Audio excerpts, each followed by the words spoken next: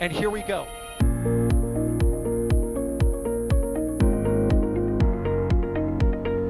There's the deluge. Here's ignition. Roger, roll, Atlantic.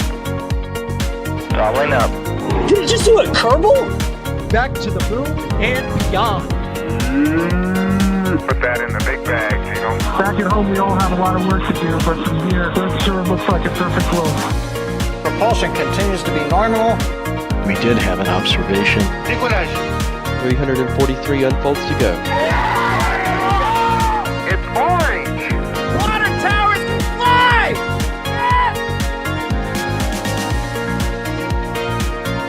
Bingo! Right in the center. Where's Jacqueline? There it is! That was surreal. That's not what we want to see. No! Oh my god. Yikes. You bet. Sure. We don't need any more of these. This is the final go no-go poll for today's operations. Full reusability of an engine like this is really something that people haven't done before. We didn't know what we were doing because it was impossible to know what you were doing because no one had ever done something like this before. T-minus 10, 9, 8, 7, 6, 5, 4, 3, 2, Ignition. Max Q. Separation. One Raptor vacuum is off. We lost a Raptor vacuum. Ship FTS is safe.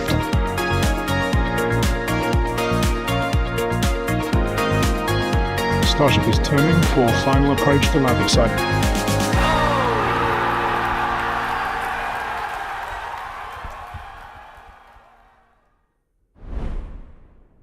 Welcome everybody, we're back again. This time we're a bit more hopeful about the weather with Flight 13 of Starship from Pad 2 at Starbase. It is looking like we've got a better opportunity today than yesterday. And of course, yesterday we did have the caveat that SpaceX themselves were saying that weather was a major watch item. And the good news is they actually did call it a lot earlier than getting to prop load and us waiting through an hour of a window, holding the vehicle full of prop and then detanking. So we've got some bonuses out of this one and a good shot at a Friday launch from Starbase. Who we got to talk about this? Well, we've got Alex. Hello, Alex. Hello, Chris. And yeah, definitely. I mean, yesterday at this time in the countdown, we were having serious rain pouring down on the launch site. And now you can see it's a beautiful morning out there at Starbase. And so far, so good. You can see the shiny sun hitting on the vehicle. Really quite night and day. Absolutely. We've also got Magnus. Hello, Magnus. Hey, hopefully third time's the charm. Indeed, and Ryan Caton is in the back room. It's not even a real thing, is it? The back room producing. We'll call it a back room. Either ways, Ryan is producing this stream on the Stakeout, which is basically a good chat. We all sit down, we take as many questions as possible, we try and provide you as much information as possible, and we have all these spectacular views of Starbase as well. So you get the benefit of both, where a bit of commentary and all these wonderful views of what is an absolutely stunning rocket.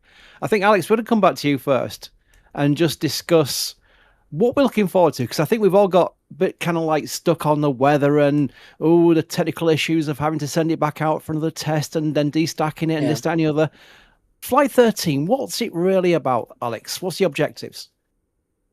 Well, if you remember, Flight 12 was all about debuting just version 3, right? Like we've got a ship that can do many more things because it's got different upgrades as well regarding, for example, on-orbit endurance. Now it can last for at least the baseline. Version 3 can last at least 48 hours, which is nice because it allows you to do a few laps around the Earth, at least, if I'm not mistaken, about 30 to 32 laps around the Earth, and come back. You also have a bit more propellant capacity. You have the Raptor 3 as well on both ship and the booster, and all that. So you've got that.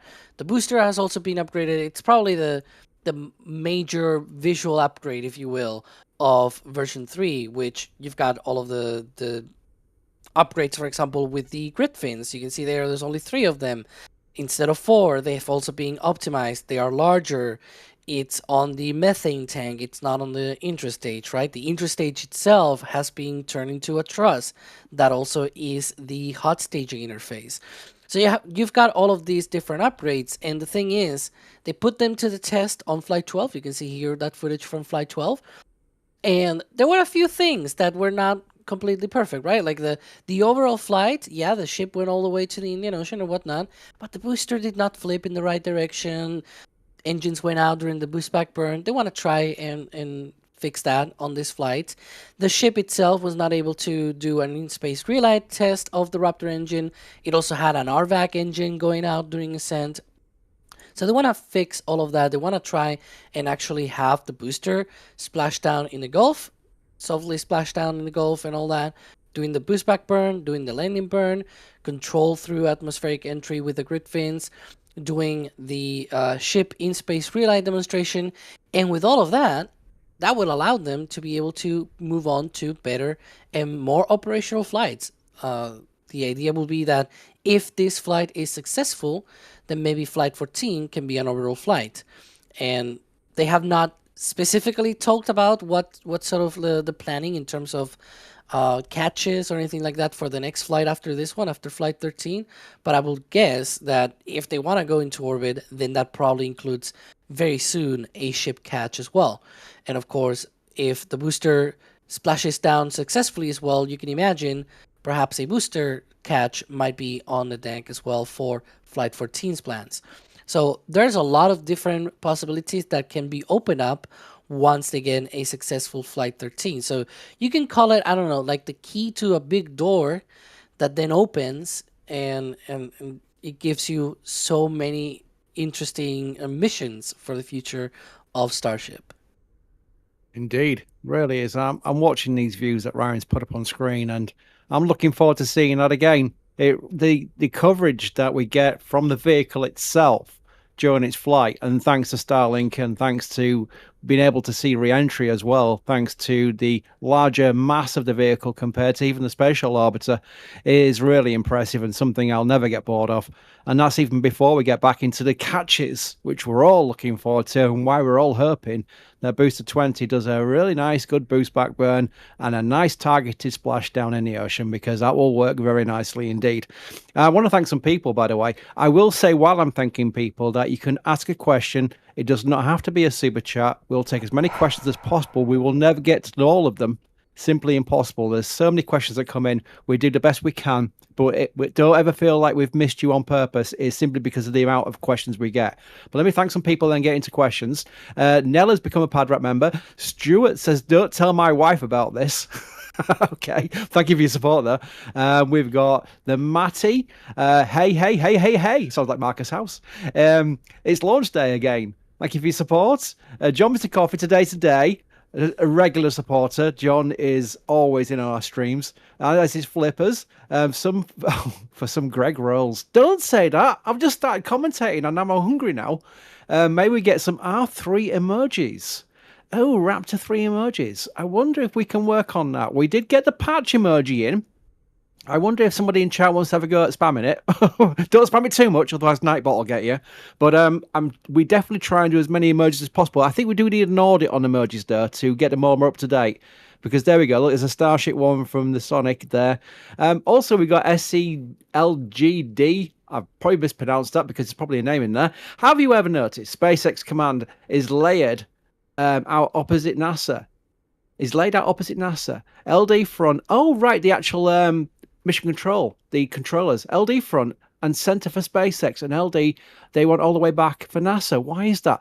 That's really interesting. So MCC Hawthorne, Alex, and MCC Houston, the firing rooms we call them. Well, not that's the firing rooms at KSC. The mission control rooms at JSC.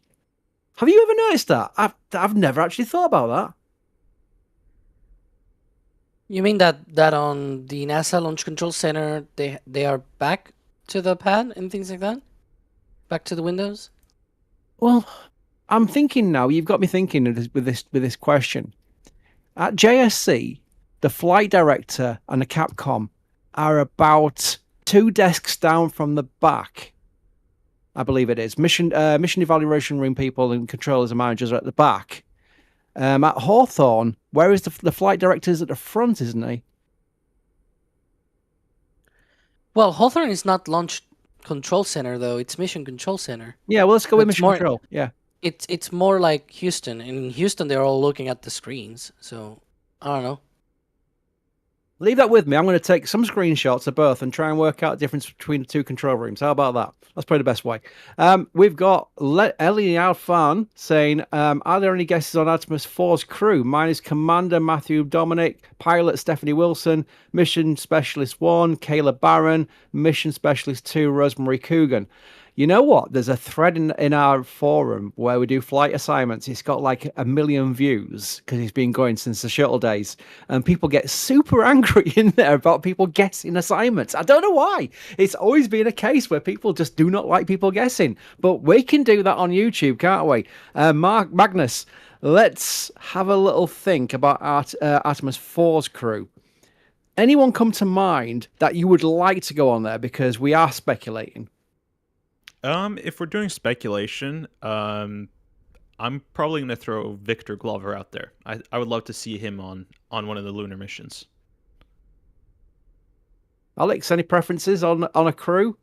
I've never really done flight assignments myself. I've always been about the vehicles, so it's kind of like one of those things where I don't really have any preference. But do you have any preference that we could fly? Maybe from the ESA side? Not really. I mean, it will be fine if somebody from like the two Spanish astronauts were to fly and whatnot. But I mean, have they got unpronounceable names as well? No. Oh my goodness, I cannot remember their names. I think it's Pablo Alvarez, I think, and oh my goodness, yeah, the other woman. I cannot remember. There's so many names in my brain right now. So and it's also I've been awake only for an hour, so it's complicated to remember names. But yeah, I mean, if they want to fly them, sure, fly them. I'm just not really very picky about that sort of thing.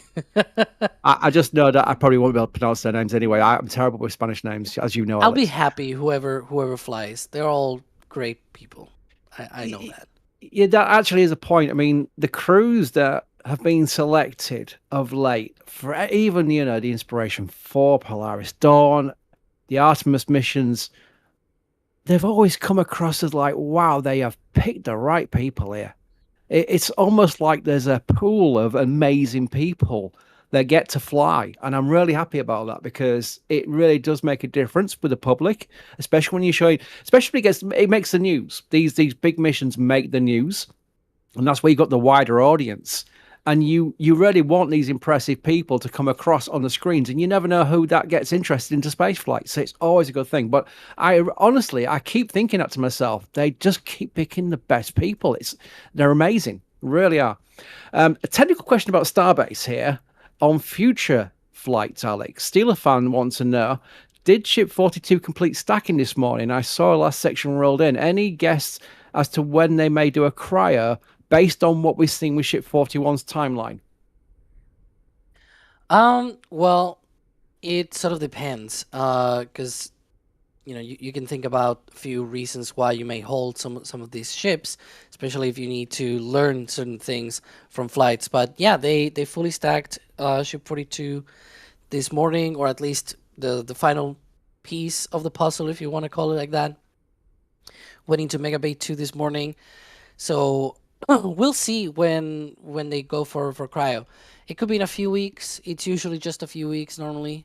Oh, this is Starship tracking. Nice. Yeah. But yeah, they probably need to add the last section there to the tracker. Because I believe, also there's no two ships. They need to update all of this. Magnus, there are two there. No. Super. Magnus, I'm going to come to you for the weather unfairly because you get the weather questions and you're not the weather guy. But either way, you're going to get them. Dale wants to know, weather looking clear. Adam Kuka is our smaller weather station set up next to posted camera tracking wind and local conditions. I think that sounds like a statement rather than a question. Adam he actually is a professional meteorologist, and he does come on our stream. So he'll be on the streams later to talk about things. But we know the weather's going to be clearer compared to yesterday. But have we heard anything about the winds? Yeah, so I took a look at those earlier. Winds do look like they're going to be within flight level conditions. They also look like they're going to be keeping any clouds away. We're going to get that radar out on the screen. As you can see, it's looking pretty clear. The tropical depression seems to pass the coast, so no longer any issue from that side.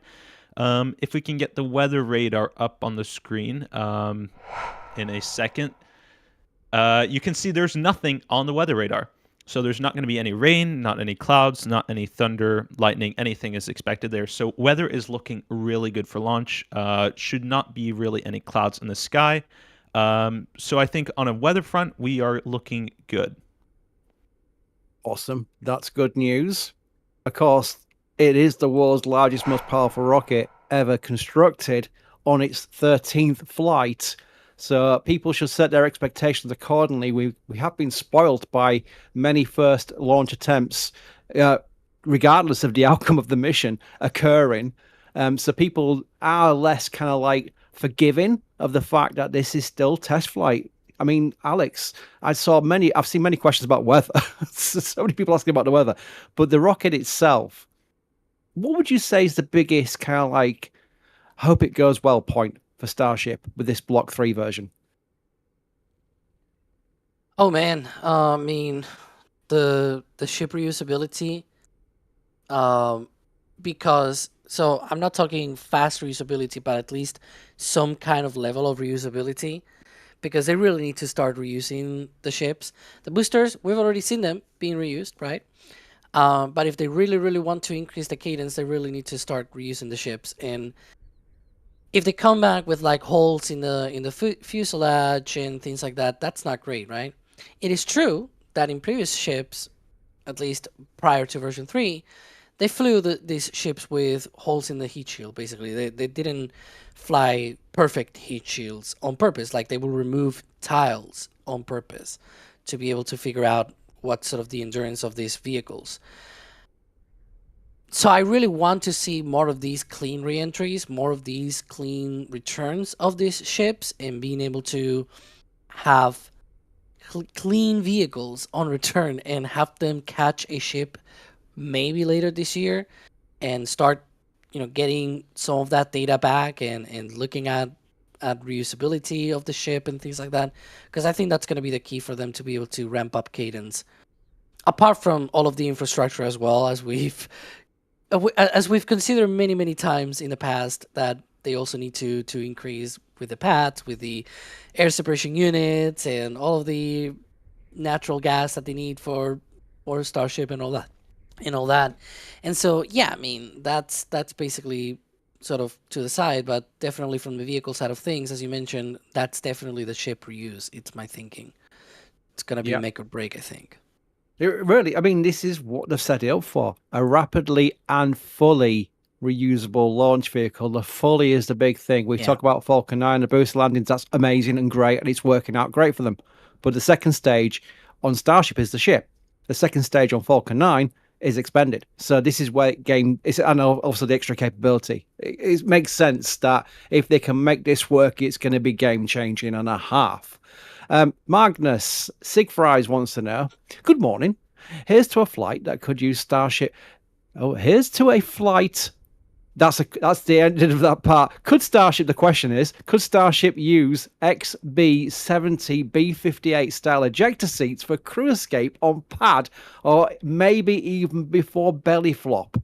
That reminds me of the ejector seats on STS-1 and a few missions afterwards for shuttle, which would have been absolutely zero use unless it was in the final minute of landing where they basically couldn't get the wheels down and basically had a last gasp attempt to get out of the orbiter before it crashed onto the runway. I don't see how that would really help. But let's go for pad abort, because the launch abort system on crewed vehicles is there to pull the crew away before launch from the pad if the vehicle's at risk of exploding or whatever. Do you think that's even viable for Starship? Yeah, so to answer that, I think there's an elephant in the room, or I should say a tower in the room right now. If they're positioned where they're supposed to be, you have a little bit of an issue, because if you eject from the launch pad, you hit the tower. So ejection seats do not work, at least with the pad design we currently have. So I don't think it's a viable option at this point. At this point in time, I also don't think it's a viable option either way, because again, Starship will have propellant when it's landing. So if there's a failed landing, it's going to crash. It's going to explode. So ejection seats probably are not the solution to Starship's abort problem. Very good. Kiwi Nibbles, thanks for your support too. Hang on, 31,900 seconds to go, baby. Someone's worked out probably. Kevin, let's hope third time's a charm. Thanks for the great coverage. Well, thank you for your support, Kevin. We've got people who have bought patches. Look at this, because the patches I know for Flight 13 are now literally about 30% to go now before they run out. And I keep saying that, not as an advertisement, but as a pointer to when people come to me with emails saying, Chris, I checked the store and I couldn't get the patch for Flight X. And I go, well, we did warn you once we run out. We run out. We can't just order a few more in based on demand. We have to get a bulk order in. We say, this is what we got. We keep telling you what the percentage left is. And that's when, when they've run out, they run out. We are down to 30% of this. And I think we're under 30% for the pins as well. But it is an awesome patch. Again, great work from Jax. And you can actually put a message into your purchase, like John has done as well. My first patch, good luck today, like that candle. Very much appreciate your support, by the way. That is a cool thing of supporting us and also getting something in the post in return. How about that? That sounds like a good deal, doesn't it? Schaefer has become a PadRat member. Welcome. Aaron, one of our team, one of the Starbase tracking guys, has gifted 5 red team memberships, as Invive, I can't pronounce that, I'm not going to try, with the gifted membership. Daniel Hogman's gifted 5 red team memberships. And very much, if you do get a membership, do say thank you in chat, because you've been given it literally by one of our members of the community, which is really, really cool. Absolutely awesome. Right, questions. Alex, the Ace wants to know, they are testing tiles on ascent during max Q. Is max Q higher than the re-entry max Q? Are we updating Starship Tracker live here? Yeah. See, the booster needs the aft 6 section. They're still updating it. Anyways, yeah, they're testing the tiles on ascent. They're flying on a trajectory that brings them to a higher aerodynamic pressure. So yeah, the max Q is higher. That's basically, I mean, that was the question, right? Is it higher? Yes, it is. There we go. Yep, that was the question, and that was the answer, Alex. There we go. That worked out wonderfully. This is something I must have missed. Saw a tweet last night. SpaceX is going to stop allowing bookings for flight on Falcon 9 past 2028. What do you think this could mean? Are we seeing them abandon the platform? Please discuss. Magnus, you go first, because you are our West Coast guy. And right now, the West Coast is Falcon, and they're literally taking Slick 6. Does that, first of all, mean Falcon 9 is winding down? And we'll come to Alex about that later. But does that also point at Slick 6 is pretty much going to be a Starship pad? I mean, am I getting excited for no reason whatsoever here? Yeah, so we do know for a fact that they're stopping orders for the transport missions, which is their rideshare mission. I don't know about customer missions for dedicated missions, so I'll have to look into that. But we do know as a fact that that SpaceX is starting to wind down Falcon 9 operations. At least they're doing so on the East Coast in order to prepare for Starship. Majority of Falcon 9 missions right now are Starlink missions, and as they prepare to switch over to Starship, they're probably going to wind down the production of V2 mini satellites as they start to produce more V3 satellites. So we are starting to see a winding down of Falcon operations. On the other hand, though, we have a brand new Falcon 9 pad being produced on the West Coast, and we know for a fact that Slick 6 is meant for Falcon Heavy and Falcon 9. There is no intention on using Slick 6 for Starship at this point in time. They do not have any environmental assessments or permission to do so. However, I wouldn't be surprised if we start seeing action on the environmental front to potentially create a Starship pad on the West Coast. But ultimately speaking, Falcon 9 is starting to wind down as Starship takes over. Very good. Alex, do you think Falcon 9 is winding down, or is it just basically think about transport emissions? Do you think Falcon 9 has got a history, got a flight order list to the 2030s, for example? Boy, I could probably go in a really long answer or explanation of what I think about all of this. Alex, we've got 8.5 hours to launch. Go as long as you want. So the thing about this story is that it doesn't really go in depth at all. Like it just says, oh, they stopped some long lead items for the second stages. One of the things about the second stages is that it only takes a few weeks to make. So if they stopped production right now, it means that in a few weeks, Falcon 9 will stop flying. And it's definitely not stopping flying in a few weeks. that I can tell you. So if it's long lead items, it really needs to be really, really long lead. Like it needs to be months of equipment or whatever material they've stopped. I feel like whatever they published, this was in Bloomberg. I feel like whatever they published relating to stopping any sort of second stage production or whatever, it's some kind of parts manufacturer or something. I wouldn't be surprised if it was something like that tipped them off or something like that. But Falcon 9 still has many flights, especially as we were showing before with Crew Dragon, well into the late 2020s, basically until the end of the station's life. You've got also missions for the military on Falcon 9, like we saw recently, one of those for the Space Development Agency. There's like dozens of those flights scheduled pretty much between 2026, 2027, 2028, 2029. Then you've got also Falcon Heavy as well, with the heavy military satellites going into geo satellites, into geo orbits, basically. So you've got so many of these missions, and it's probably like, I don't know, in the order of like 50, maybe 60 missions spread across 4 years. So, I mean, sure, if they want to stop now, but they really need to have a backlog of like maybe 40, 50, 60, maybe 70 second stages.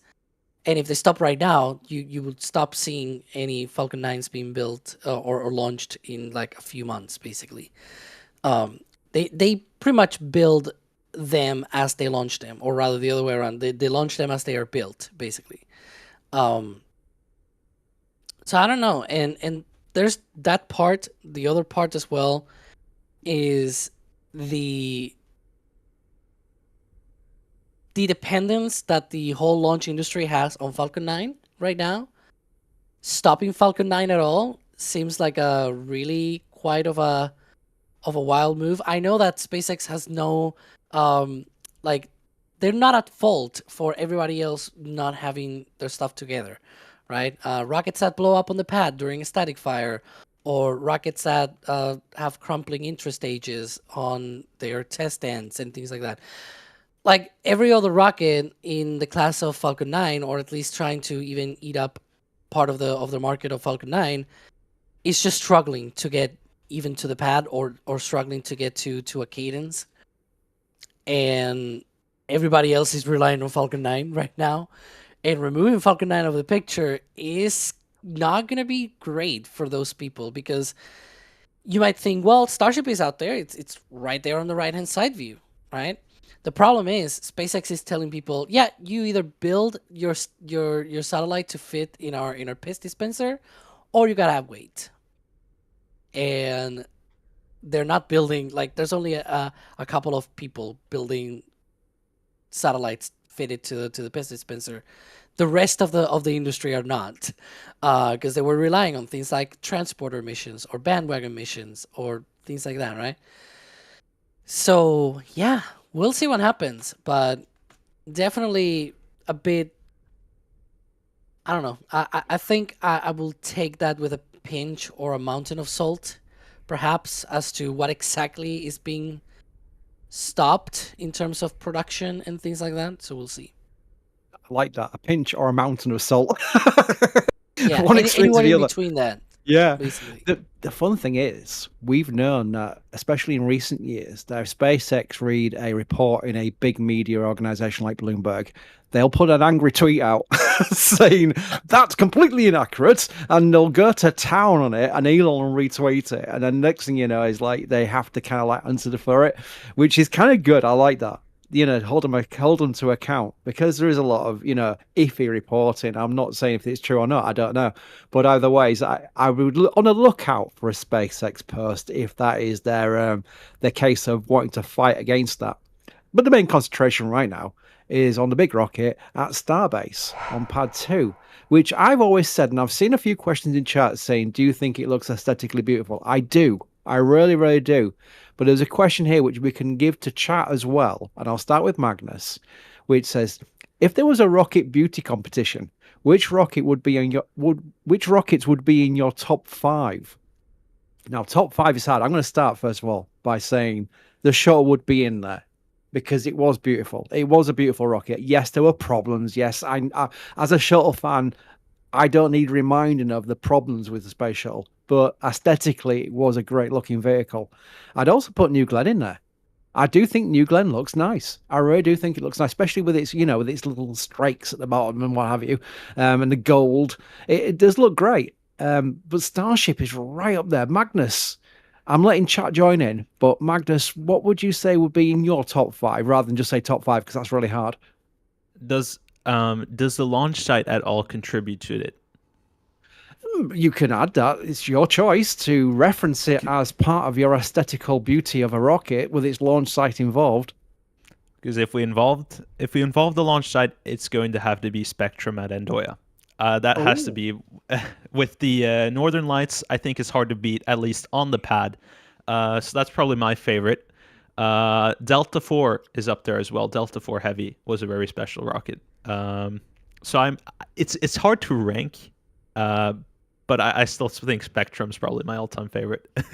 That's cool. Yeah, it's really, I can't think of a top 5 right now. There's no way I'd have to write down and think about it. Alex, but what would you include in your top 5 at least? Oh boy, there's a few there, right? Definitely Falcon 9. I like Falcon 9. From a visual standpoint, Shuttle was also nice, that's for sure. Saturn V as well was nice. More international rockets. I think the N1 had a beauty of its own. It was clunky, like it was very Soviet looking, right? But I think it had a beauty of its own. And what else would I say? I mean, Starship, I don't consider it beautiful, more like as the kids will say nowadays, ormogging or something like that. I don't know, like it just feels like it just tries to steal the feelings of everybody, right? Being like, here I am the fully reusable rocket, right? Especially when the tower opens its arms and everything, and it's out on the pad and all that, and the full stack is free, and yeah, it just tries to basically mock the entirety of the rocket industry just with vibes. But I don't consider it beautiful on its own. I don't know. I have never heard the term aura mugging before. I am starting to learn things like, flex and things like that. But aura mugging, that I'm going to find a way. Because it tries to just, get everybody else, every other rocket. It probably doesn't sit as well on the pad as Starship. I just don't consider it beautiful. Like when these arms open and it looks like this sort of angel, right? That, there's this big rocket there in the middle. I don't know. It just feels like that. Every other rocket has a very clunky and very weird. I don't know. Even the Falcon 9 Stromback is weird looking. Yeah, the tower is just Go ahead. I've been watching chat. Chat have been coming up with some good ideas. I mean, Saturn V. That was a great looking rocket, especially during flight. I mean, it looked amazing going through the first stage of flight. I would also put in GSLV. but not because it's technically beautiful, but it just looks like a Thunderbird rocket almost. It really is. It's like, it's the ISRO one. It's the Indian rocket. It just looks like, wow, they've really gone to town with this. And it just looks like a great rocket. There's many out there. I think when you cover these things, most rockets look great. But it's just like, it really is, there's lots of options there. That is a loaded question. We could go in forever because it's something I need to sort of sit down and write down because there are so many options. Let me thank some more people. Bacon Warriors become a launch director member, which is a really high level of membership. And you'll have access, as all member levels will, to be fair. I'll mention that straight from the offstart. Access to our behind the scenes production stream later, and before then the member multi-stream madness, as I call it, because you will have access to all our cameras, all of them, and there are a lot of them, on a split screen, loads of boxes inside a box, which is amazing. You'll like it when you see it. It's hard to describe, actually, to be fair. Well, thank you for your support. Anonymous has got the Flight 13 patch and the Flight 11 patch. There we go. Look at that. 2 patches in one. Best Starship coverage around. You guys inspire current and future generations to come. Fingers crossed for a great Flight 13. Well, I appreciate your kind words. It's hard for me to say, yes, we are the best. All I'll say is we're always continually trying to improve. I never feel we're there yet. And that's a good way to think about it. We have a lot more plans, a lot more things we could do. And it's thanks to your support, by the way, that allows us to go out and plan these things and go and buy it, because it usually involves money to improve coverage. So we always are looking at new ways of doing that, and that's something we'll always strive to improve on. So I never sit back and go, yeah, we have the best coverage. That's just, I can't say that. I just could never say that. The main thing is always to think that you can do better, which we can, and that's what we'll always try and do. So that should ultimately result in improvements to our coverage as we go. Anonymous, you've got more patches, in fact. You've got more things. Wow, it's the same person because it's the same message. So you really went to town in the store. Very much appreciate that support. Swordfish has become a PadRap member, and Stealth has become a Red Team member. Thank you for your support, guys, and welcome to the membership program, which we always make sure is completely full. It's not just your name in green. There's access to all sorts of things, not just the streams, but also the member photographs, which I put in there myself, so I know what goes in there. So I know the coverage in there, because I do it. Question back to Starship about the future. Flight 14, shall we go to? Alex, do you think that if they put... do you think that if they catch Booster 21 on the next flight, they will use that first booster for 39A as it's a flight proven, and they would not use a brand new booster? So the first booster to go to KSC, do you think, even if it's not B21, do you think it'll be a flight proven booster that'll go to KSC? Well, I mean, it depends, because especially the way that you just mentioned that last part, like even if it's not B21, the thing is, I don't think it should be a flight proven vehicle overall, like just by default. But I do think it needs to be B21 if they catch it, and the reason for that is because I don't think B22 will be available on time. Basically, if they catch B21, like if Flight 14 it really is like next month, I don't think Booster 22 will be around, basically ready to fly right at that point. Whereas B21, if it gets caught, then it probably is sort of like a, do some checkouts and send it out to the Cape, basically.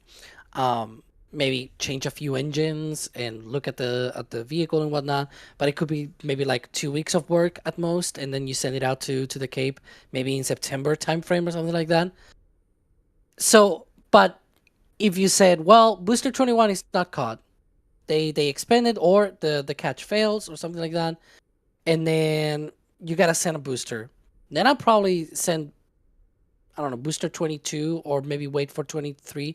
But there's a point in which all of this doesn't necessarily need to be a flight-proven booster because they already have a good production of boosters. Like right now, they just don't have the production enough. Like it's not quick enough to say, let's send a new booster. Like if you send a new booster, you're basically stealing one flight from Starbase. Whereas if they send a flight-proven booster, well, there's probably a new booster that's about to be ready for flight shortly after, which means they can then launch Flight 15 and Flight 16 very quickly, for example, if they catch Booster 21 on Flight 14. And that means maybe Flight 15 is from the Cape and Flight 16 is from Starbase. I don't know, but like everything else after that, there's probably going to be a good enough production of boosters that if they miss one of these catches, maybe they can still send a new booster out to the Cape. So I wouldn't intrinsically say that they need a flight-proven booster. It's just that if they really want it on the next flight after Flight 14, then it needs to be Booster 21. How about that? That works. I'm really excited about 39A for obvious reasons, but also because it does mean the operational use of yet another pad. Because Starbase, let's face it, we've got Pad 2 now active. Pad 1 is now inactive because it's going through modifications, become like a Pad 2. I think Ryan was saying the other day that he thinks that once Pad 1 is back to operation as a Pad 2 style pad, they'll do some modifications again to Pad 2. I don't know if that's the case or not, but either ways, we're going to get 39A in action by then. And also, they're building 2 towers at 37. So that is super exciting. We're going to see more and more of these Starship pads and the potential of more and more Starship launches. Sniper Rat says, Crispy, which looks more like an orca? Shuttle or ship? I'm going to tell you neither. I'm going to say it's Cargo Dream Chaser. Cargo Dream Chaser look like an orca. I wonder if Ryan has got... Here we go. Look at that. That to me was the nearest thing we've seen to an orca-looking ship. I mean, that was amazing. I really hope we get to see this fly. I know they've had issues with their cargo resupply contracts with NASA because delays and this, that, and the other, but they are still actively working on it as far as we know. It's just on a more of a timeline on their dime. So we're hoping we get to see it fly. The Crew Dream Chaser was another story entirely. That missed out during the commercial crew program where Boeing Starliner and Dragon with SpaceX won through, and that fell by the wayside. So it is all about the Cargo Dream Chaser now as far as a vehicle on Sierra Space's potential future. But again, yeah, it's not looking great. And of course, the ISS isn't going to last forever. So we're kind of hoping that maybe some commercial station will find a way of saying we would really like Cargo Dream Chaser to get involved. That's really my kind of like only hope right now. It's sad to be negative about it, but it's just the way that the years have passed, and I've been covering this vehicle extensively since the very start, since it was launched on Atlas 5s. You know, that was the goal. But Alex, do you think we'll ever see Dream Chaser fly? Maybe. The question is, will we see it fly more than once? It's a whole different question, right? It is. I'm not sure about more than once. We can only hope. I do love the vehicle. It is a baby shuttle, so I'm obviously going to love it. Kevin Harrington, Magnus, one for you here. If they ever create a Starship pad at Slick 6, do you think they would stand up a Gigabay on the West Coast? If so, would there be space at Vandenberg for such a facility, or would they do it at Hawthorne? I don't think we'll see a Gigabay at Vandenberg, but we might see something of a Megabay thing to store some of the boosters, which there is room for throughout the base. I mean, SpaceX isn't necessarily just limited to Slick 6 at Vandenberg. Vandenberg is planning other launch sites. So they could place it other places if they have to, close to the pad. It's not going to Hawthorne. Because there's not room for it. If they wanted to have a bay, they could go back to their pre-2021 plan of constructing this at the port of Los Angeles, which was the original plan. All the gigabays and all the megabays and all that stuff was originally supposed to be built in the port of Los Angeles. But that became difficult because you have to transport everything to Starbase in order to launch. So they decided to scrap that plan and go all in on Starbase. So I don't think we're going to see anything on the West Coast. They'll just have a launch site and then barge things in. Very good. I'm trying to find a way where Alex is going to say anything other than no. But JWoww wants to know, do you think SpaceX has reconsidered anything in their design as a result of the new Glenn, a bigger bada boomer? Has to consider anything in their designs? I don't think so. We don't know what happened with New Glenn other than there was an oopsie oops with the engines. But it's a completely different cycle of the engine, right? It's oxygen-rich stage combustion cycle Raptor is sort of as if you were to slap a fuel-rich preburner on B4 and you call it a day, basically. Raptor has the oxygen-rich side, of course, but it also has a fuel-rich preburner, and so it's full flow stage combustion cycle. Other than that, I don't think they have reconsidered much other than let's try not blow up the rocket on the pad, which they probably have in mind ever since before Flight 1, basically. So, yeah. It's very rude to laugh on air during someone's answer, but I can't help myself sometimes. So that was kind of funny. Don't blow up the rocket. That's a good policy for all space companies involved. There it is. Oh, that was an evening. That was an evening. The reference. That was so weird. It was, wasn't it? I mean, it was kind of dramatic in the most obvious way possible. There was no like, oh, you know what? We think one of the engines might let go during that test. That was the rocket just blowing up and taking the pad with it as well, and took one of the towers down and put a massive dent in the other one. And ironically, that one standing tower remaining, they were going to initially try and repair it in place. It's got a big, massive dent in the side of it, but they're now taking it down section by section. They do say, Alex, they expect to have New Glenn operations back by the end of the year. They are making amazing progress. We've seen in David Limp's tweeted videos and quite transparent videos with lots of views and internal cameras and what have you. Do you think they will get back to launch operations by the end of the year? I am a bit skeptical, I'm going to be honest. I'm not sure they're going to be launching again this year. It's a 2027 thing. Yeah, I agree. And again, that would still be a win because that was quite a dramatic and I'll use the word catastrophic explosion at LC-36. And the good news is they are, at the same time as repairing 36A, they're building 36B. So once they get back into the swing of things, then they can really hit the ground running. That's the good news. So there's a lot of positivity around what will happen afterwards with Blue Origin and New Glenn. It is a great rocket. We do hope it best. October Sky has gifted 5 Red Team memberships. Thank you, October Sky. Josh has a very biased top 5. 1, Spatial Atlantis. What a great first option. Well said. 2, Saturn 1B. 3, Falcon Heavy. You see Falcon Heavy? Yeah, there we go. Look. Delta 5000 series, sorry, is number 4. And 5, SLS. SLS is a good looking rocket. Maybe I'm just thinking, oh, rockets are great looking. I might be one of those people, to be fair. But that was a great top 5 selection. Well done. Wilbur Baggins, always in our streams. What is 2 plus 2? Question. That sounds like a rocky thing. Later says, when Flight 14 as 2 Raptor 3s were spotted in Mega Bay 2, we're kind of hoping, well, it might be pushing it, August. Magnus, when do you think Flight 14 at the soonest could happen?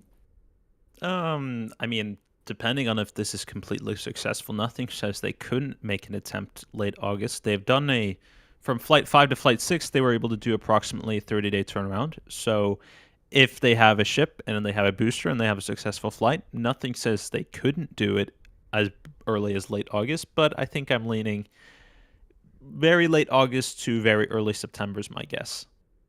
Yep. Alex, when do you think the earliest we could see Flight 14? Mid to late August, basically. I'm gonna bet that they're gonna try and ruin my Eclipse trip. but yeah, it's probably gonna be around those times. Excuse me. One of the things that I did say, I think it was on a recent Starship update episode, where they had fully stacked, Booster 21 had been fully stacked, and we were saying, well, if the time from full stack to flight were the same one as with Booster 20, then it will launch somewhere around middle of September. So it's definitely gonna be faster than that because obviously they're decreasing the times for all this. And so it was like, well, if it is earlier than mid-September, then there's a high likelihood that it's going to be August.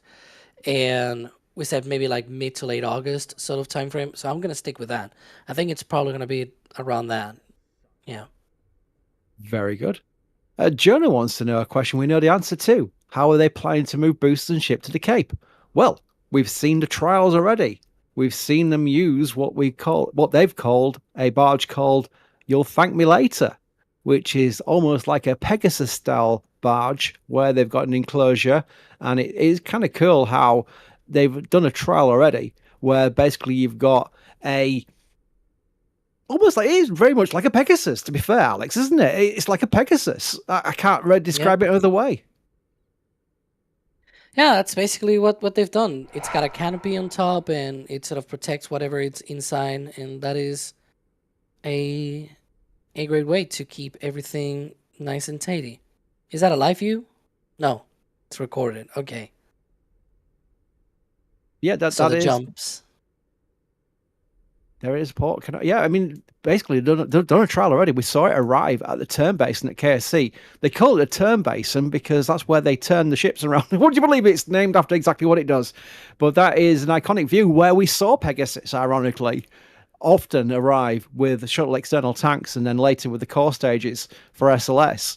And it's going to be a very similar kind of deal. So I'm super looking forward to when they start transporting actual starships inside that barge and bringing it to KSC. And we'll have our views live on Space Coast Live.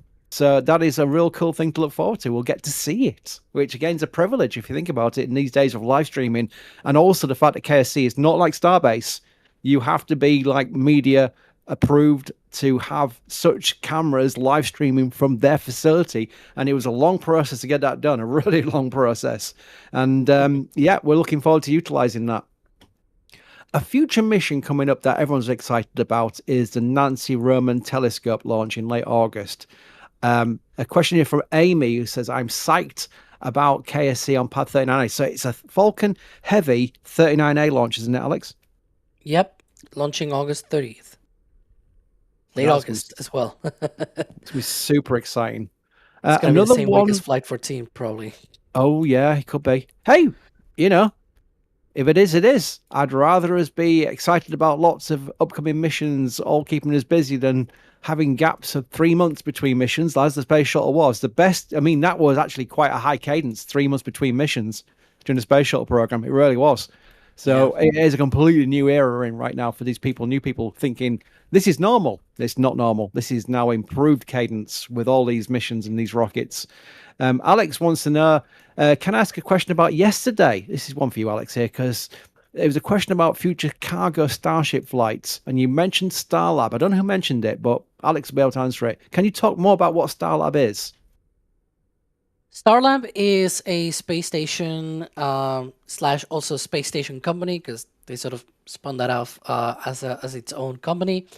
And it was first proposed by a company that was called Nanoracks, and then it was turned into Voyager Technologies, and there were a few acquisitions there. But basically, it's Voyager with, I believe it's Airbus in Europe, basically.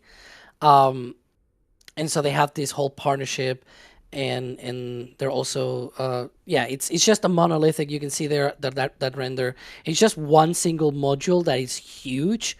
It's like 8 meters in diameter, basically. So it really needs to fit and really needs to launch in a Starship-sized sort of payload envelope. Then it's got also on the other end the power propulsion systems and things like that to maintain its orbit, to get all of the different power for its systems. It's got a robotic arm as well. It's got also an airlock for payloads. You can see there, like I think it's on the side, because Nanorack they've built the Bishop airlock on the ISS. It's sort of this thing where you put, like, you can access from the inside the airlock and put payloads on it. Then you depressurize the thing, of course closing the hatch.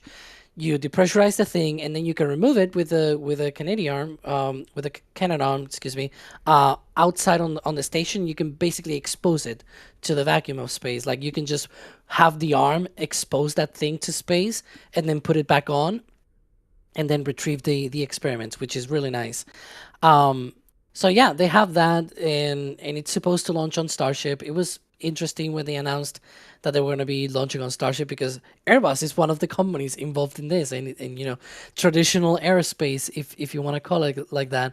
But it's basically interesting that they were trying to get all that. We'll see when it launches. I believe they're still trying to finish the design, if I'm not mistaken, or they were close to the end of the design phase for this station, and should be starting to be built soon. Awesome. Lots of great questions. Again, we're trying to get through as many as possible. They are really good, real questions, which we're on a stakeout. This is a hardcore audience. To be fair, there's 6,000 people here, which is a lot for what, T-minus 8 hours to launch window, in fact. So you are a large hardcore audience, but we get questions like this, which are great. And it's definitely an Alex question here. Let me put it on the screen so people know what I'm asking here. Can you explain how the acoustical lighters work on Raptor 3 and how this compares to V2 and V1? Are there any other rockets that have used this type of ignition? So I think the last one is a lot easier to explain. No, this is the very first time a rocket flies with acoustic igniters on its engines. It's not the very first time they've been proposed. It's not the very first time that they have been tried on rocket engines. It's just that they are so finicky, so really hard to be reliable at igniting your engine, that whenever somebody has tried this, they just not done it, basically. Like, they have not implemented that on flight. Let's see how long we have. 5 minutes. Okay, so the igniters on Raptor 3 and on Raptor 2 and Raptor 1 worked very much like a lighter, basically. You have high pressure gas fuel, right, the methane. You have high pressure oxidizer, the oxygen, being injected into a cavity where you've got also an arch, an electrical arch, and that sort of creates basically like a torch. Those are torch igniters, and that was on Raptor 1 and Raptor 2. On Raptor 3, instead of having that injection of high pressure gas, methane and high pressure gas oxygen from the igniters, for the igniters, what you have is a cavity that is made such that the high pressure methane and high pressure oxygen come together sort of like in waves, right? And the reason for that is because when you have sounds, like for example on a guitar string or something like that, you sometimes can create harmonic sounds because you have standing waves, as it's called, and that's basically a wave that goes in one direction and then it reflects back, and then you have an nozzle at the end where those two waves basically collide with each other. So you've got the methane side being injected, and then you have the oxygen side being injected as well, and their flows collide at very high pressures, and what you have is instantaneous burning, basically, between both. And it's just that you inject the oxygen and methane into a cavity where just you force them into a really high pressure, basically. How about that? A bit more simpler. And it's called acoustic igniters because acoustic is basically like another way of saying there's high pressure. High pressure, the pressure that you feel from from sound waves, right? That's just changes in the pressure, right? And so that's why it's called acoustic igniters. And that means you don't need any electrical systems for the igniters. You don't need any, it's just you need to inject the thing at the right pressures, and you will create the ignition on its own. So you don't need any of those systems in place. It's much simpler, but it also means anything can trip that, like anything can move you away from those ideal conditions, and it's much more finicky, much more likely to not light. Let's put it that way. And so, yeah, it's much more simpler from a mechanical standpoint. You don't need any arches or anything like that, any electrical systems. But it's also much easier for it to just not light the engine.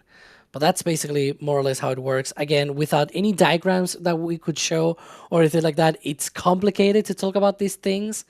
And so, yeah, it's basically not easy to explain without any graphics in front. Maybe we'll have to do that for Flight 14. That was great. No, a chat. If you're watching chat, Alex, chat was appreciating that, and I was learning things as well. We were visualizing it. We didn't need diagrams. We were visualizing your words. And that works. And that is really fascinating. It really is interesting. So I really appreciate that answer. And chat did. I mean, I was watching chat. Chat was going, this is why I sub. Alex answers. There we go. Really cool. Magnus, let's just, because we've got a lot of people joining since we started. And we did start with kind of like the weather update. Let's give the people who have just joined, because they keep asking, and I think it's a completely fair question, what the weather is looking like for this window, which I believe is 90 minutes long, correct? Yep, same window as we've been having throughout the course of the week. On your screen right now is just a live-ish view from the GO satellite from the past. So those photos are taken from space, from a GO satellite, and you can see there are basically no clouds in the Brownsville and South Padre Island region compared to yesterday, where the entire Gulf was filled due to the tropical depression. So we are not expecting a cloud layer, not expecting any high winds, and we're not expecting any lightning that could potentially fall within the range, which was the biggest concern with yesterday was, again, those thick upper cloud layers, and also the chance of having lightning strikes within a 10-mile radius of the launch pad. So none of those are a concern today. Winds do seem to be looking good. We have clear blue skies and a couple clouds, but seems to be a good day for launch. Awesome. And on that bombshell, I'm going to say bid farewell to you all for now. I'll be back on later. We've got Sawyer coming up next to host this stream, but I do believe we've got a video to watch. That'll be interesting, won't it? Goodbye for now. The second stage of Starship has undergone many iterations, dating back to the early hop days with SN8 and SN15, and this new update, at least from the outside, isn't the same massive change as Block 1 to Block 2, but it draws on lessons learned over the years to take the better parts of Block 2 and introduce the changes wanted over the last few years. For this, we will also go top to bottom, starting with the nose cone. To start off, the nose cone itself and forward flaps haven't really changed a ton from the outside, that is, compared to Block 2. It's clear that even with the failures of S33 through S36, important changes were still made that have carried over to Block 3. But some of what we do know is that, based on the high pressure outlet lines on the raceways, SpaceX has at least 32 COPVs installed on the ship. Like the booster, these hold igniter, spin up, purge and pneumatic valve gases. Another big piece on the nose cone is the newly designed catch and lift points. These are a bit different from the ones installed on the Block 2 ships and are higher up. With the addition of these, SpaceX deleted the old ship pin sockets, which had been their method of lifting ships using the chopsticks ever since good old Ship 20. These new lift points appear to handle re-entry well on Ship 39 and will be tested again on Ship 40. These may finally be used for a catch on Flight 14 or later, should Flight 13 go well. Finally, the Starlink dishes have been moved around as well. Two of the dishes are now on the sides of the heat shield, while the other two are on the leeward side. In low Earth orbit, this should give Starship much better coverage and signal with the Starlink network. Going down to around the payload bay, there are some notable changes. First off, there is a new addition to Block 3, the docking ports. Currently, Ship 40 has only the passive side of the probe and drogue system, which will be used to dock ships together for propellant transfer. Moving down to the propellant tanks, SpaceX has redesigned the raceways to hold flight termination charges at the forward and common domes, eliminating the separate raceway for FTS. In terms of the tanks themselves, SpaceX has increased the ship's propellant volume without making it taller. To do this, engineers lowered the common dome and then lowered the aft dome by about 1.106 meters. I say about, but that's a very precise number. You can tell that Ryan Webber wrote this script. Doing this allows more liquid methane and liquid oxygen to be loaded onto the vehicle, thus increasing performance. Now, going down to the aft, some of the biggest changes have occurred. First off, we can see the addition of the other two passive drogue docking ports, which complete the set of 4. In between those is the newly designed ship quick disconnect plate. This plate is split between methane and oxygen systems, but that is still only a single plate on the ground side. This newer design is intended to eventually support in-space refueling, which Block 3 will enable for Starship. On either side of the QD and raceways are a newer, more robust set of vents for the much smaller attic area in the engine bay. This new attic area is only for the very tops of the Raptor vacuum engines, which now also sit slightly recessed into the ship's oxygen tank. This attic is formed by an insulated metal roof to protect the newly flattened thrust puck and aft end of the ship. As for the overall changes to the ship, the reaction control system, or RCS, has been completely redesigned. The placement of the RCS thrusters has been refined for better control, and additional thrusters have been added to support docking and manoeuvres in space. For example, there are newer roll thrusters placed on the payload bay section, as well as another set about midway down the ship. The thrusters on the payload bay are arranged in 2 pairs, facing opposite directions for greater control. These thrusters proved themselves during Flight 12 as Ship 39 rotated during the coast phase, allowing the Dodger Dog satellites to photograph its heat shield. Another new set of thrusters comes from pipes built into the aft flap hinges, which route gases to a new plate that redirects them in certain directions. Block 3 of the ship has also had improvements to its avionics and battery life, which will help it stay in orbit for 48 hours. This is more than enough time to launch, rendezvous and dock with a depot or another ship, transfer fuel and then return home to Earth. Last but not least, the heat shield has seen some major changes as well. For starters, SpaceX has introduced a new style of tile pin across the entire vehicle. They have also removed an entire horizontal seam from the nose cone to improve sealing during re-entry. The aft end of the ship now uses the same size standard tile that the rest of the primary hull uses. This helps reduce the need for special tiles. However, they then added even more special tiles, including a complete redesign of the aft flap tile setup to improve gap sealing. For Flight 13, the aft skirt of the heat shield is testing new attachment methods, and certain tiles on Ship 40's heat shield will have load sensors to measure pressures during ascent. Block 3 of the ship is set to push the envelope of human exploration, spawning the human landing system, tanker, depot and possibly cargo variants. The hope is that this will be the template for increasing launch cadence and even ship reuse. Thank you, Ryan, for that update on the differences there, and congratulations on growing your hair back for 4 minutes. I am Sawyer Rosenstein, everybody. As Chris was alluding to there, I will be taking over hosting here for quite a bit on the Stakeout stream with you. I see 5x5s, meaning that you guys can hear me, which is great. Also great that we still have Alex with us, and we still have Magnus with us. And a reminder, if you have questions, you can tag us at NASA Spaceflight or at NSF. It appears on a panel that we have in the back here, and it makes it easier for us to see some of those questions. I guess, since I'm kind of just jumping in here, Magnus, can you kind of give us an update on where we're at so far? In terms of launch, or? Yeah, where are we at? How's the weather looking? How's everything looking like compared to yesterday? Yeah, sure. So compared to yesterday, weather is looking phenomenal. We have blue skies. It looks grayish up from this camera angle, but I can confirm the skies are blue. Winds are within flight levels. There are no upper layer clouds, no risk of lightning strikes following the passing of the tropical depression, which was located in the Gulf yesterday. So as long as the vehicle is good, which we presume it is unless SpaceX confirms otherwise, we should be go for a launch in 7 hours and 53 minutes. That is what we like to hear, and hopefully it continues to stay that way. If all goes well, we'll see that launch, and then hopefully splashing down with the booster in the Gulf and the ship over in the Indian Ocean. Let's see here. Stephen Lewis is wondering, and again, we haven't seen an orbital launch yet, but they're wondering, Alex, does the booster fly higher or farther on an orbital launch?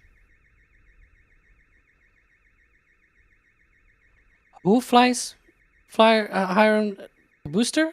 Sorry, I'm having issues with the panel trying to get it up for you. There Yeah. you go. Basically, compared to a suborbital like this, does the booster need to go farther? Does it have to push further? Or is it just that's what the booster does, is that mostly same duration burn? Not really. It flies very much the same profile.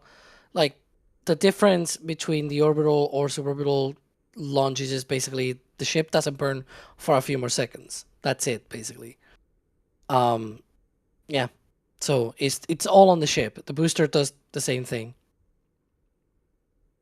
I mean, obviously, I'm sure the ship burn, is obviously going to be a lot longer, given the getting into orbit portion.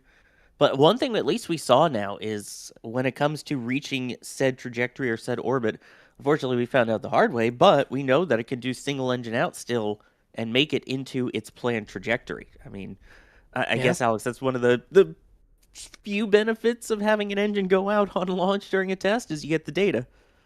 And very early in the flight as well. It was just like 40 seconds after hot staging, so rather early in the ascent profile. Excuse me, and we were actually comparing it yesterday to the abort to orbit of STS-51F, I think it was. Yep.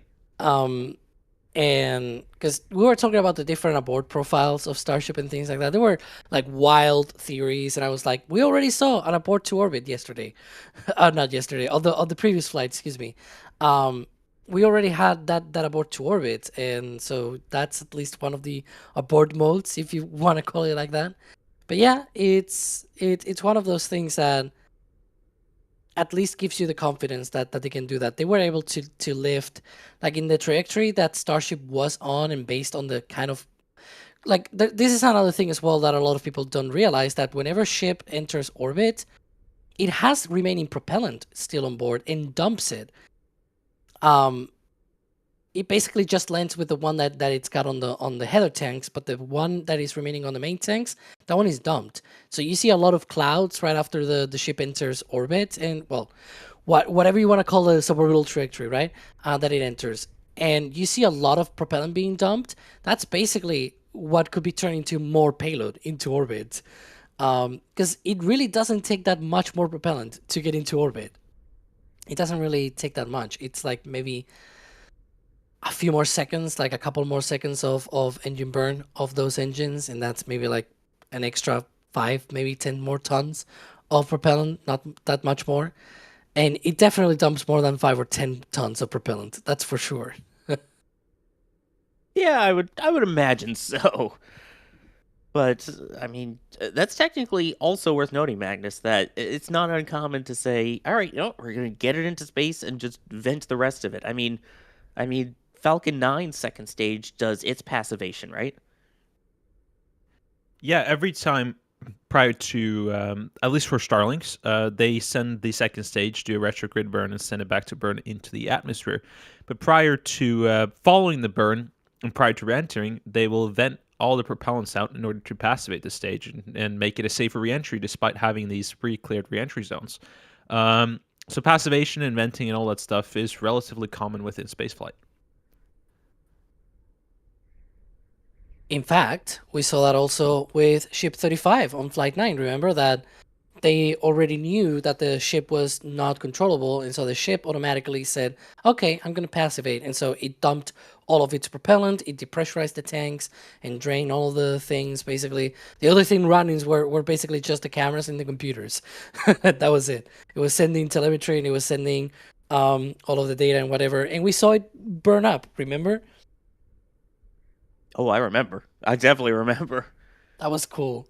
That was awesome. Seeing how long it could survive the re-entry, and you could see the flaps sort of warping and melting. That was like movie style re-entry. The little flap that could. Let's see. While we're talking about orbital stuff, CMB Gaming is wondering, when they go orbital, will they change back to the previous ascent trajectory / when will they go back? I think they mean the reference of going north of Cuba versus south of Cuba. Or, Alex, is this just the new norm? Well, this is just one of the many trajectories that they can take. Sure, maybe they'll take at some point that other trajectory. They also have the one northeast passing between Jacksonville and Orlando. That's another trajectory that they have approved. So there's like 3 different directions that they can launch to. And each one of those is useful for X, Y, or Z, right? And so the one that goes northeast and the one that they're trying here with flights 12 and 13 that goes southeast, those 2 are very useful for Starlink launches because they access sort of like a lower inclination shell that they have not used yet of the Starlink constellation, which is like 30-something degrees. It's like 32, 33 degrees in inclination. So, yeah. That's going to be so... I don't know the right word for it. Strange, awesome, concerning, all 3. seeing that go over Florida, the actual like peninsula part of Florida, with between Jacksonville and Orlando. I mean, shuttle did it. I know it did that for coming back in for re-entry, but that's still going to be so cool. Here's a question from Thomas Kahn, asking, does SpaceX need permission from the FAA to go orbital, or is it their decision? And Magnus, I mean, they essentially kind of have it written into their launch license. Yeah, so in order to go orbital, they already have the permission to do so. It's in the updated launch license, which does allow orbits. They can't just decide to go orbital for this flight because they don't have the proper NOTAMs and NOTMARs to do so. So in order to jump into an orbital flight, they will obviously have to pre-file a flight plan, which they haven't done for this flight. So they can't just decide today that they want to go orbital in 7 hours and 46 minutes. So in one way, they do have the permission to do so. It's in their launch license, but they can't just impulsively decide to change their flight plan. Yeah, I mean,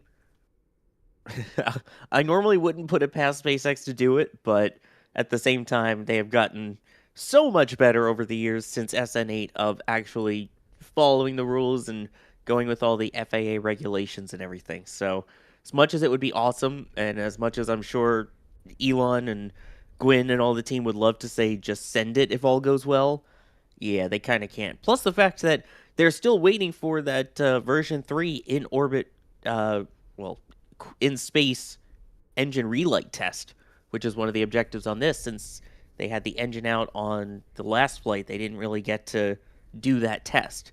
And that's kind of going to be critical to prove that once you're in space, you can fire said engine, not just for orbital maneuvering, but also a re-entry burn. So that is all stuff that would have to be considered. El Halto is wondering, Alex, do they need a separate re-entry license if they go to orbit? I think it's part of the already existing license, if I'm not mistaken, where it talks about that. I don't remember exactly the wording, because I mean, if I were to remember documentation like that, word by word, then I probably have other problems going on. But I think it's just going to be part of the Starship license. I think it's going to be in the future, but I guess is it as of right now or no? I think it is in the license. Yeah, it's pretty awesome to be able to see that and get so close to finally being there and getting it to come back down and hopefully again get to a catch at some point now. Let's keep going here. There was another piece of support that I wanted to hit that came with a question as well. Dan Jacquemin, I believe. As always, thank you for covering these launches. It's our absolute pleasure. With a $20 support message here. Saying, is that a missing tile in the lower left by the aft flap? And, I mean, Magnus, I think fooling the people right now is exactly what SpaceX wanted to do, by putting that tile on there, because it's not missing, it's just painted. Yep. To our knowledge, and to my understanding, there is no missing tiles on this flight. They're flying with a completely full heat shield. They did that for the last 2 flights. However, they are flying with white ceramic tiles that are painted white, in order to simulate a missing tile. So when they send those Starlink satellites out during flight, they're going to simulate what a tile missing looks like. So none of the tiles are missing at this point in time. And I mean, that's one of the things, having those 6 Starlinks with the cameras on them, be able to look around, and it's kind of like a test. Like I've been saying, the boxes and crosses and patterns and things that you see on the sides of certain rockets, like the external tank for SLS, and on the SLS boosters, and on Saturn V, same thing. They were kind of like tracking in a way, so that they could use cameras to get data from it. Same thing. So they'll be using those 6 cameras on board the Starlink V3s to be able to see how the heat shield looks, and that's a good way to kind of test, hey, will it see what a missing tile would look like? But the tile is not missing, it is still there.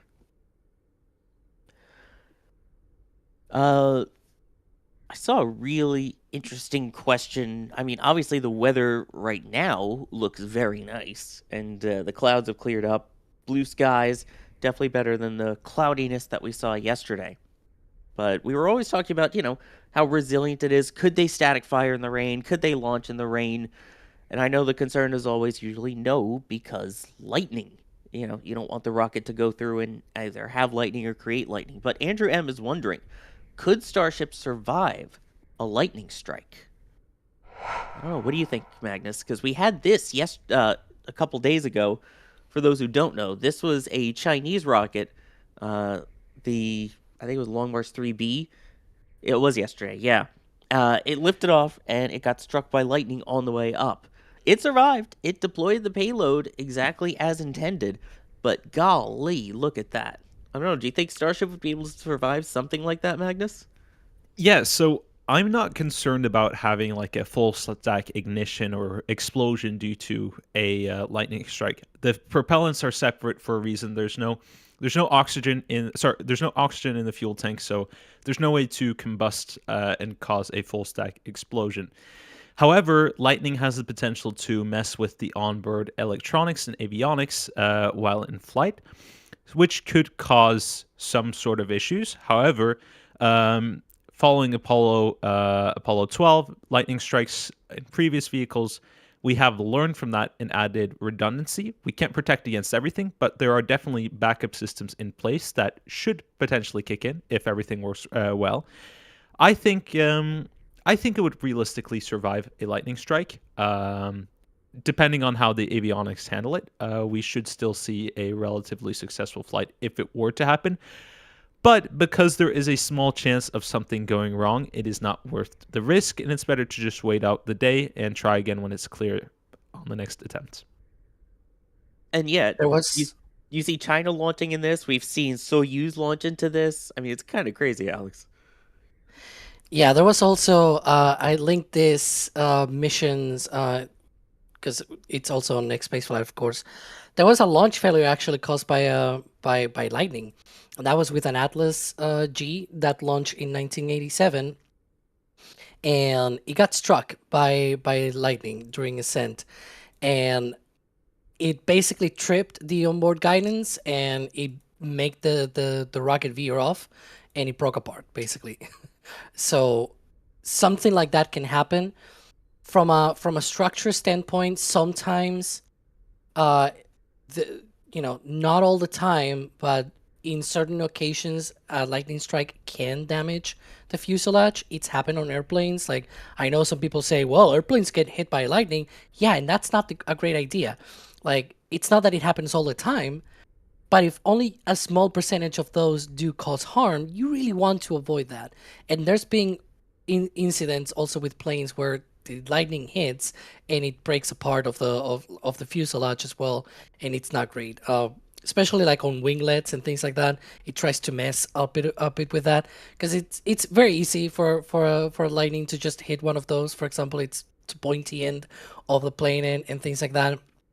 It's not something that will basically make the whole thing fall out of the sky, but if you can imagine what it can do to a winglet like that, then imagine, I don't know, the Starship flaps, for example, or something like that.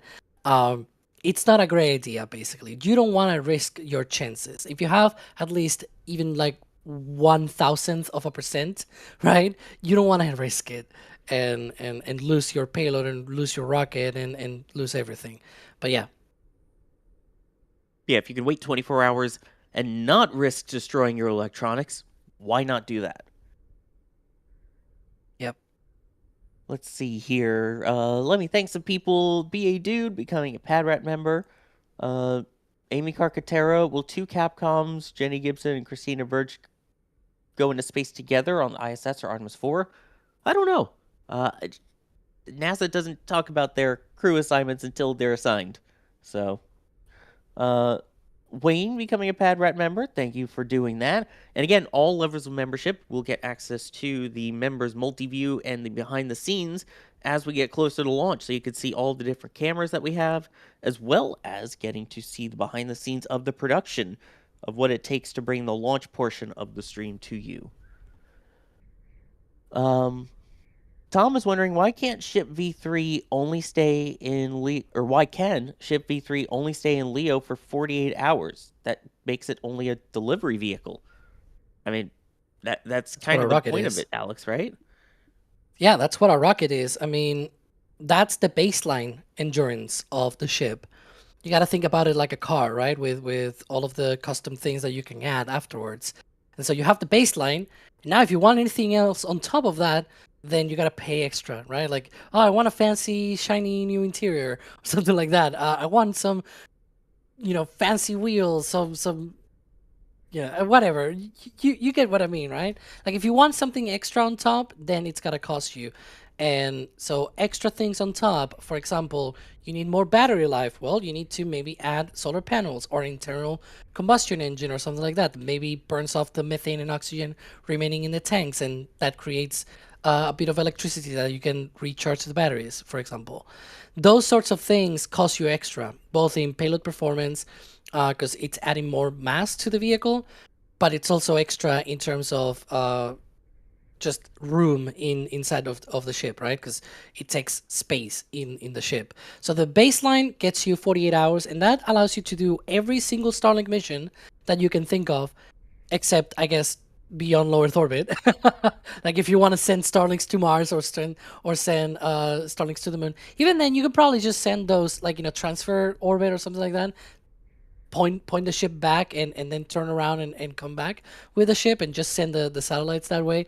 Whatever. My point being that it's all you need for most of the flights that this thing is gonna do.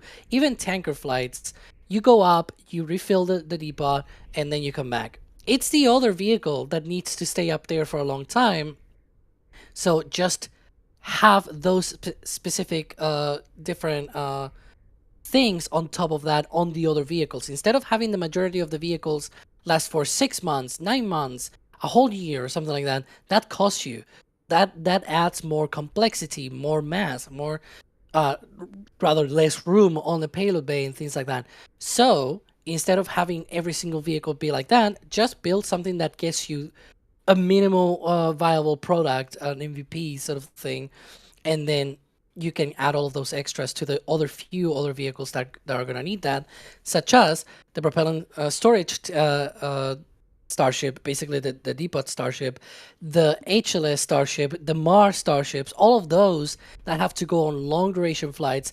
All of those can have all of those extras at the end once they start flying. But the baseline that launches Starlink, it refuels the depot in space and comes back, all of those don't need any of those different properties and different pieces of hardware. So you can just basically not have that. Hi, helicopter. We're starting with this already. It's not even the time, man. You were here a little bit later in the countdown. You were already here. I mean, range got a range. But yeah, the ranged helicopter now out there. It's a little bit further down the road, right? It's not right in front. Darn it, they parked a little bit too far. But yes, this is one of the regularly scheduled range helicopter refueling stops. They happen to park it right near where we have one of our cameras there. But if you're wondering what those helicopters are that'll be coming in and out throughout the stream, that is the range. Because unlike 10 a.m.? Well, right now it's 10:12, so... Yeah. And it's interesting because if you're talking about the range, say, over at Kennedy Space Center, Cape Canaveral Space Force Station, even up to Wallops Island, Virginia, and the Mid-Atlantic Regional Spaceport, those are all provided by Space Launch Delta 45, so Space Force. This is private range, and that's, I guess, one of the benefits that SpaceX has of basically buying a plot of land in Texas and saying it's ours now. You make your own range, whereas otherwise you're using military or NASA assets. Yeah. one thing that I will add to my long answer from before is that Starship, whenever it does 48 hours in space, that will be the longest any cryogenic upper stage has been in space. Like a lot of people, you might see 48 hours and you're like, that's not a long time. Any other cryogenic upper stage for a rocket can only last for a few hours. Like Falcon 9 has a baseline of like maybe an hour and a half. It also has extras. Remember, we've covered this in many other Falcon 9 flights where they add a mission extension kit. They add batteries, helium bottles for the pressurization system, and things like that, so that it can stay in orbit for a long time. And that long time is only 6 hours, maybe 7 hours at most. So just saying, Centaur is also like 8 hours maybe at most.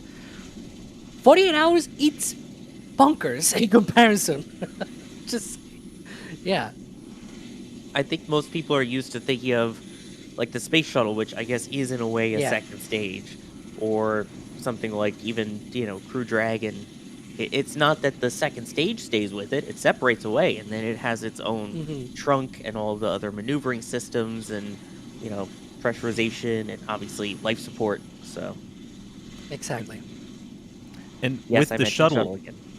and with the shuttle was not just the second stage. You had fuel cells on the shuttle, so you had those extras Alex was talking about. It's not just a tin can. There's extras needed to keep it in orbit, and even the shuttle had limits on. Was it 14 days in orbit? The longest I think was 17 days, if I'm remembering rightly. And that was with another one of those mission extension kits, but for the shuttle, right? Yeah. At some point, they were carrying extra water bags or something like that for the hydrogen fuel cells, if I'm not mistaken. Yeah. Trying to remember what that was called, but yeah, that was, I think Columbia. I'd have to look it up, but I'm pretty sure that was Columbia's. It was. Even when they went to the ISS, which Columbia never went to the ISS, but they also had like electrical systems being joined, and the helicopter is revving up, so it's probably going to take off here very soon. Oh yeah. I do find interesting that they closed the road just for the helicopter. I mean, what, you want cars driving through the rotor wash? I mean, it's not refueled. It's only dropped off some people. I don't know who that was, but it's definitely not refueled because it landed. Nobody pulled up with a tanker or anything like that. And it's about to take off again, so that person could have taken a car. Right, the road's still open. Just saying. Yeah, the road is still open. It still will be for, what, another 2 hours? Ish? There it goes. I love how we're also invested in this helicopter.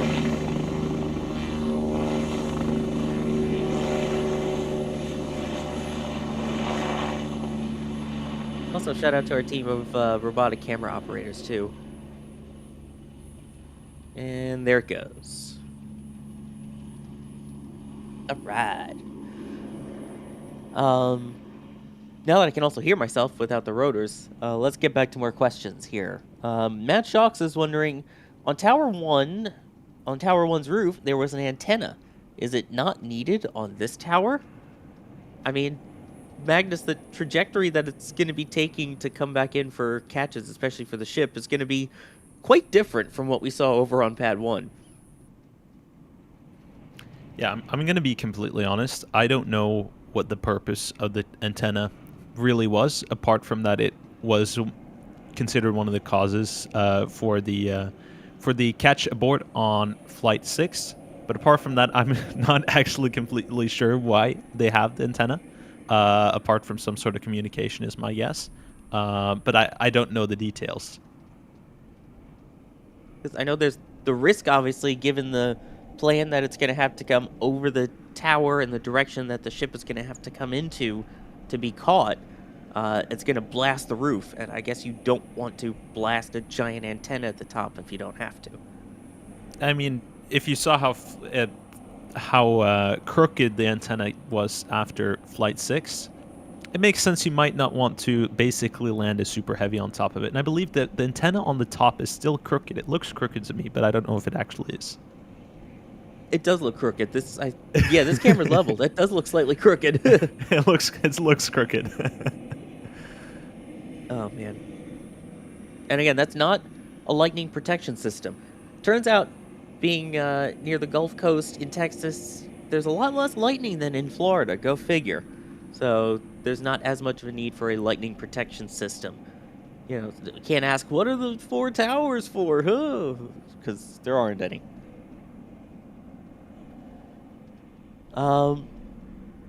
Here's one from WSP Epsilon. Thank you so much for the $20 support with the message. Do you think that SpaceX will build their infrastructure apart from NASA and the Artemis goals, or will it get integrated together to some extent?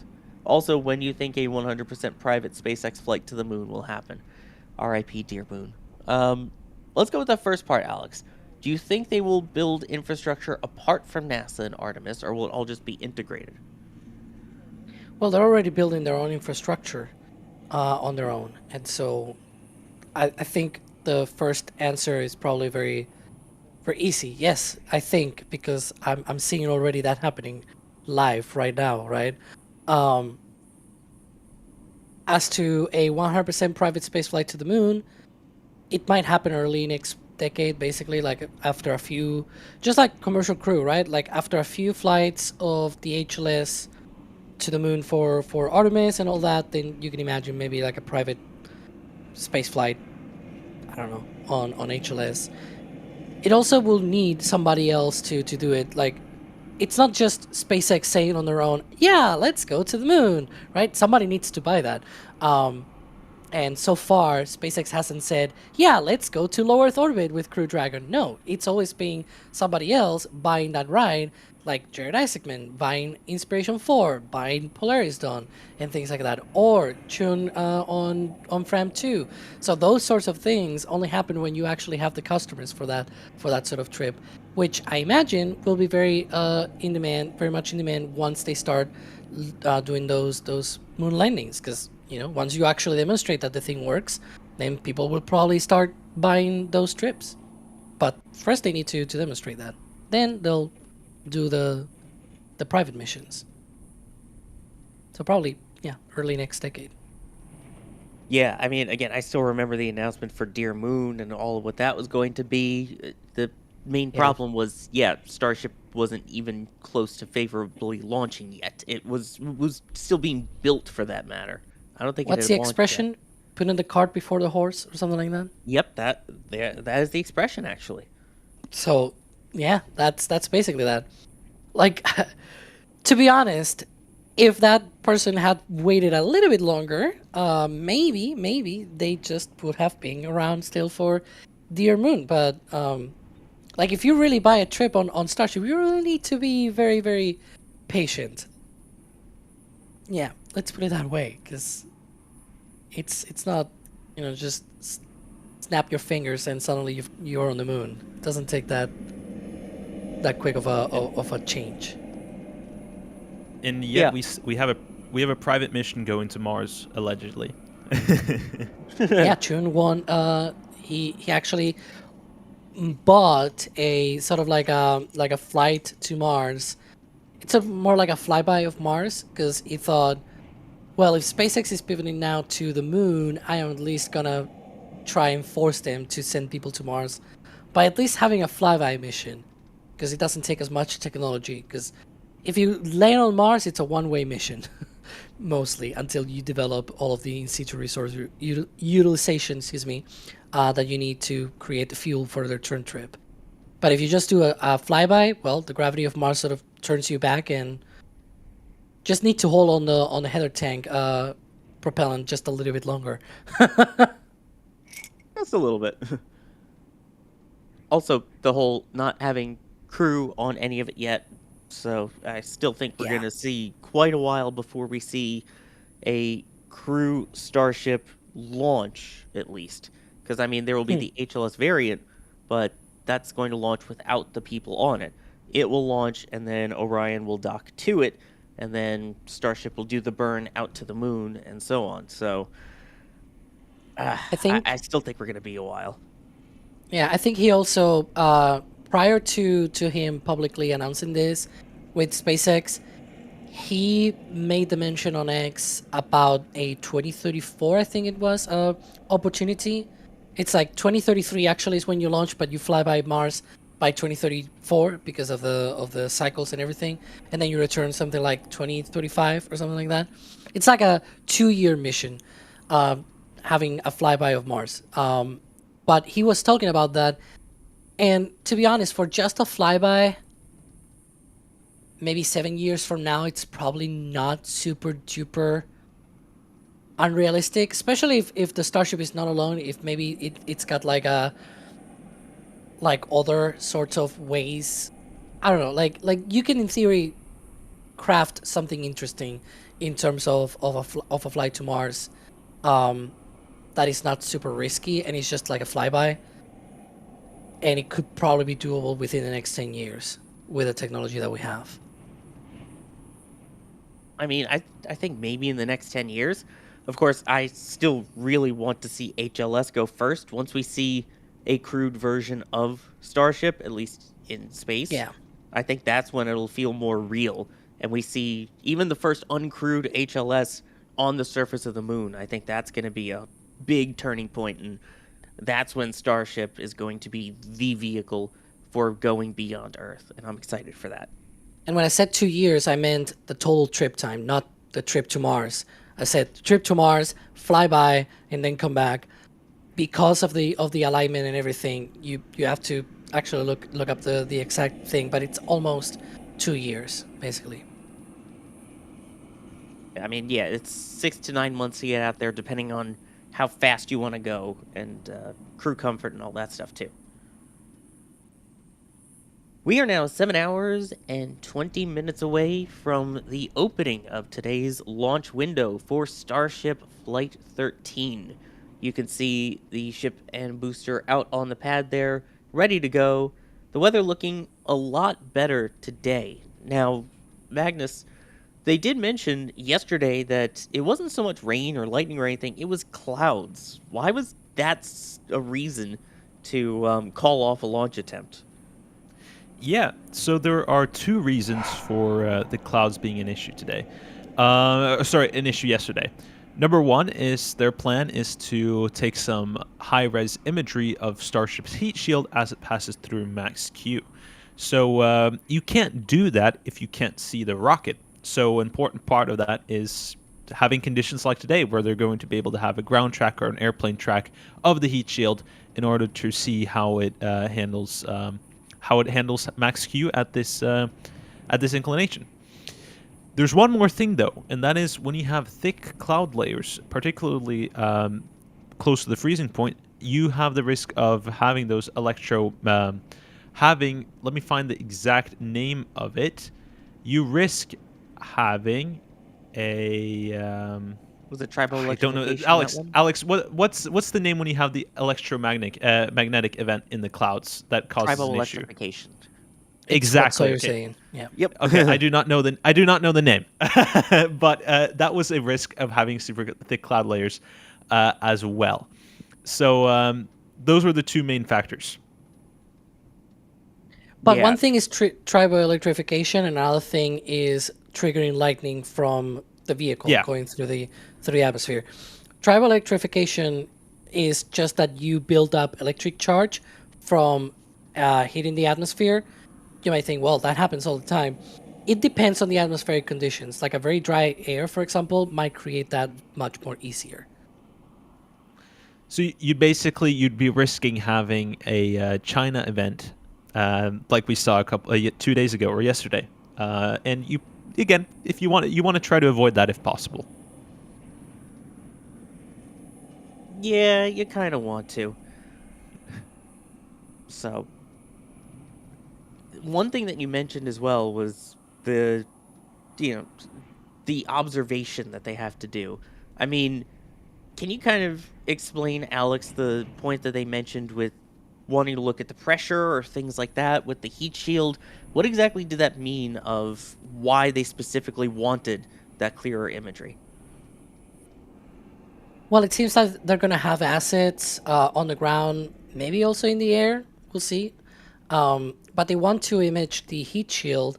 One of the things that they're going to be doing is during ascent, they're going to be flying through a much higher aerodynamic pressure than in previous flights. And they want to find out what happens to the tiles as they encounter that higher aerodynamic pressure, so that they can basically develop the better methods for those tiles to stick and not fall off, because you're basically hitting the tiles at an angle during ascent. Because during re-entry, the re-entry plasma and all that, it's basically hitting directly against the heat shield, right? Except maybe on the sides where it's more like sideways. But when you're flying through the atmosphere during ascent, you're basically flying sideways, especially the profile that they do where they're flying basically flaps pointing up and down, right? So they're flying sideways instead of, for example, a shuttle will use a wings down attitude, or other vehicles as well. Well, there's not a lot of other winged vehicles, to be honest. But it's basically like that. You can think, well, it's either wings down or wings up. This is wings sideways or flap sideways, if you want to call it like that. And so this is one of those things that is very important for them, and we've seen them use Falcon 9 fairings as sort of their guinea pigs, if you even want to use that, as sort of their test lab sort of thing, because they fly Falcon 9s so often that it's just much easier for them to develop these methods while they are getting ready for a Starship flight. So we've seen those from random tiles or something like a drawing, probably to develop the methods for this flight. And so they will fly that into the wind and see what was the reaction from those. So we'll see what will happen, but definitely needs good imagery. It needs good visibility. And so that is sort of the key point of this flight, which I'm not going to complain, because that means we're also going to have great views of the launch. Hopefully it is as beautifully blue as you can see right there. Clear skies, not a single cloud in the sky. Basically blue all over. And they just quickly on the imagery, they've actually, if I'm not mistaken, they flipped the orientation of Starship from V1 to V2 from showing from the heat shield side, because they're slicing through this having flaps down, one of the flaps down and one of the flaps up, but they've flipped it with V2 and V3, so the heat shield is the other way compared to what it previously was, if I'm not mistaken. What do you mean? Originally, when they flew V1, heat shield was facing south, and I believe when they're flying V2 and V3, it is now facing north, or it could be vice versa. Yeah, they used to change that on V1 quite often. I think there were a few flights where it was like one direction, the other direction on some other flights. They were probably just finding out the good orientation. But yeah, in the later flights, it's being all in the same orientation. Yeah. Now, one thing that you mentioned there is they're going to want to try and get as much imagery as possible and potentially aerial assets.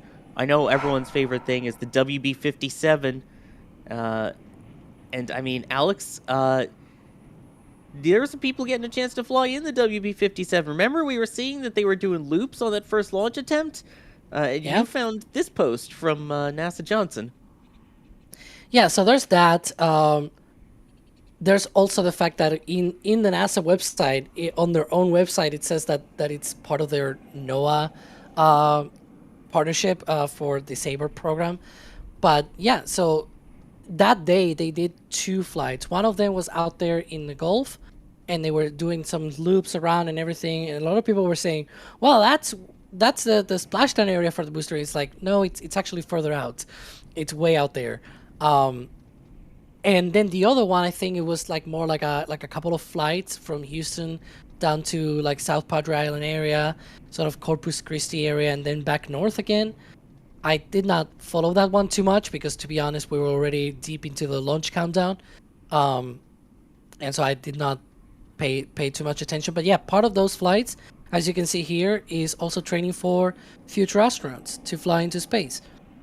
And so yeah, they probably take that opportunity that, you know, the WB-57 needs to fly for certain missions, certain things that they need to do, and why not just have those people also be trained there. Yeah. So when we were wondering on that first attempt, oh, they're doing loops. Oh, they're going towards Star. Oh, they're going away from Star. Oh, they're doing loops and things. Yeah. No, that was training flights in NASA's WB-57 aircraft, according to NASA Johnson, saying these high-altitude flights train the crew to work in a tight environment and operate aircraft systems while in a pressure suit as they prepare for spaceflight. So, not expecting to see the WB-57 out there, are we? Which is a shame. I love that plane. I think it's been a while since it even took any video of an actual Starship launch. So, we'll see. We got the video from Flight 1 from it, and it was bonkers, to say the least. Let me thank some people here.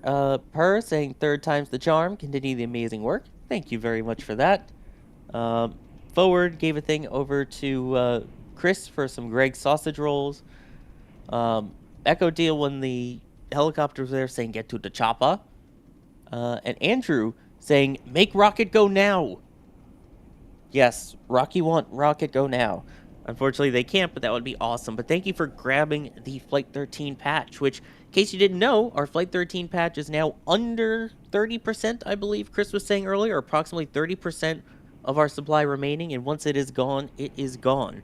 So if you want to grab something to commemorate Flight 13, where hopefully it will actually fly this time, and we get to see those 13 engines light, like in the patch for that 13 engine landing burn, then you should totally go pick it up while you still can. And we also have pins, which are also less than 30%, so you can get the collector's pins. And of course, if you want to know just a shirt, we've got sun shirts, we've got mugs, all the other favorites on there. Check it out at shop.nasaspaceflight.com. Metabricks is wondering, at this point in the countdown, what teams/systems are likely most active behind the scenes, and what hidden milestones still have to go right before T-1 hour? Ooh, who wants to take that one? Of where we would be in the countdown right now, what teams would be doing. Well, I'm not sure they are right now at their launch control operators' seats, because that is probably a little bit closer. But definitely one of those things where it's like behind the scenes, you want to try and test, for example, the software. You want to do functional checks of the systems on the rocket, make sure that the batteries are charged, make sure that everything is good to go. Like, those are things that happen well before any propellant load operations occur. You probably also want to take a look at the pad systems. You want to take a look at all of the different electrical systems, it's the same thing. Like pressure systems, all of the different systems across the pad and vehicles well before any propellant load starts, because all of that needs to work. Once that propellant load starts, you just basically just load the propellant and go. And so it is not a thing that you say, oh, we're off. You probably want to check on the flight termination system as well, obviously without triggering it, obviously.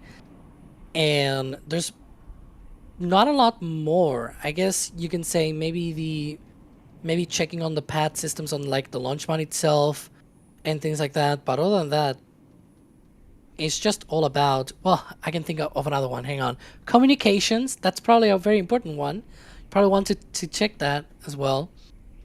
What else? Alex, think. I don't know anymore. Yeah. But there's a bunch of things that I'm probably even forgetting about right now.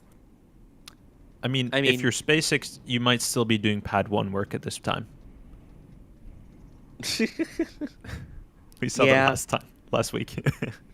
I mean, last week, less than 24 hours before launch, they were still laying concrete on the first attempt. So yeah, SpaceX will do as much work as they can till the very last minute, till they absolutely have to evacuate. But this is getting quite unlucky, it feels like, even though this is lucky number 13 with all of the different delays and stuff. But hopefully today is the day. This is one of those things where, this is going to sound strange, but when you go to enough of the launches in person, you just get a feeling, you get a vibe. You know, you wake up and go, is it going to launch today? If you wake up and question it, it won't go. If you wake up and go, I don't think it's going to launch today, it probably won't. But if you wake up and go, you know what? I actually have a good feeling about today. 9 times out of 10, it will go. And I woke up today having that good feeling. So, just saying. Chat, how are you feeling about today? I know, again, I have a lot more confidence today. Looking at those ridiculously blue skies gives me a lot more confidence. So let's see. Yep, a lot of people saying that they woke up with a good feeling. Today is go, chat is go, good vibes, 100% flight. Let's light this candle. I love it. I absolutely love it. Here's a question from Delta Bravo, and I'll throw this one over to you, Magnus. They're asking, if the landing is soft enough, can the ship survive and float? And I'll add another question to that. Does SpaceX want it to survive and float? Yes, theoretically speaking, it can. But you might need some wind assist to make sure it falls softly. I mean, we've had multiple flights where it tips over and then the header tank explodes because it's pressurized. However, the remainder of the ship stays floating. The main propellant section, the main fuel tanks stay floating. We saw that on Flight 6. There was a couple photos that came out from Elon later on that showed the ship still floating. And from the documentary that was posted just 1 or 2 weeks ago, they still showed that the ship remained floating, at least large sections of it. They do have marine assets in the landing proximity. They contain buoy cameras to get data. They have drones. They have tracking assets in order to get as much imagery of the heat shield following its re-entry. They also have ships that are capable of potentially barging it in. They had the intention of potentially recovering. It wasn't a main objective, but if they could, they would try to recover the ship. So they have the ability to do so if it is 100% intact. But as we've seen over the course of the past few flights, once it tips over, it will most likely not survive. And that is okay. It's not a primary objective whatsoever. Well, then let's continue on with the other half of it, because Steelers fan is wondering, what about Booster 20? Okay, so Booster 20 is doing a soft splashdown, or hard splashdown in the Gulf this time. Unlike on Flight 6, they basically did a complete soft splashdown, but there was an issue then, and that is that Booster 13 stayed floating for a pretty significant amount of time, which they don't necessarily want to happen because they can't really recover the booster. So they've made a couple changes to the flight plan. They're going to hover at a couple 100 feet and basically simulate catch tower altitude. And once they're done with that, they're going to shut off the engines, and the super heavy booster is going to plummet into the Gulf. And the goal is for the booster to basically have a rapid scheduled disassembly. They don't want to recover the booster on this flight. Going back to the early days, Alex, I don't know if you remember when they were talking about the different ways to be able to eliminate a vehicle after it splashes down, I guess is a polite way to put it. Remember they were talking about using firearms to, if it doesn't get destroyed, we'll just blow holes in it. Yeah, that's sort of like the thing? backup of the backup. I think the primary plan is, if they still have control of the vehicle, then they will command the valves to be open, and that will obviously let water in, and that will sink the vehicle. But yeah, if it doesn't, then shoot it. Shoot at it, and that'll do it. That'll create the most holes. American solution. Yeah. Oh boy. Let's see. Ari is wondering, Alex, by the way, are the vehicles pressurized right now? they always have a little bit of pressure inside them. It's not needed for structural purposes. They can stand on their own. But it's always nice. It gives them a little bit more strength. It's sort of like the comparison we usually make is that to a can of soda, where you basically you can crumple the can very easily if it's depressurized. If you open it and it loses all the pressure, whereas if it's closed and pressurized, then it's quite hard to really crunch it, right? And so, yeah, that's basically the case. Yeah, there's always a little bit. Get that little extra structural integrity. Oh, geez. This is an interesting question. Killian was wondering, I'm kind of new to Starship, but I always wondered, why is there only booster 3, 4, 7, and then 9 on next space flight? What happened to the rest? Also with the ships, like, where are the ships between 15 and 20? That's a great question, Alex. Huh? That's a long history lesson. It's the Stakeout stream. We got time. Coming up on 7 hours to go. Yeah, we have time. So look, I'm gonna go with the ships first. When they started with the ships, they started with first it was MK1 Mark 1. That was the one that was used on the 2019 conference or presentation or whatever you want to call it. It was September 2019, and they had that MK1 vehicle. They thought it was fine for flying, but then they figured out that the welds were suboptimal. Let's put it that way instead of any other S words there. But yeah, and so there was Mark 1. Then they started building. So the way that Mark 1 was built was in panel sections that then build, like the panels will create a ring and then the rings will be welded together. The problem is that is not a great solution for building starships. They found out very quickly. The easier way is if you take the coil of steel, like it comes already rolled in a roll, basically like a coil, as it's the proper name. And so you unwind that coil, and then you put it in a circle, basically in a tool that sort of gives it the circle shape. And then once you are making an overlap, like you have wanted that around a 9 meter diameter vehicle, you've basically created a ring, and then you weld it, where they overlap, you weld it, you put a plate on that, and you have a ring. Now you put a bunch of rings, like maybe 2 or 3 rings, and you have a barrel. And put a bunch of barrels together, you have a vehicle. So the very first time they did that sort of thing with the ring and everything, that was SN1, the first proper ship. Then they broke it during a cryo test. It was part of our original intro here at NSF. Then they went to SN2. It was a test tank. SN3, they also broke it. Then SN4, they did the first engine test ever on a proper vehicle, on that vehicle. Unfortunately, it blew up. That's the one of if it were methane, it will be igniting the flare stack. SN5 did a 150 meter hop, SN6 as well. SN7 was another test tank. SN8 did that one was 12.5 kilometer hop. Then SN9, 10, and 11 did 10 kilometer hops. If you look at next spaceflight, you will also probably see that 12, 13, and 14 are not there. It hops to 15. That's because they did an upgrade to the ships, and so they basically hopped in between SN11 and SN15. They skipped 12, 13, and 14 instead of creating more of the same.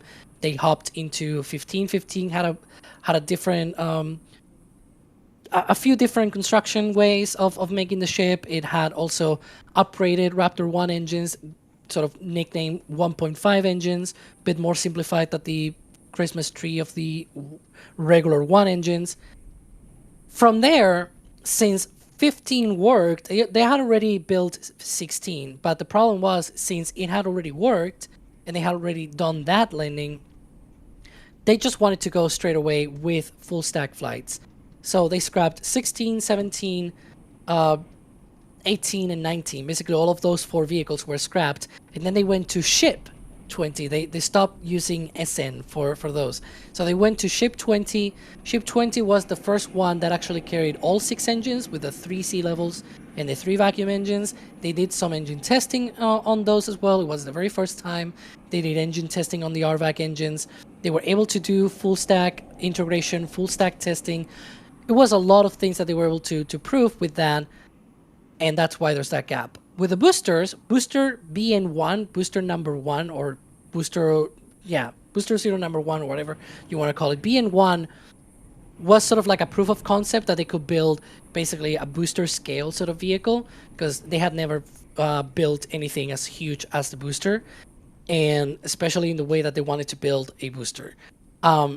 And that one is actually, like, the methane tank was at the bottom and the oxygen tank was at the top. They even had to put a hole in the roof of the high bay because it couldn't fit for the, like, they didn't even have a bridge crane, I think, at the time. And so they had to use a regular crane and going through the roof to be able to stack that. They had to cut half of a ring to be able to stack that. That was a very messy vehicle. Booster 2 was skipped. Booster 3 was the very first one to do cryoproofing and all that. It was basically the first one that was a little bit more proper. It did engine testing as well, but it was not really fully ready for flight. Booster 4, they broke it, and so that's why you see all of those gaps, and it jumps to Booster 4. Then from Booster 4, there was Booster 5, which was built, but it was scrapped. It was never used. It had a landing tank already by that time. Booster 6, 7, and 8, all of those were sort of on the same sort of profile, in the same sort of category, but instead of using 6, they went to Booster 7 right away for the first flight. Booster 8 was also scrapped, so they went with Booster 9 on that one as well. So yeah, that's the whole thing. They just skipped a bunch of boosters and ships along the way, and that's why you see now Ship 40 and Booster 20 on the pan, even though they are definitely not the 40th ship to be launched or the 20th booster to be launched. But they skipped a bunch in between, and some of them were also test tanks. There you go.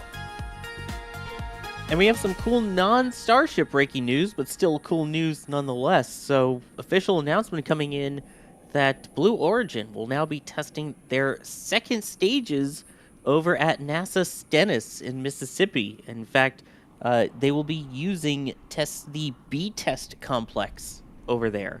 And that is the one that was used for a lot of the Apollo era testing. So it's really cool that they're going to be doing all of that now over at a NASA facility in Mississippi. For those who don't know, the previous location for it was a little bit behind the launch pad over at 36 at the Cape Canaveral Space Force Station, which is Blue's launch pad out there. I mean, I guess maybe this, obviously this had something to do with the New Glenn issue, shall we say, where they lost the booster and a lot of their pad on Flight 4 prior to the launch while they were doing their testing. But I mean, that's pretty cool. I guess, what are the benefits and what would the negatives be then, do you think, Magnus, for Blue to do second stage testing over in Mississippi rather than still kind of near their pad at the Cape? Is that a negative? Does it allow them more, less restrictions to test? What do you think? So depending on, I'm assuming they're going to utilize the stand for static fires as well, which is my main concern, having the ability of having redundancy in your testing. They were previously limited to testing on the Slick 30, testing on the pad for static fires. So having this ability is definitely good for redundancy. As you see, there's no launch pad to test second stages on right now. However, so this is very similar to the approach SpaceX takes. They construct their second stages in Hawthorne, and then they transport them to McGregor, where they are tested before being moved to either Vandenberg or to the East Coast. The downside with this is that New Glenn's second stage is relatively large, and they produce these second stages in Exploration Park down by the East Coast on the Space Coast. So they have a little bit of a larger walk to take. But again, I think having the ability to perform tests not just limited to one place, is a really big plus. I don't personally see any drawbacks from this. Because it does state in their release that the point of this is to deconflict Launch Complex 36 launch operations. But Alex, I think you and I are on the same page on this with the confusion of you're going to build it in Florida, about 3-4 miles from the launch pad, or a little further than that, like within 10 miles of the launch pad. Yeah, And close to then- the launch pad. Yeah, and then ship it all the way around the Florida peninsula over to Mississippi, test it, and then bring it all the way back. You're adding hundreds and hundreds of extra miles on that. I don't know. I'm sure there's some logic to it, but I'm just trying to figure it out myself. Yeah, I mean, like the point of their Exploration Park campus was to basically have it next to the launch site so that it doesn't really take that much time from production to launch, and that it doesn't really like, it's just like the point here of having the Starship production site next to the launch pad. You don't need to carry all of this anywhere else for testing, like Falcon 9 does, for example. Falcon 9 is built in Hawthorne, then you have to send it to McGregor, and if you want to launch from California, then you need to send it back. Wouldn't it be nice if they could also have testing in California as well there? Florida, with Blue Origin, they built an entire campus for producing first and second stages for New Glenn. And then it's like, now we're gonna be testing these in Mississippi and then bringing them back to Florida for launch. I get the point. No, don't get me wrong. I get the point of saying, let's not make things more confusing at LC-36. Let's not risk any more testing out there with our second stages, because before this, they will do static fires on the pad. Same thing with the boosters, and that will be their own way of doing testing of the rocket, where it's like, why don't you have your own dedicated test site? And I made the comparison with Starship here at Starbase. They have Massey's as well, right? Like, that's sort of the point. And this is not even the booster, like this is the expendable upper stage. If you were to tell me, well, we have to send it only once and then we reuse it, like the booster, the New Glenn booster, you tell me, okay, they have to send it to Mississippi, but it's only once for every booster. And we use every booster, I don't know, 25 times, I think it's their target. Okay, then sure. It's just a bit of a nuisance, but it's only once in the life of a booster, and then you can reuse it 25 times. And okay, I'm fine with that. But an expendable upper stage, it feels that like it defeats the purpose of having the production site next to the launch site if you need to send it 3 states over to be tested. So I don't know. Maybe they need to start thinking of a test site in Florida. I mean, given that the second stages are not reusable, as of now at least, I think, as I'm thinking about it, I saw someone in chat mention it's a way for them to test everything over there while they're in the middle of a launch campaign. They don't have to wait for the launch campaign to finish to then be able to go ahead and test fire it and do all of that for the next flight. I guess it's a way to try and get ahead of it, but I don't know. We'll see. I think it'll be more beneficial as they're at a higher launch cadence, also once they're back to launching, but that's a whole nother story. I mean, a good example would be if you're trying to test second stages in the middle of Falcon 9 cadence. It'd be really difficult to have the launch cadence that they have if they had to roll down a special transporter erector, place the second stage on it, and then do static fires on Slick 40 or Slick 4E. It's going to be relatively difficult. So it makes sense, but again, you built a production site right next to the pad, which is the irony here. Yeah. By the way, if you look on the left side of your screen, it looks like, Alex, we're seeing a little bit of tank farm stuff beginning to wake up. That's just normal. It's still not anywhere close to chill down. They're just basically continuing there the tank farm. See, it's now dying down. That's normal, just a normal activity. They do this even when there isn't a launch. Yeah. All right. I was trying to get my hopes up here. Get something exciting on the screen there. Get it going. It takes a while. It's gonna be a few more hours until we get to all of the chill downs and all of the pad activations and all that. That box fan usually goes just normally, especially if they are still tracking in some of the propellant. It might still be venting off some of that as well. Yeah. Yeah, someone in chat just said, it's snoring. Yeah, I know, it's still sleeping. Yeah. It's like me, when you wake up, see the alarm, see there's not time to wake up yet, and you just go, and then try and go back to sleep. By the way, FWD79 was saying Encyclopedia Alexanica, or Alexica, instead of Encyclopedia Britannica, with all the numbers there. Happy Friday the 13th flight to you too, Drunar. TechRand is wondering, is version 3 of Starship capable of going to the same orbit as the International Space Station? And if so, does it need to go 17,500 miles per hour to get there? I mean, Magnus, I don't see why they wouldn't technically be able to. I mean, the ship being able to stay out there is another story, but it could get to there, right? I mean, you're only limited based on your trajectory, and if Starbase right now isn't capable of ISS trajectories, if I'm not mistaken, but that's what Capeside is going to be for. They're going to unlock a lot more trajectories. As for docking, they will need to go the same speed in order to get there, because your orbit is based off of your velocity. So you are going to have to go those 17,500 miles in order to dock with the station. If not, you'd probably crash. So, yeah. Yeah, you kind of need to reach orbital velocity to get into orbit, so...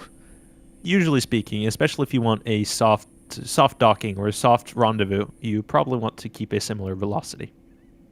Preferably, yeah. Well, we don't want a mere incident where one's going too fast and offline because someone was tired when they were trying to have to manually dock it and punch a hole in it. Anyway, it's a wild story if you haven't heard about that one. Delta Bravo is wondering, is there a ship with legs for landing on the moon? I don't think we've seen it yet, but obviously Magnus is going to need landing legs for the lunar surface. Yeah, we've seen renders of the Martian starships and then obviously of HLS. So landing legs are going to eventually happen, which is one of the reasons why I personally haven't really understood the point of working on catching the ship, because you're going to need landing legs regardless. So that's just on me though. But we have seen renders, but we haven't seen actual hardware related to landing legs on Starship, apart from the chicken legs from the SN era. They were called chicken legs back then? I thought that was the name, the chicken legs. Am I the only person who called these the chicken legs? Might have to ask Chad on that one. Alex? I have no idea, to be honest. Yes, see some yes, see some no. Have you heard of them called the chicken legs before? Yes or no? Oh boy. It seems like it's very mixed. I saw one yes, a bunch of no's, never ever, no, nope, no. Someone said so nest. What are they called? I don't know if it's no or yes. Is there another name for them? Stubby legs? It doesn't sound as fun as chicken legs. I just called them the landing legs, even though that was pulling a lot of heavy lifting calling them legs, but still. Yeah, chat saying landing legs. I don't know, I like that kind of legs. Oh boy. Yesn't. Yeah, thanks, chat. You're really helping here. Contest Rebello is wondering, I think it's a really good question, because again, Yesterday's scrub, for those who are unaware, was because of the cloud cover. And there were certain objectives that they wanted to observe. Hey! Hi, Dan. Hi, Dan. Dan, the problem solver out there, and... Is this Mac technically a Evans. live field hit? Well, a what literal are they hit in doing? this case. Yeah.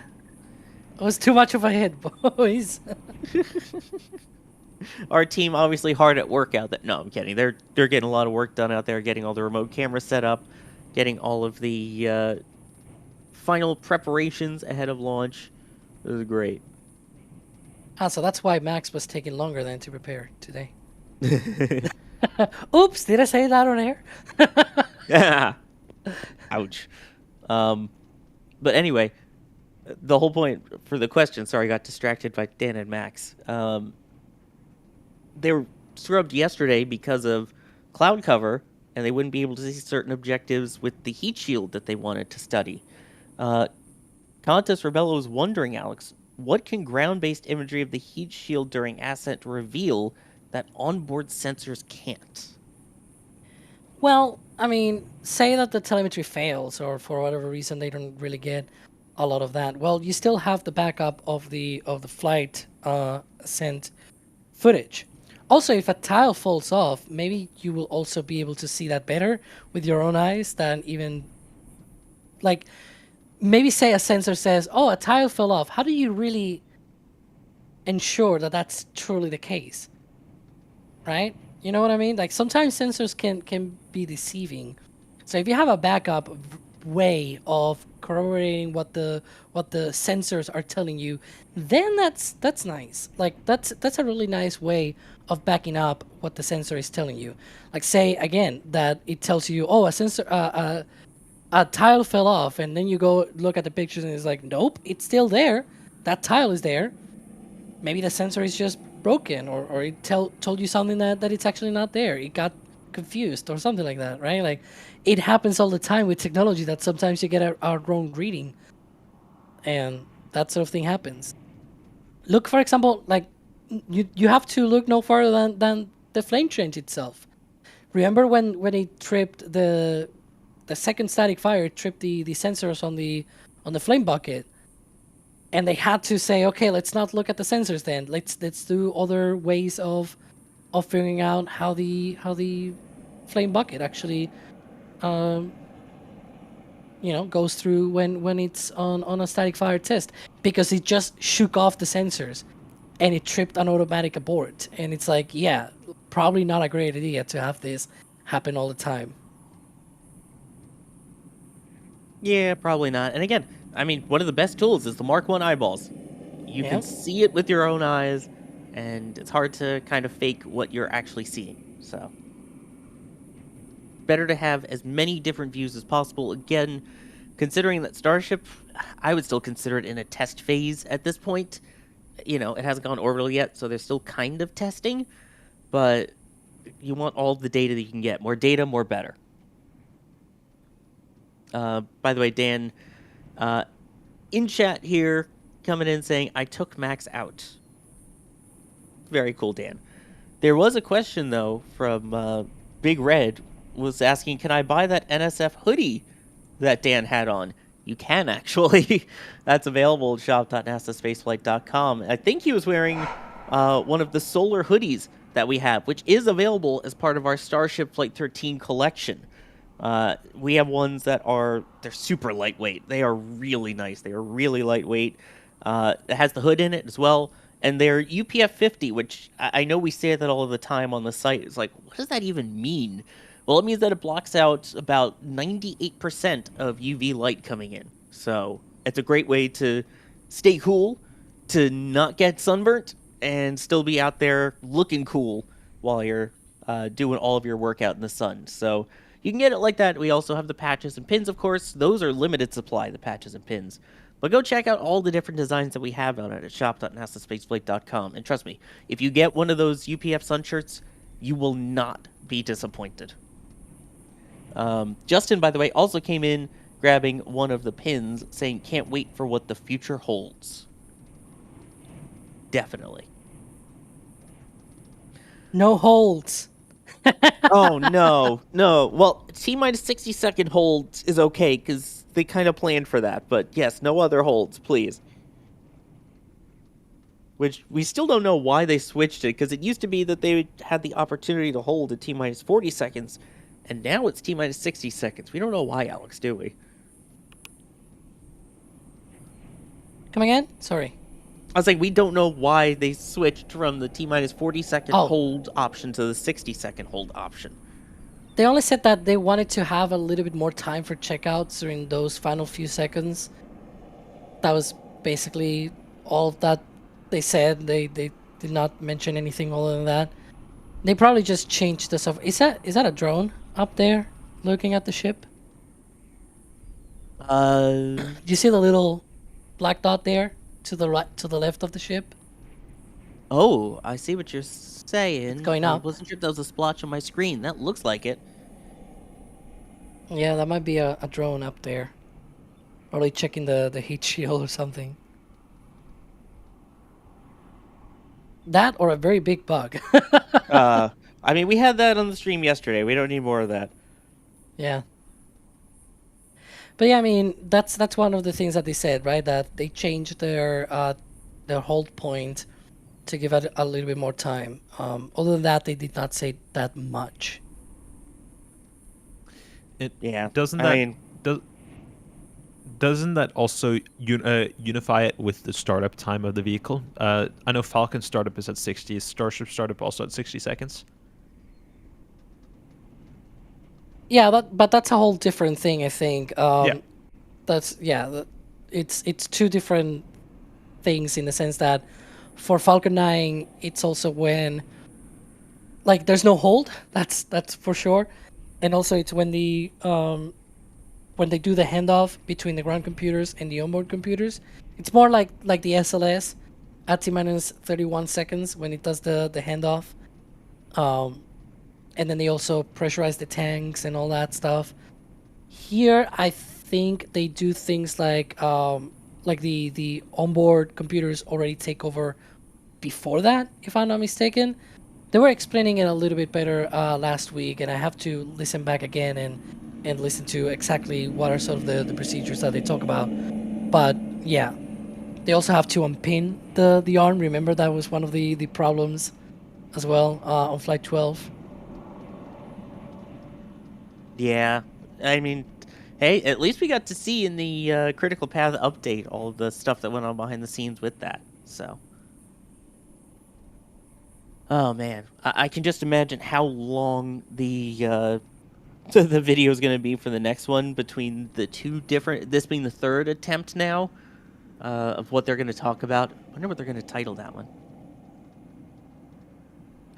Right now, though, we are no earlier than 6 hours, 34 minutes, and 16 seconds from the launch of Starship Flight 13.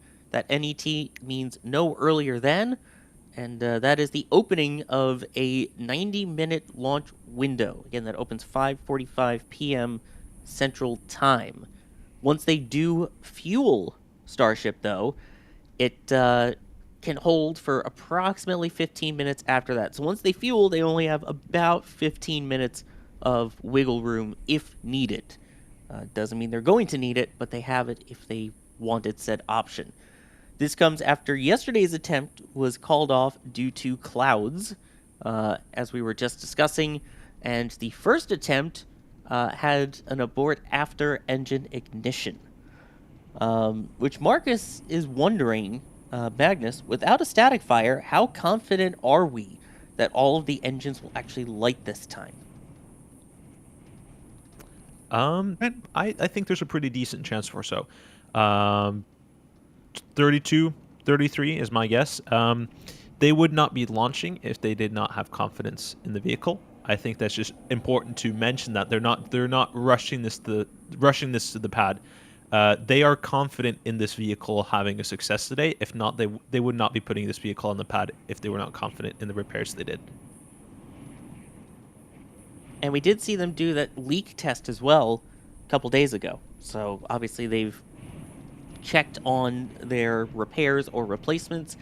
We also saw a bunch of those engines go out to McGregor, which is the SpaceX testing facility that they have a little bit further north, kind of near Waco, Texas, in McGregor, which we have live 24/7 cameras there as well, so you can see all of the different engine tests that SpaceX does. Heck, they'll just lift an entire Falcon 9 first stage and test it. They just did that, 2 weeks ago? And from what we could tell, the booster just arrived at the Cape this week. So that'll be a new booster, whether it's a center core for a Falcon Heavy, a side core, or just a straight up regular Falcon 9. We'll have to see, because they ship it all wrapped up in basically tight wrapping, so you can't really see more details on it. Let's see. Let me thank some people here. Jeff, thank you for gifting a Red Team membership. If you got one of them, definitely give them a thank you. And also a reminder that will give you access to the members multi-view and behind the scenes of how the production runs as we get closer to launch. Pun Token, I love that name. Is it possible we haven't seen Starship with legs yet because it still needs a way to get on a transport stand while on Earth? Alex, what do you think?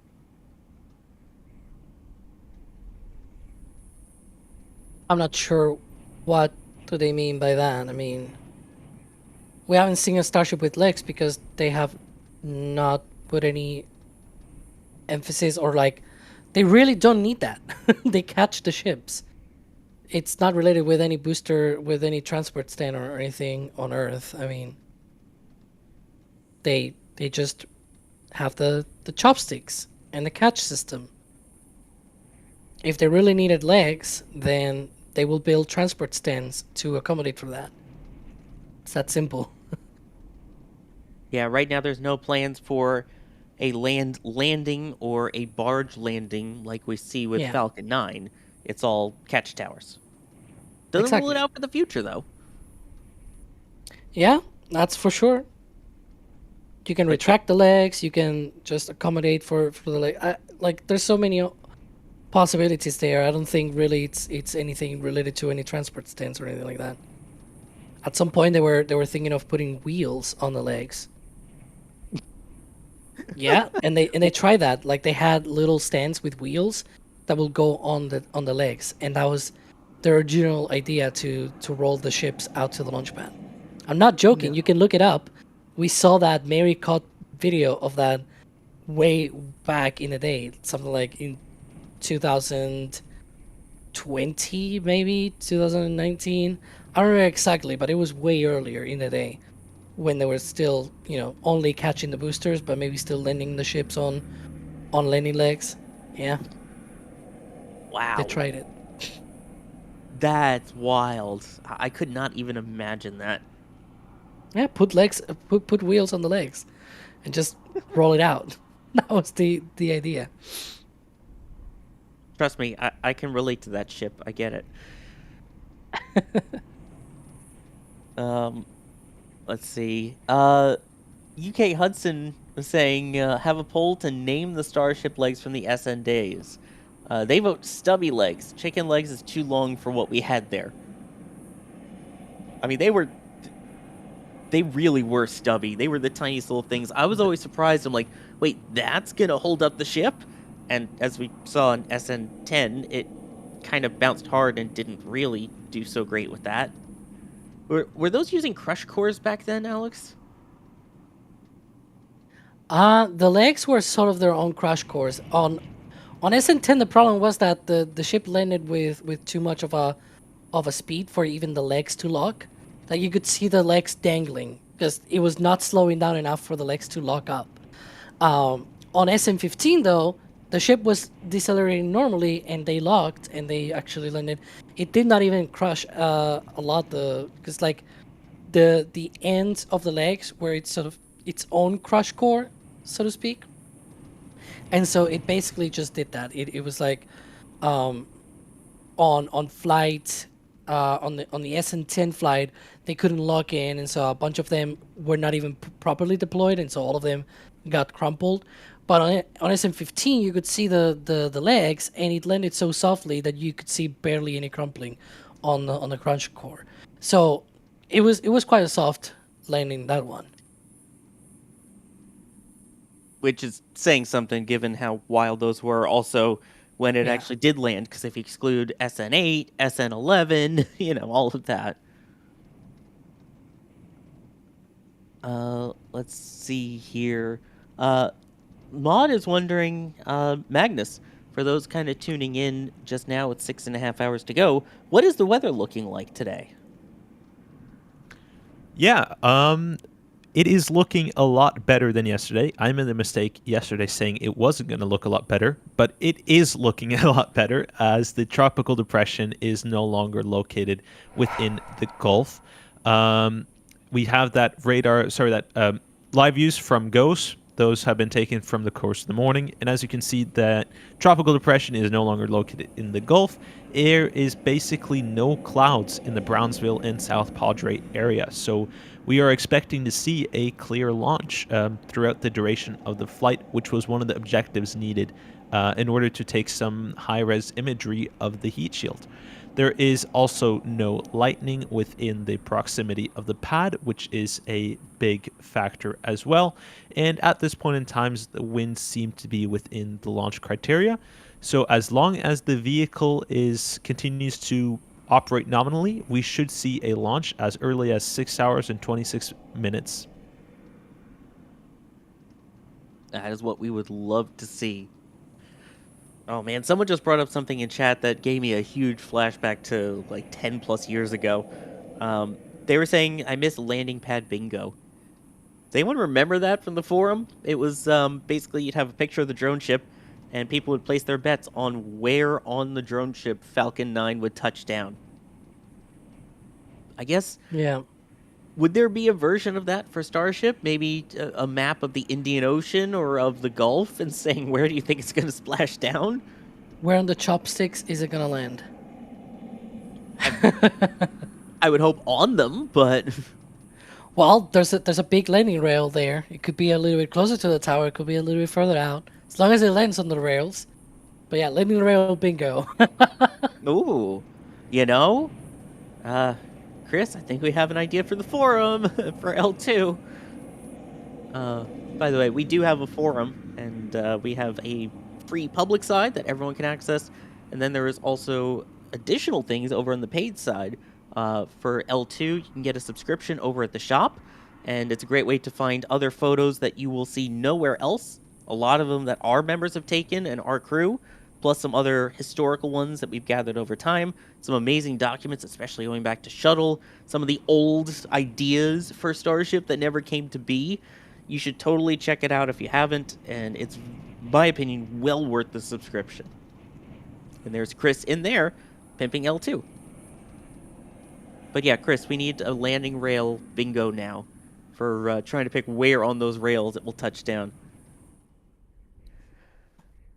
Hopefully not here. Well, no, hopefully not here. Hopefully on the actual rails, but yeah. Yeah.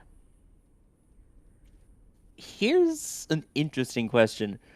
FWD79 coming in and asking, what do you think the launch cadence for Starship will be next year? Magnus, I want to start with you and then Alex. I'm hoping for around 20 launches.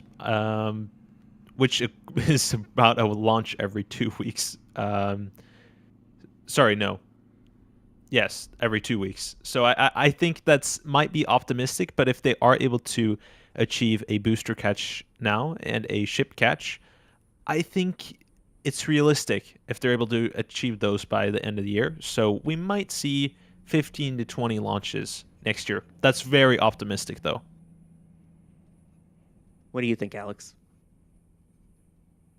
I think especially if reuse works out and they have a successful campaign, basically no more big explosions, no more weird flights with ships out of control and things like that, there's a good chance that 2027 becomes sort of like what we saw with Falcon 9 in 2017, like 10 years ago, right? Where 2016, it was cut short because of AMO 6, because of that explosion.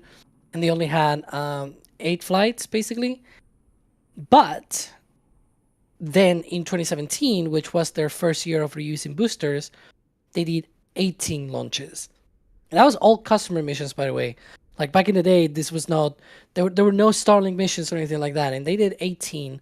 That was because they had a very long backlog and things like that. And so they could just keep launching those. Starship has a lot of missions that it needs to launch very quickly and now, like probably yesterday, right?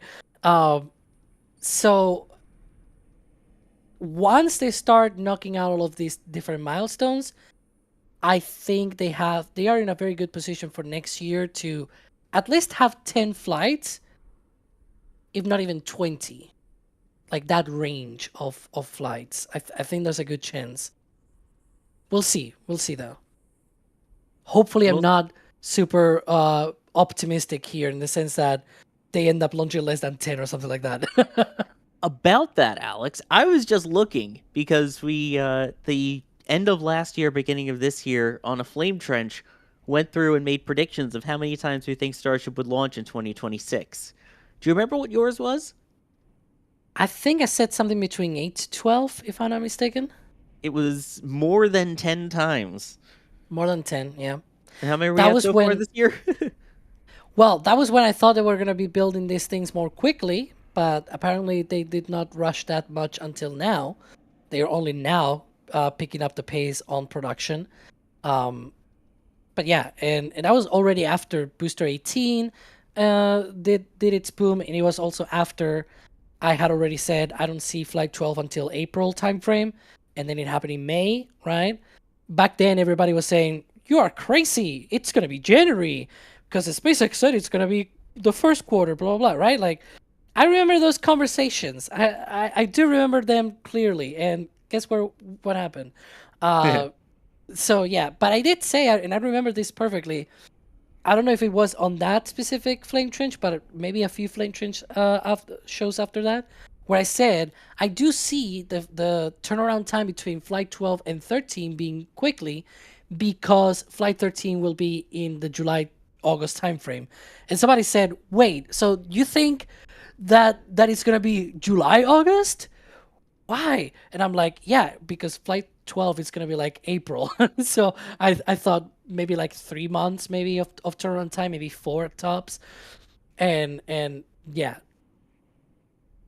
Because if you were very optimistic about Flight 12, then it will have been more like a 6-month turnaround. And it was like, no, it's not going to be a 6-month turnaround. It's going to be shorter, but it's because Flight 12, it's not going to be January or February. It's going to be much later. So the time between both, it's going to be shorter, but yeah.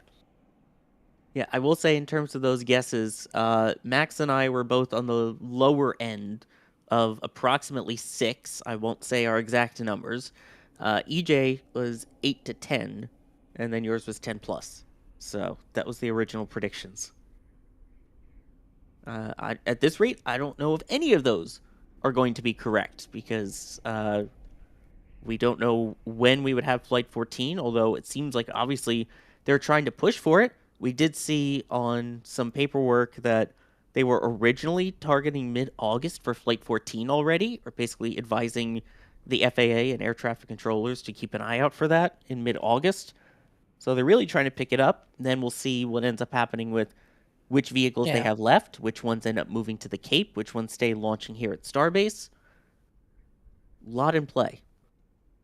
Yeah, that would mean basically, like, if they were to do like a monthly flight, it will still be something like 8 to 9 launches, which will not hit what I said of like 10 launches this year back at the beginning. But see, if they had launched a little bit earlier, right? If they had sped up just a little bit earlier, then maybe they could have hit 10 launches, as I said. But whatever.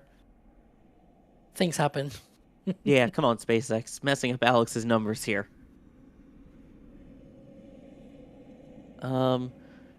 Here's one from Ginger Cream who's wondering, how long does it take to refill stage 0? And how is that going to affect future launch cadence? I mean, for future launch cadence, Magnus, they're just going to make their own. Yeah, right. When we say refill stage 0, are we talking about the tank farm? Yes. So they're building a pipeline to deal with the methane demand. So it was originally called Star Pipe, but I think that name might be changing because there was too much star in the area. So, and then they're also building the air separation unit, which is located outside the tank farm at the moment. The only thing that they still have to truck in right now is water, unless they lay down a water pipe. So the irony here is the most difficult utility here is probably going to be water for the water deluge, not propellant anymore. At least if they keep a somewhat slow cadence, because even the air separation unit is not enough to support multi-launches per day. They're going to need a lot bigger air separation unit. But at least the pipeline and the air separation unit is going to basically increase and reduce the amount of trucks that are on the road and hopefully increase that launch cadence. Yeah, and to be fair, right now, none of that is in place, right? I know people have been asking us if the air separation unit is active. It's not even complete right now. So, yeah. But as you said, in the future, once it's complete, that's the plan. It's a good plan in theory because they're going to need a lot of commodities, a lot of water, as we were discussing during yesterday's Stakeout stream, just to be able to keep up with liquid oxygen for their flight rate of 1 an hour. There is not enough liquid oxygen in the United States to allow for that, as is currently. So Yeah. Basically natural gas pipeline that then gets purified into methane and liquefied for the methane on Starship. You've got the oxygen from the air separation unit, the nitrogen as well from the air separation unit. The water will be piped in through the municipal water at Brownsville. A desalination plant will just take a lot of energy, so it's a lot easier to just take the one that it's already from Brownsville, and then deal with that later down the line. And so you've got nitrogen, oxygen, methane, and water taking off. I think they also use in some places like a bit of helium for the tank farm, but that can be trucked in very easily. Exactly. Speaking of using a lot of energy, I know Alex, Magnus, you've been on here since the beginning, so I want to give you guys a little bit of a break. Alex, thanks for hopping on the Stakeout stream. Yeah, it's been a pleasure, and I'm sure we have something else to talk about more about the pad later. Oh, absolutely. We're not going away here. We're just going to give some people a rest of their voices and bring in some fresh ones. Magnus, thank you as well. Always fun to be on. Hopefully we'll launch in 6 hours and 15 minutes. Oh, yeah. That's what we're all hoping for. By the way, we were talking about the cadence there. I mean, one of the things that they're going to need to get that cadence up is having more launch pads. A lot more launch pads. And right now, they're down to just one operational one anywhere, and that's Pad 2 after stopping Pad 1's use. How about we take a look at Pad 1 versus Pad 2 in this video? Pad 2 was first used for Flight 12 and will once again support upcoming Starship launches, but what makes it so much better than Pad 1, which supported the first 11 Starship flights? Well, Pad 1 was very much a Pathfinder pad, something designed to be built quickly and relatively cheaply to get SpaceX up and running. As a result, it was always a little rough around the edges. Pad 2, by contrast, is a complete ground-up redesign, built with Starship's rapid launch cadence firmly in mind. This pad no longer has 6 exhaust exits between the 6 legs, but rather 2 exits via a flame trench and split flame deflector. This flame deflector is the same kind of design as Massey's flame trench and the newer McGregor test stand. It comprises many separate pipes welded together with holes drilled in a pattern based on where the exhaust plume will hit the deflector. The main part that sits atop the deflector is the ridge cap, which has many holes drilled inside to spray high pressure water to help suppress the exhaust and protect the trench itself. This system is a major departure from the single plate design of the old launch pad, and as shown in the 33 engine full thrust static fire, it can handle longer duration static fires even at full thrust. Next up is the mount itself and the service structure to the side. These are also completely redesigned. The old launch mount was just a circle with tons of critical hardware on the inside. The new launch mount has moved all critical propellant, hydraulic, pneumatic and electrical hardware into the side service structure, enclosed it and isolated it from the rocket's exhaust plume. This setup, along with better gap sealing on the hold down arms, a positive pressure nitrogen environment in the mount and service structure, and finally the top deck deluge plate, should keep the launch mount very well protected against the exhaust of 33 Raptor 3 engines during liftoff. Along with these additions, SpaceX also split the booster quick disconnects and placed them opposite the tower to avoid the blasting that would occur to the old BQD. As we said, there are now 3 separate water deluge components, the 2 buckets or diverters, the ridge cap between them, and then the launch mount top deck plate. Each system has its own water tank supply and pressurization systems. This new system is very different from what was used on Pad 1. The old system used banks of high pressure gas tanks and then opened a valve to pressurize the system. Pad 2 uses sets of gas generators that use an oxygen and methane burner to turn liquid nitrogen into gas, which then enters the water supply tanks to pressurize each system. This then pushes water out at a high enough pressure to counteract the exhaust plume's pressure and protect the launch pad and flame trench. Next to the launch mount is the launch tower, which has newly designed shorter chopsticks and a completely redesigned ship quick disconnect arm. The tower itself has some major improvements over Pad 1's and even LC-39A's. The interior of the sections are much more organised with the high pressure electrical and main propellant lines. The tower also has a new roof covered with cladding to protect the top of the tower once SpaceX begins attempting ship catches. As for the chopsticks, they are much shorter than the ones originally used on Pad 1, which themselves had their ends chopped off after Flight 11. SpaceX has removed 2 full truss sections on these chopsticks. Now, you may think that this would not leave enough room for the booster or ship to land, but with the 3 booster catches already completed, SpaceX always landed on the inside part closest to the tower. These newer chopsticks also have changed stabilizer arms and are missing the ship lifting pins, since Block 3 ships no longer use that system to lift. The main chopstick actuators are also now electromechanical. And finally for the tower, the next biggest change is the newly designed ship quick disconnect arm. The shoulder, or part that connects to the tower, has some structural changes compared to Pad 1's arm and added reinforcements to help the arm withstand a quicker retraction. In addition, the innards of the arm are completely redesigned for a simpler, more compact design. Unlike the older arm, the QD plate itself isn't raised in a janky way because of constant modifications over the years. Last but not least is the tank farm itself. The pumps, supply lines and subcooling systems have been completely changed compared to Pad 1. Starting with the pumps, SpaceX, beginning with Pad 2, has adopted a fully modular design for all of its pumps and valve skids across its launch pads, Massey's and McGregor. This is a stark change from Pad 1, where the entire thing was a bespoke one-off design that had many problems to start with. Part of the changes includes adding more cryogenic pumps and subcooling capacity. On the LOX side, booster pumps have gone from 4 to 5, and subcooling capacity has increased by about 75%. For the ship, the number of pumps has increased from 1 to 4, and the subcooling capacity has increased by nearly 300%. For the methane side, booster pumps went from 3 to 4, and subcooling capacity increased about 100%. And for ship, the pumps went from 1 to 4, and the subcooling capacity went up 300% as well. Now, these upgrades, along with doubling the radius of the supply pipes, are allowing SpaceX to reduce their load times from 49 minutes to 38 minutes for both the booster and ship combined. Following Flight 12, the launch pad looked as though it had barely been scratched by the most powerful rocket ever flown. In fact, it sustained more damage during Booster 20's record-setting 33-engine static fire.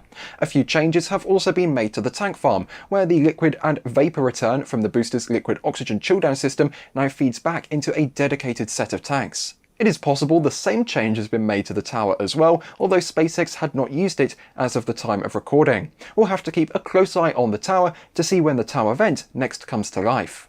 With these upgrades and following the success of Flight 12, we can't wait to see how Pad 2 performs as it supports more launches in the months ahead. All of these changes are set to help SpaceX push the envelope with the world's most powerful rocket and, hopefully, achieve a rapidly reusable launch pad. And you can see all the changes there between Pad 1 and Pad 2, and Ryan Hare version 1 and Ryan Hare version 2 as well. hopefully you're all still with us here. I'm Sawyer Rosenstein, continuing to host this portion of the Stakeout stream for Flight 13. Now, as mentioned, we have more people joining us. You saw him earlier getting into a bout with Dan. We have Max on for commentary from the field. Max, how is it going out there today, and what's the vibe like? Can confirm Dan and I are A-okay. Nobody was harmed in the making of that bit. But good morning, everybody. Well, it's still morning here in Starbase. But the vibe today, I guess, overall is much, much better. The weather is much more promising. Far fewer clouds in the sky, a lot more blue. A bit breezy like we've had in previous days, but nothing Starship can't handle right now. And an overall feeling of optimism. So we're hoping to keep that up through the launch window.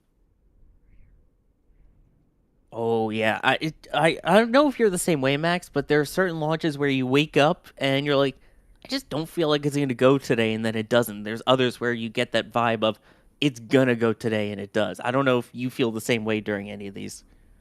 I don't try to jinx it, you know. If some launches definitely do have better feelings than others, but this one being lucky number 13 for Starship, I don't want to jinx it or get like too far ahead of ourselves. So it's not like, oh yeah, it's gonna go today.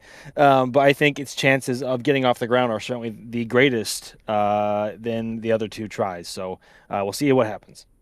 Yeah, you just get that vibe. You can't say it out loud all the time, but you get that vibe of like, yeah, this is a much better day.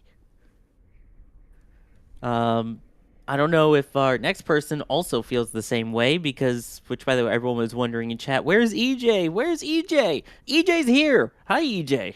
Where's EJ? There he is. What's up? How you doing? Good to have you back with us again today, especially after the long Stakeout stream that we ended up having after yesterday's attempt. Fun? You guys have a fun time yesterday? I had a fun time yesterday. It was good. I had a fun time yesterday. You know, you really enjoyed doing that Stakeout stream. Love, you know, maybe we should do it again sometime.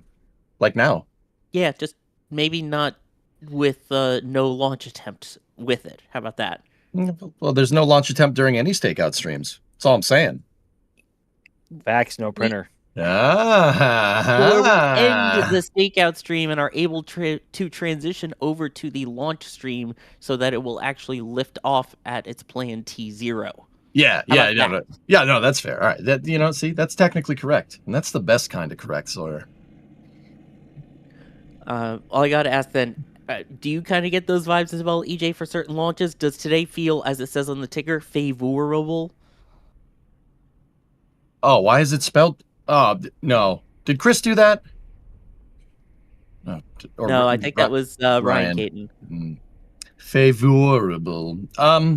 I don't know. I think the weather seems pretty rich, and the weather seems very rich and very well off.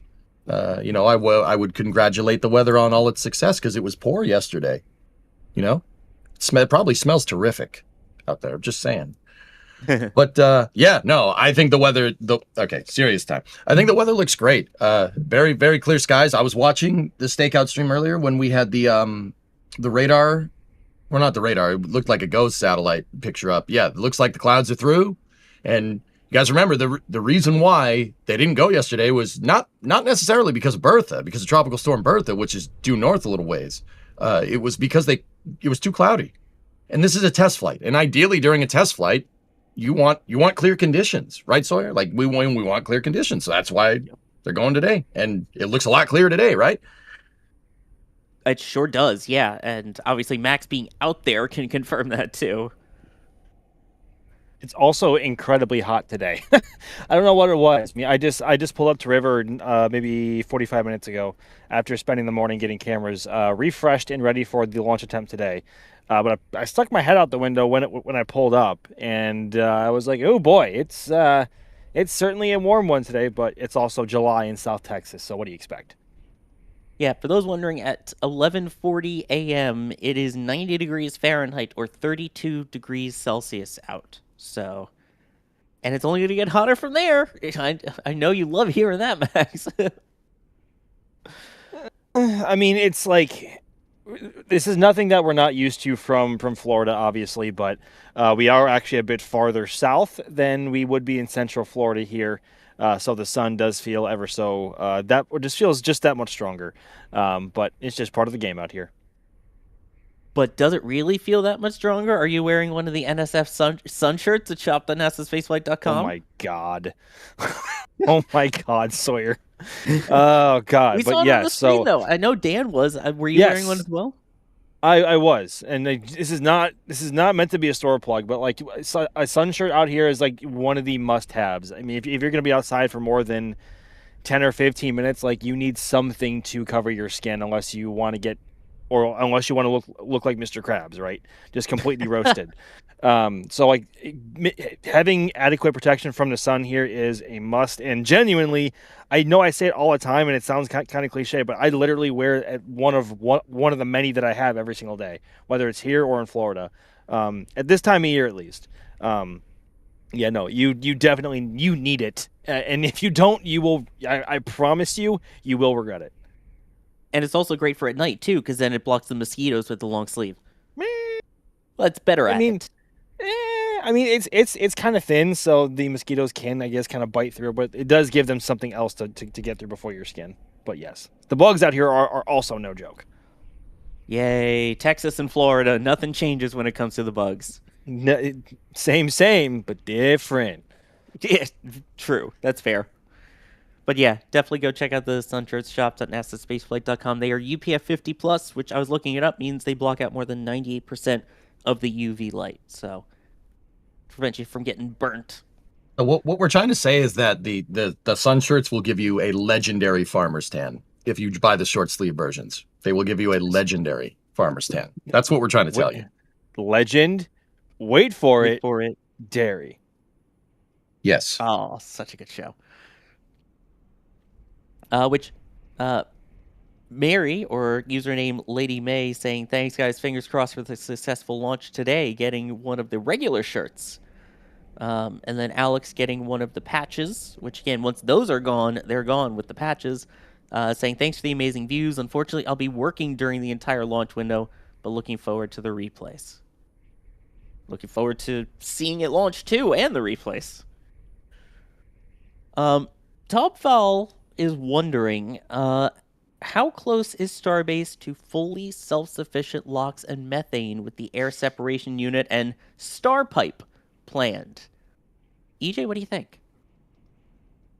Oh, we heard about Starpipe, a couple of months ago? So, I mean, and the ASU seems to be making good progress. I'd say a couple of months, maybe. Probably the ASU, I think, is going to get done before Starpipe. But yeah, we'll get to the point. We'll get to a point where you basically tapped into an infinite energy supply known as the South Texas oil industry, right? Like, this is the kind of stuff we were talking about yesterday, Sawyer. Like, we're almost to the point where they basically tapped into a almost infinite fuel reserve here, which is pretty cool. And I'm pretty sure the atmosphere isn't running out of oxygen anytime soon, and there's enough nitrogen. There's actually more nitrogen than oxygen in the atmosphere. So, we got enough to make liquid oxygen. We got enough to make liquid nitrogen. We basically tapped into the main fuel supply for the entire U.S. just north of here. So yeah, I mean, couple months before we're basically playing on infinite fuel. That's fun. I like that. You like that?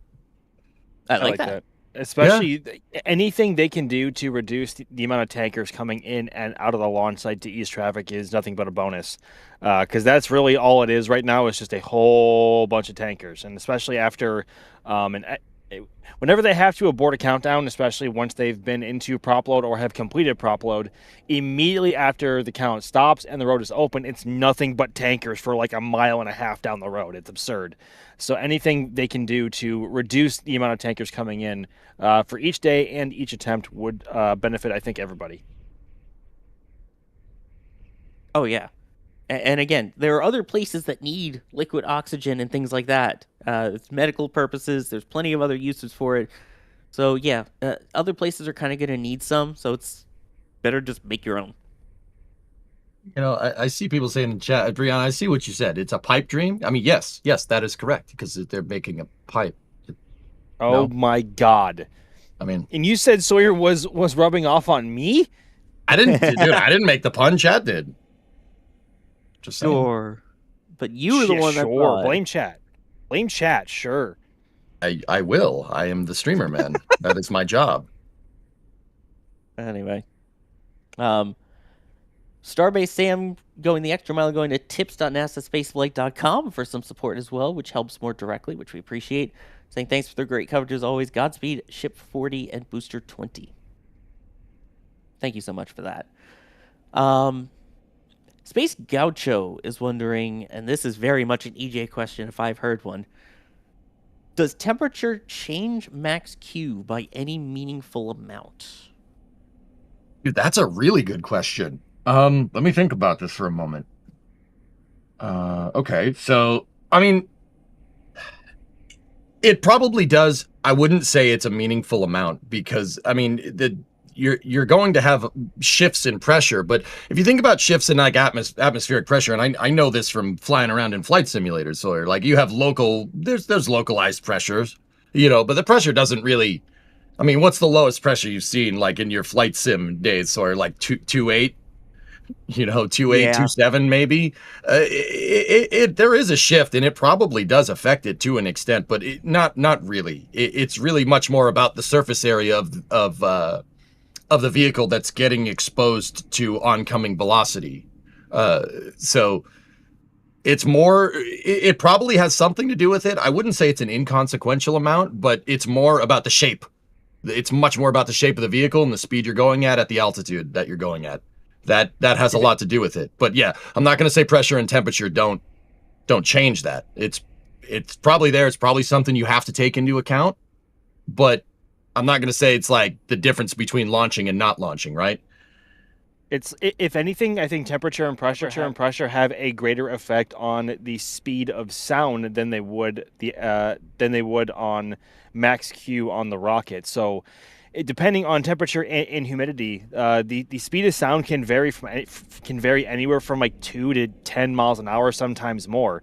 I mean, there's a reason why at very low altitudes to go supersonic, some fighter jets have to run full afterburner for a long time, and then once they're up at 35,000 feet or higher, they can super cruise or cruise beyond the speed of sound without afterburner. At much lower speeds, and then that's just because the air pressure, temperatures, and the levels of just moisture in the air are so much different than on the ground. So, if anything, it has a bigger effect on the point of which, or the speed of which sound travels than it would of max Q.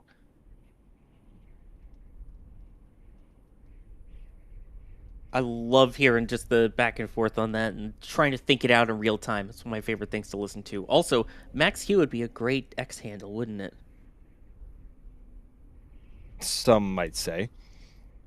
I don't know. Someone should do that, like underscore max Q underscore or something. Some say. Anyway, yeah.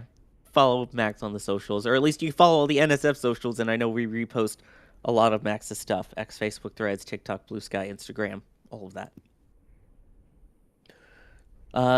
Starship V3 Wiki Fandom is wondering, Max, will the engines be at full thrust today? They weren't at full thrust on Flight 12, right? Question mark? I mean,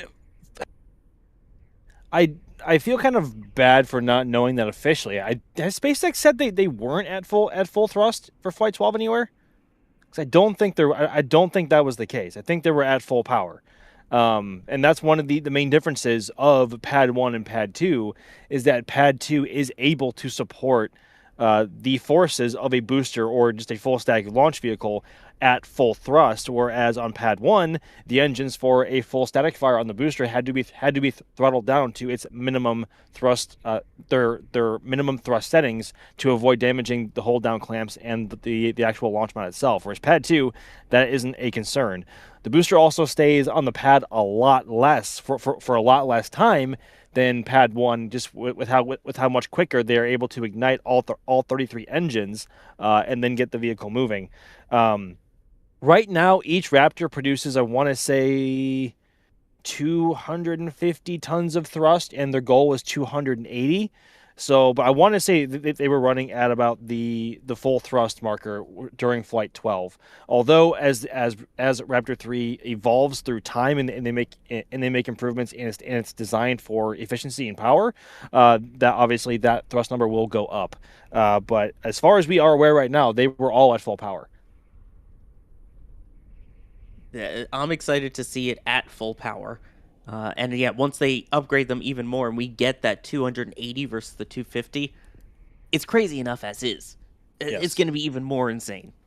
And mind you, that's already a jump from Raptor 2. I think, what was it, 220 or 230 tons? Like that's 20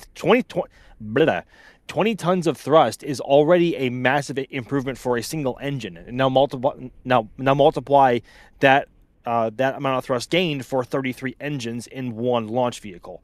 And then I'll obviously do the math again when they do end up reaching that 280 ton marker. So yeah, Raptor is one of the most impressive, if not the most impressive engine I think ever built in the history of spaceflight, although there have been a lot of incredible engines built in the history of spaceflight. But Raptor is certainly a unique beast. I mean, RS-25, you can't ignore it. For me, it's the F1. I mean, the F1 was just so beautiful. The intricacy that they did, the power that they got out of it, especially using 60s technology. I mean, Raptor is amazing, but I do like There's F1. something about the RS-27. You know what I mean? Wow. I know. There's a They were I don't know. back. That's just me. I don't. That's just me. I'm a goofball. Like don't listen to me. I'm a goofball. But that the is H1 that is engine? one of my favorite engines. Yes. Really? Huh. Yes. All right. It's a good choice. It's a good motor. It's all right. It gets the job done. Yeah, exactly. I mean, that was related to Saturn V's, wasn't it? It was one of the upper stage engines. No, the H1 engine was the first stage on the Saturn 1B. Oh, the 1B. That's what it was. Okay. Yeah, they were borrowed from the Thor missile. So the Thor missile, which is an IRBM, which is a Keralox IRBM, that for intermediate range, right? And then that made its way into a 2-stage vehicle, Thor Able, and then it became Thor Delta, which became the Delta series of rockets. But the engines were used on the Saturn 1B first stage. There was 8 of them.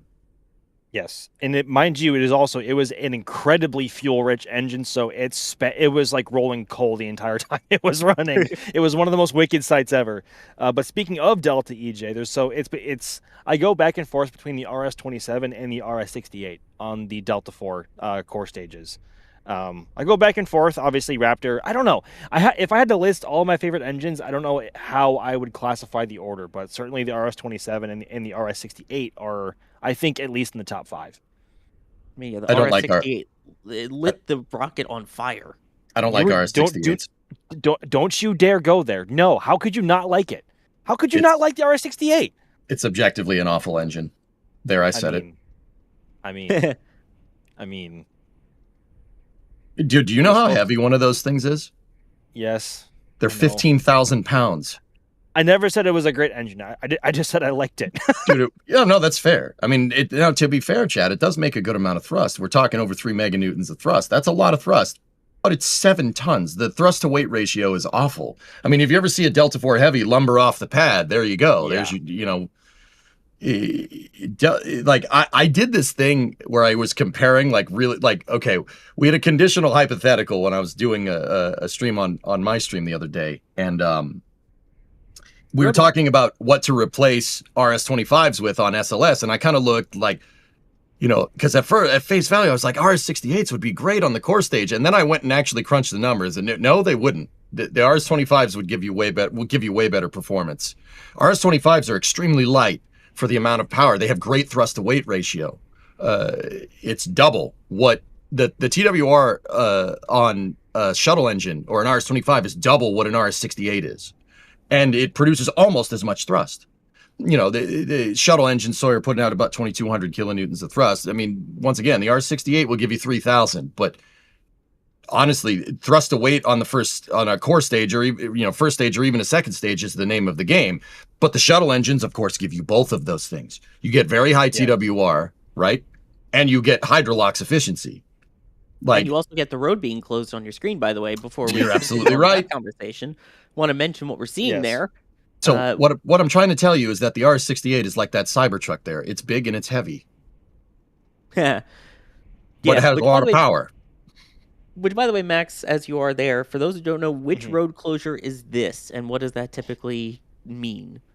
So this is the hard road closure right at LBJ Boulevard, just past the production site. So this is essentially the point of which no personnel at all, regardless of who you are, unless given specific permission, can pass. This is the closest any human can be to Starship when it is fully fueled and during launch. SpaceX employees do watch from the front lawn in front of the factory, in front of the offices.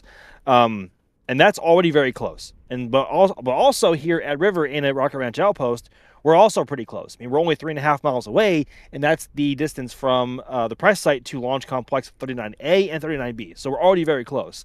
And LBJ Boulevard is also incredibly close. It's like a mile and change. No, maybe it's like a mile and a half away, I think it is, from the launch site. Maybe closer to 2. But either way, it is incredibly close, and that is the point at which no humans can pass unless you are given specific permission, say like the Pad Red team or anybody else.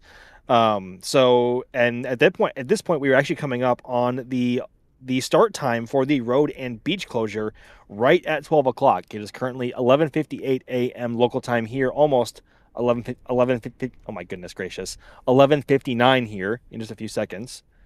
Getting there. Oh, well, yeah, we're close. But yeah, the road and beach closure begin at noon and should last at its latest until about 9 o'clock this evening. So we are approaching operations beginning, and that shows we are currently on track. We are indeed on track. That is what we like to hear. We also like to hear the words from Bideford with $50 of support here.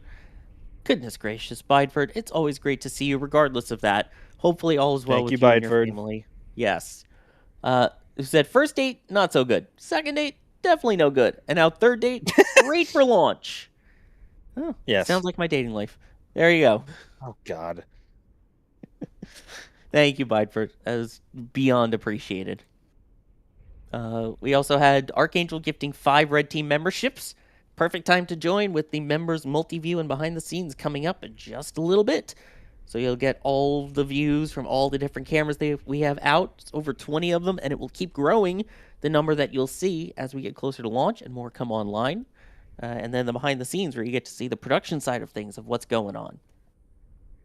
Sonny also grabbing one of those memberships, and Kevin getting the collector's patch from the shop at shop.nasaspaceflight.com, which I'm being told we have just over 30% of them remaining, and once they're gone, they're gone. Just a reminder, so if you want to get it, make sure you get it before they're gone. They're asking, why does NSF hate Cybertruck? Asking for a friend. I don't hate the Cybertruck. I like the Cybertruck, actually. I'm one of the few of us who actually likes it. I think To be fair. it's very easy to criticize something that you don't like, but it's a challenge to criticize something that you like. I don't really hate the Cybertruck at all. I think the 48-volt architecture is actually really smart for an electric I was vehicle. just gonna go there. Yes. Yeah, and it's steer-by-wire, 4-wheel steering, which isn't novel to obviously Cybertruck, but the steer-by-wire, I believe, is I think it's the first of its kind. Yeah, I mean Max, that's great. Yeah, the steer-by-wire is fantastic. I think the reason why the Cybertruck looks the way that it is because the looks are as avant-garde as its electronics suite on board. Like the 48-volt architecture allows you to use data cables for power and data connections. You can send 2 signals through one wire. That ends up making the wire harness on Cybertruck ridiculously simple. There's one wire that goes to the back of the truck, guys. That's it. One wire to carry the directional controls, brakes, different lights, etc., etc. It's actually really cool. And I think the avant-garde styling of Cybertruck is there to reflect how crazy of a departure it is from the underpinnings of it, comparatively to the rest, to any other car.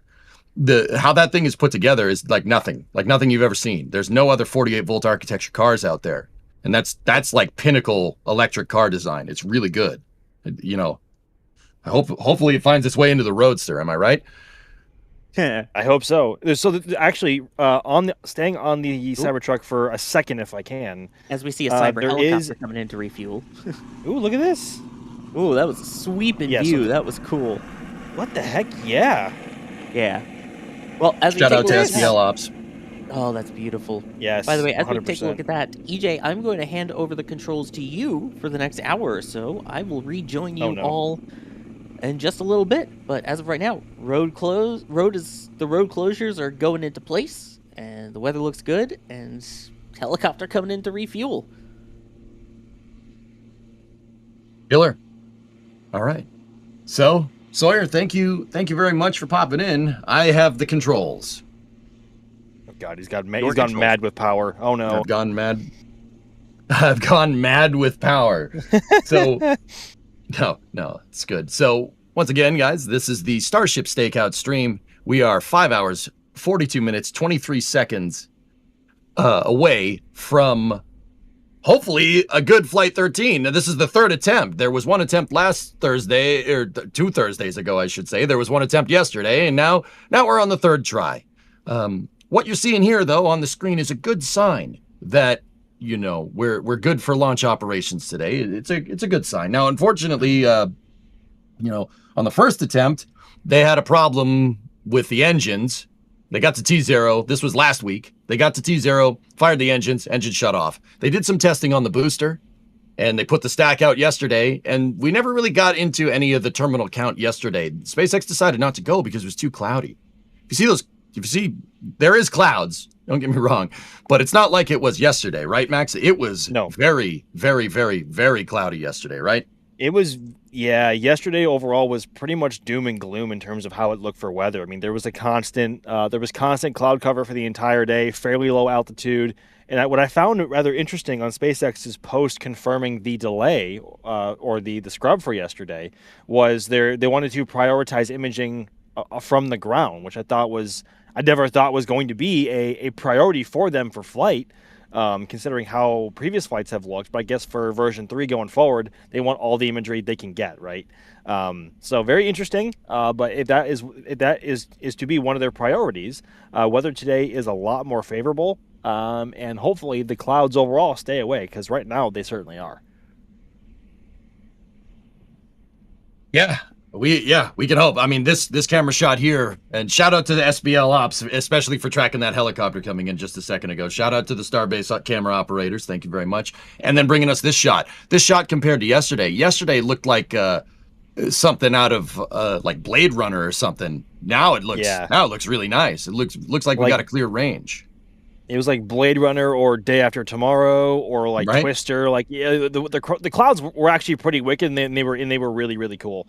There was one shot, I think it was from this very camera on our trailer by Hopper, where the clouds were like super wavy. The texture was crazy. The coloring was kind of nuts.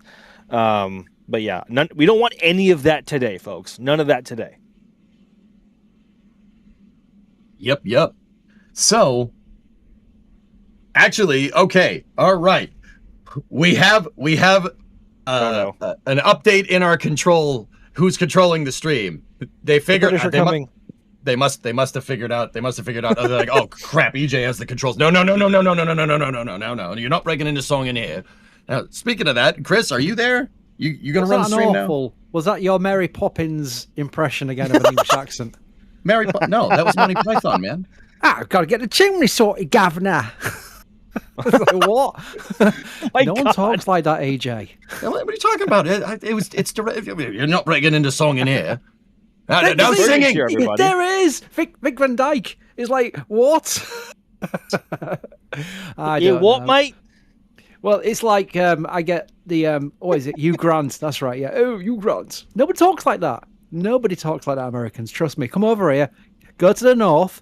Get a proper accent. You'll understand. There we go. Right. Anyway. All right. An accent's a proper accent, Chris? Good Lord. Yeah. Chris, I'll tell you, I can do a good Chris Kamara impression. I don't know, Jeff. Hang on. How do you know Chris Kamara? Because I know football, dude. Your football. We call it soccer, though, because you don't know how to call sports correctly. No, it's because you kick it with a foot. It's a ball. No. We are going way off. We're going way Common off here. sense? No. Look at the helicopter. Just look at the helicopter. See, that's nice. Isn't it nice? That's great. Isn't it? Yeah, that's cool. Anyway, Starship. 5 hours and 38 minutes to launch. I actually thought I was on in an hour's time, so I've just rushed on. I am literally going to publish an article live on stream because I've just finished off the Blue Origin. New Glenn second stage is going to go to Stennis, the B2 test stand for testing. So when they usually test their second stages and their first stages, they do it on their launch pad that no longer currently exists as activity. So they've sent it to Stennis, which is a really clever move. And I really like it because it was repurposed for the exploration upper stage, which was SLS's second stage, which is no longer happening. So they've found a purpose for B2. They've found a solution for Blue Origin. It's brilliant. Typical Jared. Really is. Now, The finding solutions. I love it. I absolutely love it. So I've written an article on it. I'm nearly finished with it. I'm going to try and find some questions that let you go on forever, and I'll get to it. There we go. Oh, we've got members multi-stream as well. Everything's happening. I can't multitask, Kevin. I can't multitask. but anyway, we can multi-view, though. Well, I'll tell you what we can do. I'll tell you what we can do. You're not Sawyer. What we can do is we can status update where we are with the weather, because I know every time I've looked at chat, the question is, what's the weather like? And it's a fair question because that's what caused the delay yesterday. So how are we looking so far, Max, on the conditions right now and also as we come up to the window, because that is the key point, isn't it? It very much is. And in 2 words, much better. Obviously, a lot more blue skies overhead today. Some clouds more inland, but obviously being right next to the Gulf, that's typically where the clouds end up forming, and anything close to the coast usually ends up being in the clear, and that is, of course, one of SpaceX's objectives, or I guess criteria for launch today, is a decent enough visibility upwards for their tracking equipment. But overall, weather is looking much better today. Still on the breezy side with a wind coming out of the south right now. Excuse me, but certainly nothing that I think would cause any issue for Starship right now. You would think that Starship would be one of the more vulnerable rockets to wind, kind of like Falcon, because of just how large it is, and also the flaps on ship at being at the top of the rocket, making it somewhat unstable in terms of aero. But Starship is a pretty robust beast, and I don't really foresee the winds causing that much of a concern or a headache for Starship or its launch controllers at all for today. If there is going to be a problem and Starship ends up going into the launch window, I do not foresee the weather being the concern unless the winds pick up dramatically and go beyond the threshold of what it can handle. But overall, weather is looking much better today. As you can see on the left-hand side of your screen, the overall cloud cover for the Gulf from Florida to the east coast of Texas and Louisiana, and all the way up there as well. So overall, much better for today, as Bertha has thankfully cleared out. We don't want Bertha around these parts anymore. Very good news. Very good news indeed, because we do want to stress that, because I saw a few people on social media saying, what is wrong with this rocket? Why won't it ever launch? There was nothing wrong in the countdown. It was purely to do with the weather and also the imagery. SpaceX did go a little bit further than just saying delayed because of weather. They said they wanted the weather conditions so they could get the proper photography of the vehicle going through Max-Q with the TPS, which is an objective of theirs. So that was a perfectly good call. And hopefully this time round, that won't be a problem for the actual launch being given the green light. I do now have the member multi-stream madness posted to the community on our member thing. It is all member level areas. So you don't have to think, oh, it's like tiered. No, anyone who's a member, gifted or not, you could be gifted a membership. You've got access to all our cameras now. Not just the full screen you see on right now, all the cameras, all the time. Literally crazy. You'll see what I mean when you get in there, because it really is, it's hard to describe. Alex has got is it breaking news? EJ, is that beach closure breaking news? They're going to hit us with the stinger? Like, I'm waiting for it. No, because last time we did that, the stinger happened after we finished. Oh, there it is. It's fast this time. They did it! They did it! All right, so Boca Chica Beach is closed. Another good sign here for a trending positive launch today, right, Chris? It does, yes. Thank you, EJ, as I was taking a drink. It's very good positive news, yeah. My bad. I'm used to hosting with Ryan and Alex, where I basically ask a question and I can just pop off for 5 minutes and pop back when they're finished. But it is good positive news. It's all part of the progression. It's all the checklists as we check things off towards this launch. Because people will be more and more popping in. There's like 11,000 people in now. There's 6,000 in early when I was on first time round. So you can see the audience growing as we get closer. And then it gets really crazy about 1 hour to launch.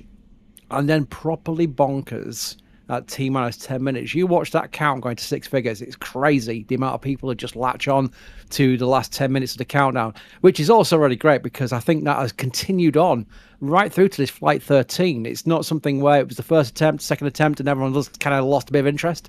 It's still there, and that's important. And then it's only going to gain again because we're going to start seeing booster catches return. We're going to start seeing ship catches. And a question related to that, almost a designed segue. It wasn't. It was just perfectly in order.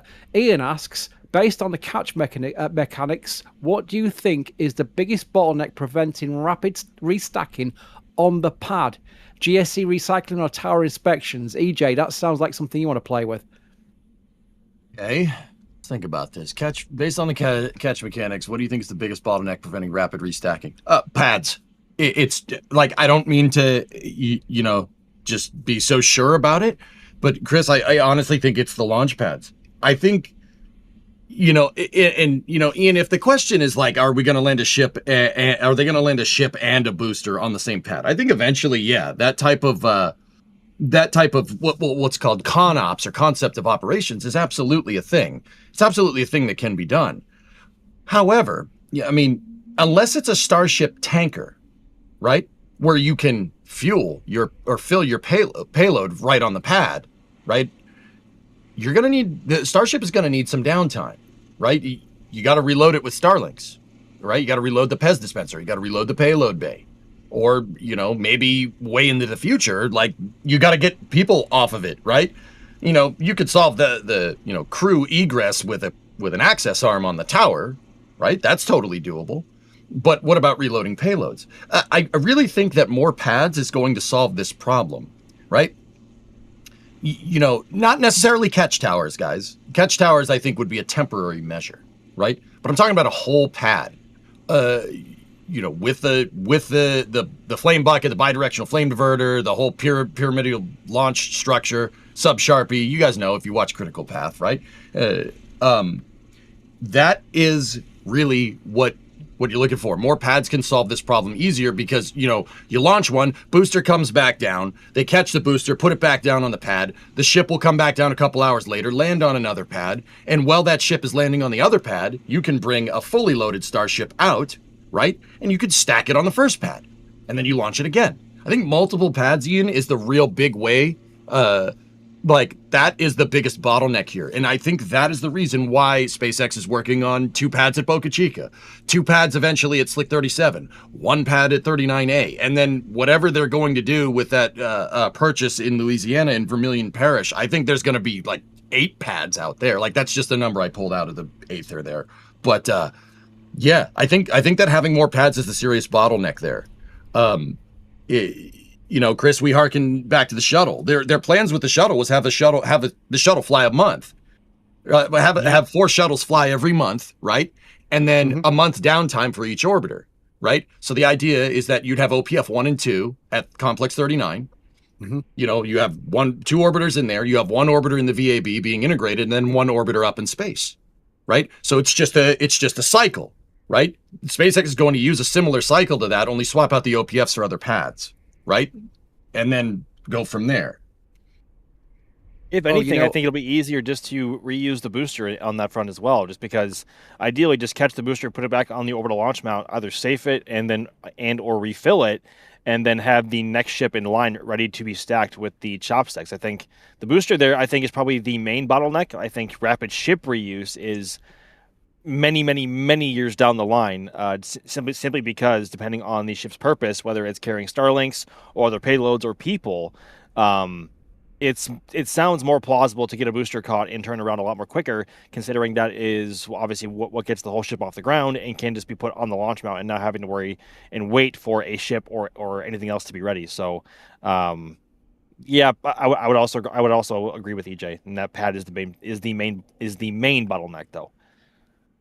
It's amazing that the shuttle reference there from EJ is spot on. I mean, it's also very relevant. We can talk about history about rockets and whatever, but there is a very, very big relevance in that before the shuttle first launched, their plans were exactly that, one a month, and they were looking at manifests. I've got a manifest in L2. I've got several actually in L2.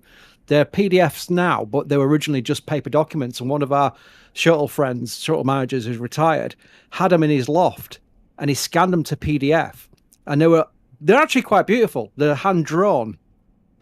Before the days of graphics from 1978, and it was showing the shuttle manifest, the envisioned shuttle manifest with the orbiters, with the payloads. I wish. And it was every 3 weeks they were launching. Oh, that would have been so good. They never dude. got close. They never got close to that. And there was a rotation, one in space, one in the OPF, one going to the pad, one in maintenance, back to Palmdale. It really was. It looked amazing. And you can look at Starship and think, well, Starship's going to do this. And then you have that back of your mind, well, the shuttle didn't manage it. It's so different now. I mean, EJ, this is not the same issue shuttle had. They're not looking to go through this major maintenance. It's always a question mark until they prove it, but it's a completely different kind of rocket. And they may just finally get that sweet spot of rapid reusability that we've all been waiting for. Yeah. I mean, yeah, I think they can get it, and I think with more pads that you can really solve this problem, because it's not like we have the VAB to stack stuff in. The whole point with Starship, Chris, right, is to have the things on the pad ready to go. Like, and in this kind of analogy, I suppose that a pad is basically a quote unquote OPF for the booster, right? So if you have more pads, you have more OPFs, you could support more throughput that way. And then you can support simultaneous catching and launching operations, even with just 2 pads at each site, right? They have 3 at the Cape, right? And then 2 at Boca. And then, however many they'll end up having in Louisiana. Yeah, multiple pads really are the solution to throughput here. And once again, fellas, like, just to be very clear, that's not necessarily the case with the space shuttle. The case with the space shuttle was more or less just doing it.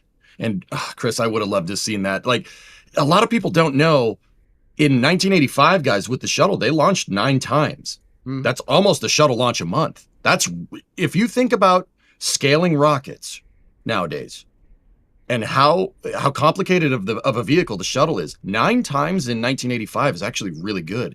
Even before STS-51L, which was in January of 1986, there was already a shuttle mission that had flown. In 1986, guys, what they were aiming for is 1 shuttle launch every 2 weeks. And then 1987 would have been 1 shuttle launch a week.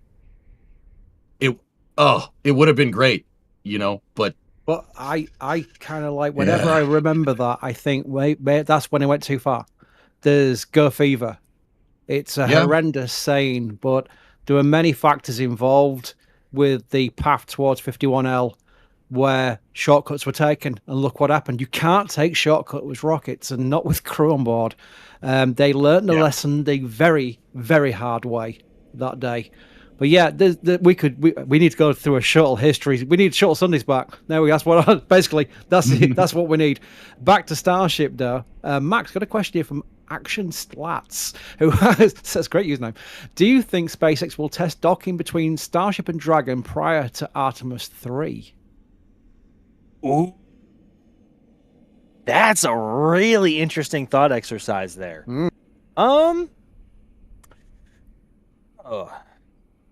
I don't know. It doesn't seem... It seems both like a good idea, but also like a nightmare for... I can't say the word. Logistics. There we go. Just simply because they only have, I think, 4 or 5 Crew Dragons in rotation right now, and each of them takes a long time to refurbish after their 6 or 8 month stay on. Those vehicles cannot be rapidly turned around, and they're all, I think, currently in either refurb for a mission, for a future crewed mission, or something of the sort. That being said, though, they could use Cargo Dragon. They do have a handful of those as well. To test the docking system on. I guess technically, yes, they could, and I mean, it's just the international docking adapter. If they want to test the actual docking system itself, they could just put 2 docking ports together. Like it's not that difficult to do on the ground.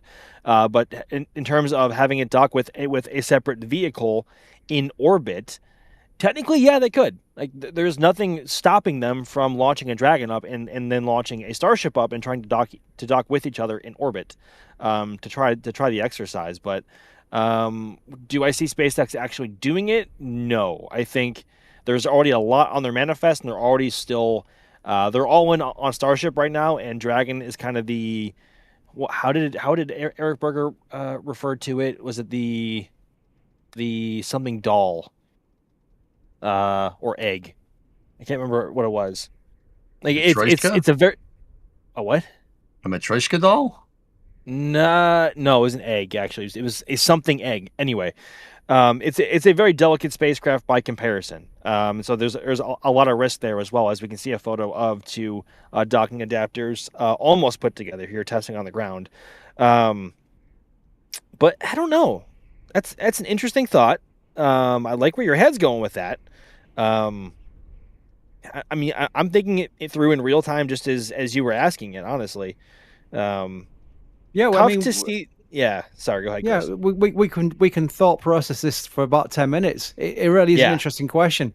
It is. I would say when we ask questions like that, chat join in, because it is an interesting thing where we've seen, for example, with Blue Origin, and the completely irrelevant to the docking part, but to do with second stage testing, they aren't going to be stood down and not doing testing. They're going to use the B2 test stand at Stennis, which is a great fit for getting ahead for when they get the pad back. So there's lots of get aheads, and that would be a get ahead if they could pull it off. I did see a question while we were talking about it saying, will Starship ever dock to the ISS?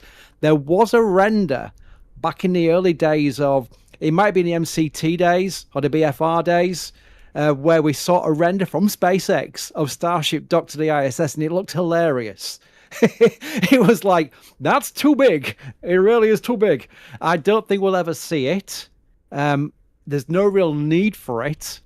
I think the whole focus will be on the path that SpaceX has provided us all now, which is to launch Starlinks, to launch the data centers, to get to the moon, and then to Mars. And then beyond then, because I don't think Mars is going to be ever the end goal for SpaceX. They want to go from Mars and further.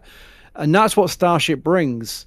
It is, I'm desperately trying not to mention shuttle every time I talk, but it is a kind of shuttle thing where the basis of shuttle was to do multitasking things. It was not just a one-trick pony, and Starship is not a one-trick pony either. I'm going to quickly thank some people, by the way, because we get support, and I'm always extremely grateful for people who support us, what we do, because these cameras you're watching right now, we're going through these cameras. They're all our cameras. We're not just talking over somebody else's stream. We're not talking over the SpaceX stream here. These are our cameras, and they are not cheap, and all the equipment that goes with it are not cheap either. So, thanks to the community, we can afford to do this. Archangel, we be vibing. That's the comment. William has got something from the store. So, look, thanks for all the coverage. Sun shirts and broadcast. Have you got a sun shirt? Oh, you have? Awesome. Oh, it's a TPS one. Hey, yes. There we go. No guarantees or any promises from NSF of any protection during re-entry. I'm sorry. If you feel like doing a skydive out of a vehicle in space, it's not going to help you. But it's an awesome shirt. So there we go. And you will look very unique and different, and your fellow rocket friends will get it immediately. There we go. That's a cool thing. William Smoothers, Ship 36 aka the Disaster is a t-shirt. I'm wondering what the reference is there, but I'm reading it out either ways. Fair mentions RS-25 paved the way for reusability we're seeing today. Starship owes so much to Shuttle for really paving the way to reusability. Right, let's dissect that. I'm sorry, but that's a question. We've got to deal with this, AJ. Right, let's start with you, AJ. All right. The RS-25 is an amazing engine. Yeah, and great. I actually know SpaceX Raptor people who say the same thing. They say RS-25, yeah, amazing engine. They all agree it's an amazing engine. It was a reusable engine. Obviously, with SLS, it's getting one final go, and that's it. It's not going to get reused. How would you say RS-25 as an engine has helped pave the way to our new era of reusability? Ooh, Okay. I would say that, I mean, Chris, not to change the subject, but if there's one big thing that the shuttle paved the way for in reusability, it's definitely the tiles. I mean, look at the tiles on Starship. Those tiles exist because they're not necessarily based off of the silicate tiles from the shuttle, right? But the tile systems are something that came about from the shuttle program, first and foremost. Now, if we're going to talk RS-25s, in terms of technology, I'm not 100% sure that, Raptor is in the same family tree as an RS-25 engine. If we're talking about like specific parts on the motor, I think it's the idea of what a reusable vehicle should be and how reusable engines should work is what really is the big contributor for SpaceX. Because the Raptor is, the helicopter coming in. So that's November 429 X-ray coming in for refueling here on Highway 4. I think it really has more to do with the idea of what a reusable engine should be. The RS-25, and later the Space Shuttle main engine, was designed to be reused 55 times. It's something they never really ended up doing, but having reusable engines is something that, the shuttle program kind of started. And I think Starship is carrying that torch, so to speak. In terms of, if we're going to talk actual specific, like technical architecture, right? Let's just go right off of like the ignition actuation. Raptor is using some type of trick ignition system, but it's an ignition system that can be lit every single time. Like you could start it. So it's kind of like a torch igniter or a spark igniter.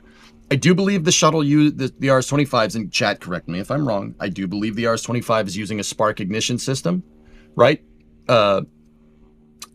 And just right there, a spark igniter is something that you would use on a reusable engine because it's reusable, right? If you consider like a Merlin 1D engine, and this is not to denigrate a Merlin engine by any means. It's one of the best rocket engines ever designed, period, right? The Merlin engine has pyrophoric ignition, meaning you have triethyl aluminum and triethyl borane. And when it's called TTAB for short. When TTAB combines, it becomes a pyrophoric chemical, meaning that when TTAB combines and finds oxygen, it makes fire. It's pyrophoric with oxygen, so it combusts if it finds oxygen, just because weird chemicals do be like that. Chemists just look at me funny if you're watching the stream. I know what it does, but that's the plain English way of saying it, right? That is something that needs to be, that's a wear item. Obviously, you can only carry a certain amount of TTAB on every Falcon, right? And that was a good bridge technology for reusability, but it's not full reuse. Every time a Falcon 9 lands, it has downtime where they have to refuel, they have to replace the TTAB. I mean, generally they're in a cartridge, but they have to replace the TTAB. I don't know how they do it on the Merlin engine, but it's a cartridge, like a little CO2 cartridge that you'd use on like a paintball gun or something. But generally the cartridges, SpaceX probably has their own way of doing it. But even like the shuttle engine using a spark igniter, or like Raptor using some crazy, I think it's an acoustic igniter, I think. Using something like that paves the way towards reusability. And it's the ideas that came out of the shuttle program that really SpaceX kind of cherry picked, so to speak. I think there's much more, it's much more like, oh, we should use that. Oh, we should use tiles. Oh, we should use this type of ignition system so we don't have downtime on our Raptor 3 engines, right? And I think that's really where Starship is carrying the torch of the shuttle program in many ways. Anyway, sorry for the long-winded answer. Chris, back to you. I actually, now chat knows I'm a shuttle fan. So don't think I'm being negative about shuttle for a reason. I'm being negative about the shuttle here because it's a reality. I think a lot of the reusability we've seen today is learning from the mistakes of the shuttle program. Yeah, ideas, good and bad, right? Yeah, good and bad. I mean, you're completely right, EJ. I completely agree with everything you said. But also, as a balance, I would say, as we all know, anyone who followed the Space Shuttle program knows it was not a perfect program at all. I mean, the vehicle was designed wrong from the start, and that's actually documented. There's no that's Chris's opinion. It's documented as such. But that's a legacy. And it's still a positive if you think about it. Let's learn from the mistakes of the past and implement the solutions into the future. And I think SpaceX are very good at doing that, not only with previous rockets, but with their own rockets. They are the test, fly, fail, fix, fly again kind of people. I'm sure I butchered that, but there's a saying that SpaceX use, and that has been employed, and we've seen it being employed with Starship. And I think that will put them in a very good stead going forward. We'll be looking back on these programs, these test flights, in years to come and go, oh, I'm glad they learned they'd lost the vehicle then and not like now with a crew on board or something like that. It's very important these test flights find the issues and they find the solutions, and we've seen them employ it because we're on block 3. So there we go. There's your proof. Yeah, I love conversations like this because a lot of people are getting into rockets now because of SpaceX and because of Starship. And it's important to give them some historical context because it wasn't like there was nothing before. There was lots before, and there was a lot of things you can learn from before that really can apply to what we're watching today. Anyway, moving quickly on. Oh, Max, Teddy wants to know, what was the closure for last night, the road closure? Last night? Yep, there was a road closure last night. I know the answer, but I was letting you answer it. I can't. Maybe I feel bad. I'm not aware of a road closure last night. Yeah, there was. Was it from Massey? Oh, was that 18-3 coming back from Massey's? It was Ringwalls. Ringwalls moving, but everyone got really kind of like panicky when the closure came up because everyone's thinking, uh-oh, it's not just where there's something wrong with the vehicle, they're going to destack it, and it wasn't. It was just like rings and stuff, so it was nothing to do with the vehicle itself. But that's why people were asking what the closure was about in the end, because I think most people went to bed after that and it was late at night. NNNNNSSSSF. That's the username. I'm going to put it on screen so that people don't think I've just gone completely crazy. Excited for launch. That was the message. Someone's got the username NNNNSSSF. I like it. Graham got something from the store. What did Graham get? Graham got the Raptor Wrangler mug. How powerful? And a question with it, because you can ask a question while you're actually making your purchase. It's like a super chat almost. How powerful would a giant SRB the size of Starship be? Oh my, AJ, help me out here, because it's going to be big.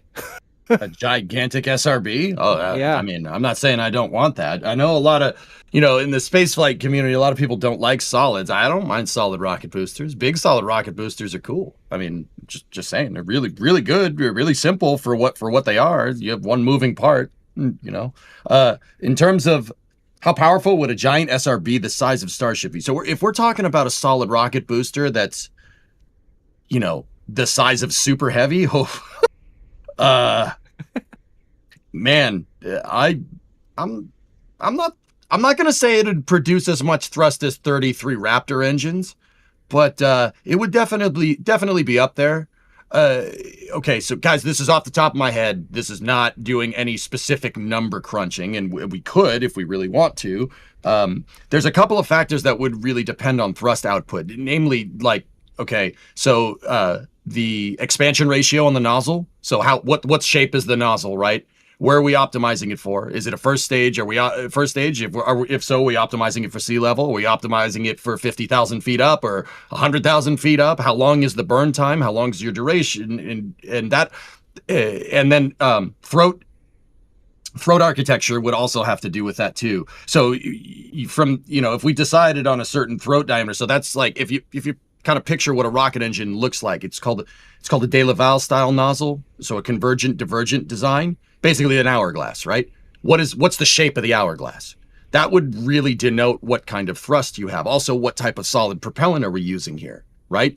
I mean, okay, if I'm just gonna make stuff up, let's just say we're using hydroxyl terminated polybutadiene and ammonium perchlorate, which if some people, I can see it through the computer. So I just said those words and some people are like, yeah, all right. Well, yeah, we'll use that, man. What is that? I don't know.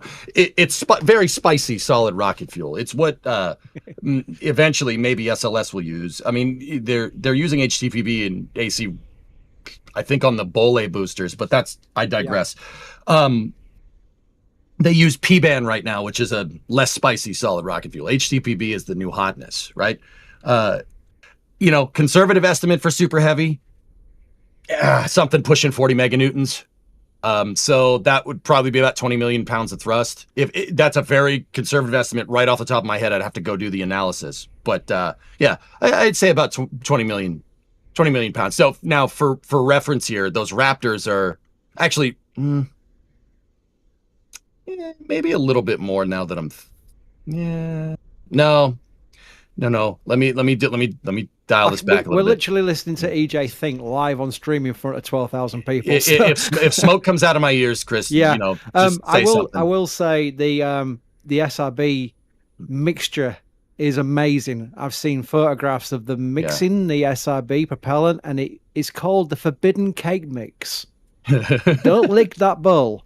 That would make you very ill very fast. Okay. But it does look like cake mix. It really is. And they literally do mix it with a giant cake mixer. I'm not even joking. It's incredible. So that's a lot of fun. Thank you to a few more people. Padrat members, Paul and AD Evans, thank you very much for your support. Very much appreciated. I've got a kind of relevant question here from SR War, who asks, could Starship do a submerged launch like Sea Dragon? Oh my word, now, for all mankind, immediately comes to mind the end of that series where we see Sea Dragon lifting off from the ocean. It looks incredible. Was Sea Dragon one giant SRB? AJ, I'm trying to think. No, Sea Dragon used a pressure-fed hydrolox. Right. Yeah. I got some better numbers, guys. I actually went and started thinking about it with a calculator. Was it Hydrolox or was it Carolox? I thought it was Carolox. Yeah, Hydrolox in the second stage. It's all pressure fed though. It's pressure fed liquid fuels. That's the only way you're going to create enough flow to support the flow rate to move 450 tons into space. Guys, I did do some math out. 20 million was a little bit of an overestimate. I would say a solid would probably produce 10 to 12 million pounds of thrust, which is it's a lot, but it's not as much as 33 Raptors. It's a lot. Like that 20 or 10 to 12 million pounds of thrust that's really, really powerful. For instance, like, okay, so Starship with the 33 Raptors is pushing, I believe it's 17 million pounds of thrust or about, it's somewhere in the ballpark of like 72 to 74 meganewtons of thrust. Saturn V is 7.5 million pounds of thrust or about 35 meganewtons. SLS is about 8.8 million pounds of thrust, so it's pushing almost 40 meganewtons. So yeah, I'd say 10 to 12 million if you had a solid rocket booster the size of Super Heavy. The thing is that thing, your burn time would not be, I mean, unless you were using so Chris said it's like baking a cake, right? In ways that you can bake a cake into a different shape, like a bundt cake versus a layered cake. You can do that with SRBs to get to change your burn time around. It's called grain packing. And how the grain gets physically packed into the SRB will adjust your burn time because it changes combustion chamber geometry over time to be either bigger or smaller to produce different flow rates so you can modulate thrust with an SRB. It's just pre-programmed into how the grain is physically packed into the booster. Yeah, with something like that, I mean, yeah, it wouldn't produce as much as 33 Raptors, but it would go. It would be powerful. Now, in terms of Starship being able to do a submerged launch like Sea Dragon, I would say no. I don't think so. The stainless steel, provided, like, let's go off the conditional hypothetical that Raptors could fire underwater. I mean, they probably could. It'd probably be fine. I mean, maybe test it. I don't think the stainless steel. So SpaceX with Starship is using 304X stainless with a 4mm tank wall diameter. See, that's where I think you would run into some issues. Sea Dragon was using basically ship grade steel. The whole idea behind Sea Dragon is that it was built in a dry dock, the same dry dock that you would build an aircraft carrier in. And because of that, it's made out of similar steel that you'd find on a ship, on a sailing ship, right? Well, not a sailing ship, but you get what I'm trying to say. Yeah, the end result there is that you'd have a tank wall. 429 X-ray is still sitting there. The end result there is that you'd have a rocket that'd be able to handle the hydraulic pressures associated with igniting an engine underwater, right? You wouldn't necessarily get that with 4mm thick stainless. I think that would be, if anything, guys, that would probably be the issue. That and Starship tiles really don't like getting wet.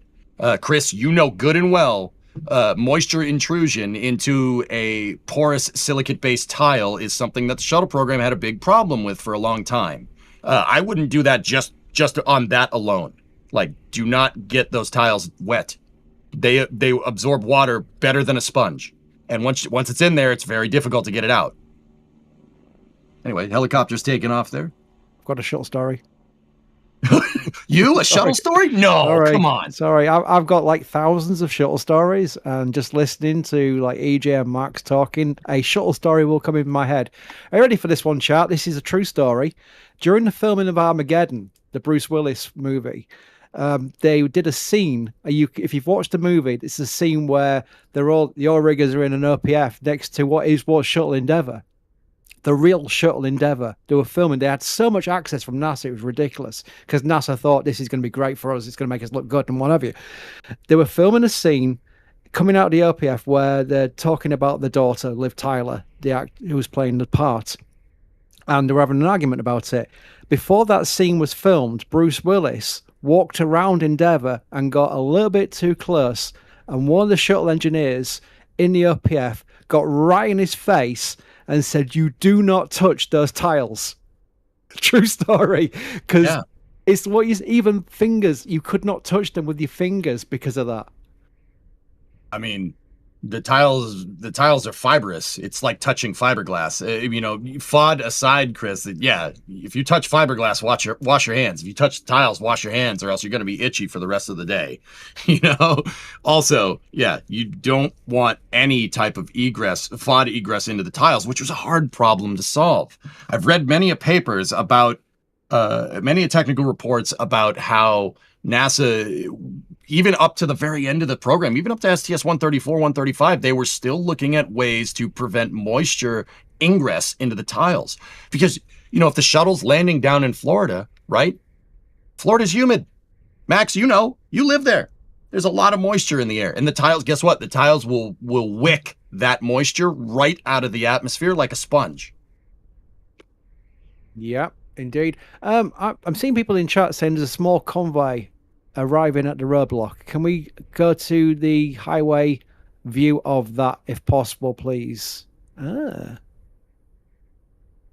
a lot of Cybertrucks, isn't it? It is a lot of Cybertrucks, yeah. But Max, isn't this quite normal? There's no panic just yet because we're still 5 hours to launch. Yeah. No. Certainly no time to panic whatsoever. So even though the hard roadblock is there at LBJ, just past the production site, if the pad is still safe to be around, they will still allow tankers and the necessary personnel through, being like pad red teams or pad personnel who need to go tweak hardware, get an eye on something or what have you. But mostly tankers. But that Cybertruck convoy could have been Elon. That could have been just a convoy of workers. I don't know. But just because that roadblock is there does not mean it's permanent from that point forward. But I think once we reach probably the T-3 hour mark or so, thereabouts, where the pad will be deemed unsafe to be around due to tank farm activity, and there will be nobody out that way, and it will be cleared of all personnel completely.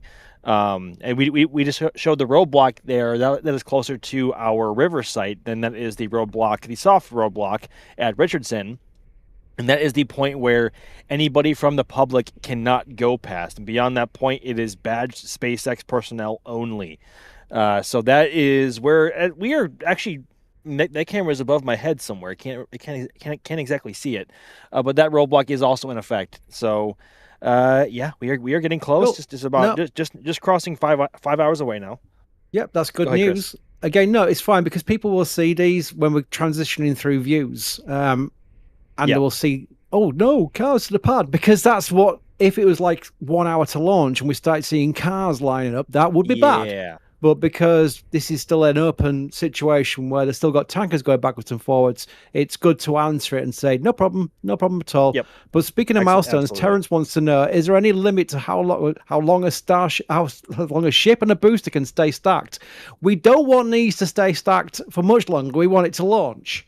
But I don't think we've ever heard of any kind of limitation on how long it can stay in a stacked configuration, have we? I don't think so. I mean, it's not like once you begin stacking SRB segments in the VAB, you have an allotted 12-month time frame before you need to get everything recertified. Don't know if we're aware of any limitations to how long Starship can be stacked. I mean, they're designed to be stacked for as long as they need to be. But if they have to be stacked for a longer period of time, that usually suggests a larger issue, which would then probably warrant a destack and vehicle inspections over in their respective megabays. But not aware if we know of any exact timeline or restriction, do we, EJ? No, we have no shelf life on how long they can keep that out there. I really don't think you'd want to keep it out there for like a month. You know what I mean? And with the rapid reuse, right? Like, yeah, I mean, we were talking about moisture ingress. Well, Starship with those tiles sitting out there in the salty air, I would be I'd be a little worried about that. But then again, what's up? No, I was just gonna say that the bigger limitation there is just the vehicles being outside rather than actually being stacked on top of each other, because the air here, it is not a friendly environment here in Starbase. It is hot, it is humid, the air is salty and corrosive. It is not friendly to any piece of space hardware. So, I think the bigger limitation is just how long the vehicles should remain outside. Very good.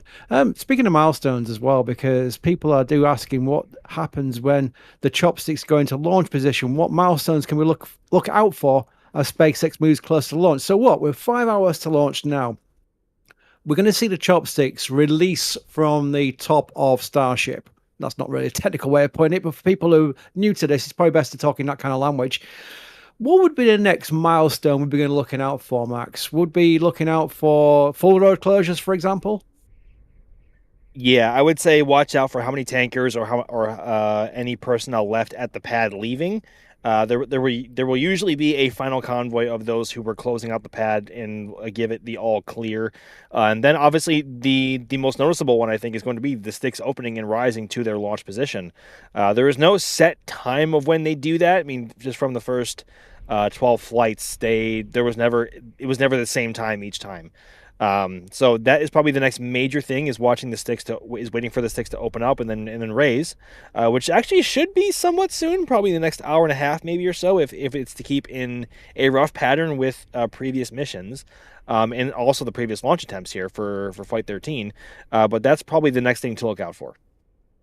Very good. I did see a question I've got an answer to. In fact, we'll deal with this one first from Alan Rose, who says Saturn V only launched 2 test flights, or required 2 test flights. Well, even the space shuttle literally didn't launch any test flights. STS-1 was a crewed launch.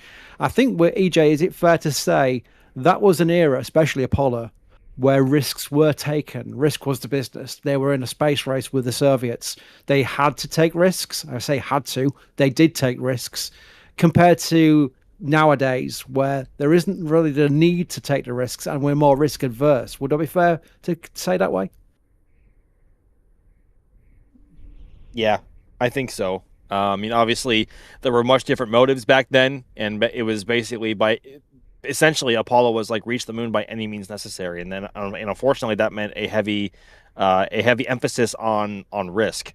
But obviously, we have learned from not just Apollo, but every other space program that has followed, especially here in the U.S. But yeah, we are certainly a lot more risk adverse nowadays. Although, whether or not it's good to be super risk adverse or not is a point of discussion in itself. But I want to hear EJ's topic on that, or EJ's take on that. Yeah, Max, I would say that I wouldn't call it less risk aversion, because look, there is what happened with Apollo 1, and that is awful. January 1967, the plugs out test, no good, right? And that we ended up losing our 3 most experienced astronauts. But, guys, we did, let's see, Apollo 8, 8, 9, 10, 11, 12, 13, 14, 15, 16, 17. That's 10 flights beyond low Earth orbit. And all of them came back. Apollo 13, we'll put a little asterisk there. 6 landings, right? You know, you could say that it's risk aversion. I would say that, you know, with the concrete deadline that the Apollo engineers had, they knew exactly what they were up against. And I think that ended up making the vehicle just a little bit that much more safer. I mean, Saturn V, you know, spotless track record, but that's not to say that, you know, the risk aversion wasn't still there, Max, right? Because, you know, the post from Alan is saying, Saturn V only required 2 test flights. I would argue that that was not enough for the Saturn V. They were still dealing with pogo oscillations well into the operational flights of the Saturn V. The Saturn V had really nasty problems with, well, essentially vibrations going up and down the fuel lines. And that came from combustion instability on the F1 engines. And then also because of the harmonics of the plumbing of the second stage, that also did happen on the J2 engines on the second stage. Apollo 13, what was that, April of 1970, did have pogo oscillations, and the second stage almost shook itself to pieces on the way up. I don't know, we'll call that a bad omen, right? Here's some cars. We can reference thrust oscillation, by the way. Whose cars are those? What we're looking at right now? Those are cars. There we go. There was a blue one. There was a white one. Yeah, we're cycling through camera views. I kind of love it if we got for like 3 views at the same time. I think I saw a grill there, just tried to explain it. I was talking on mute the whole time, you know, classic. But this is a view towards the river lot. I'm actually in the Jeep on the right hand side of your screen there. But this is a behind the scenes shot over at our river lot. So we have some people coming over to watch the countdown so far, and we'll be here for launch. Very, very good view of the pad from here and the production site.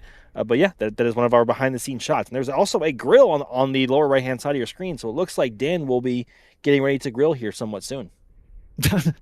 Well, there we go. That's an important countdown milestone towards the launch of Flight 13. I'm sure you'll agree. Speaking of which, look at this from Thais, who says, the really important question, any news about flight food for human transport? Hoping for a nice steak and ale pie. Well, the funny thing is, Starship's habitable volume would allow for a Greggs to be installed in any flying Starship. The UK people on here will go, well, that's me flying on it, because that's our staple food these days. But no, that is something crew launches. Let's make it more about crew launches. Max, when do you think we'll see the first crew launch on a Starship? I'm not including HLS, where they're going to dock with it on orbit. I'm talking about crew launch from the ground. Crew launch from the ground. It feels, I want to be on the more optimistic side and say before 2030, like maybe 2029, 2030, maybe, depending on how far they get with the program this year, next year, and obviously in 2028. They might get there before the end of the decade in terms of launching humans from the ground and not just meeting them in orbit. But I could see before the end of the decade if things go well with the program. I think that might be fair to say. Well, the fun thing is here, we've got a question from the real Mr. JG. That's hard to say. Do you think Starship could ever launch Dragon capsule from its payload bay while they're still developing Starship's crew capability? I'm instantly reminded, EJ, of the X-38 CRV, which was a baby orbiter inside the payload bay of a space shuttle orbiter. And that was going to be a crew rescue vehicle they could have used for, like the ISS, for example, or even the shuttle itself. It was amazing. I've got many a render on. I think we wrote an article on it way back ago, but that was an example of a small vehicle inside a big vehicle. Dragon inside the payload bay of a Starship. We'd be talking about the chomper system here, wouldn't we? It's not going to fit through the Pez dispenser. That's for a fact. Any viability at all, I can't think of any, but any viability that you can think of using a Starship launch to have an Orion inside with a crew on board launched by Starship?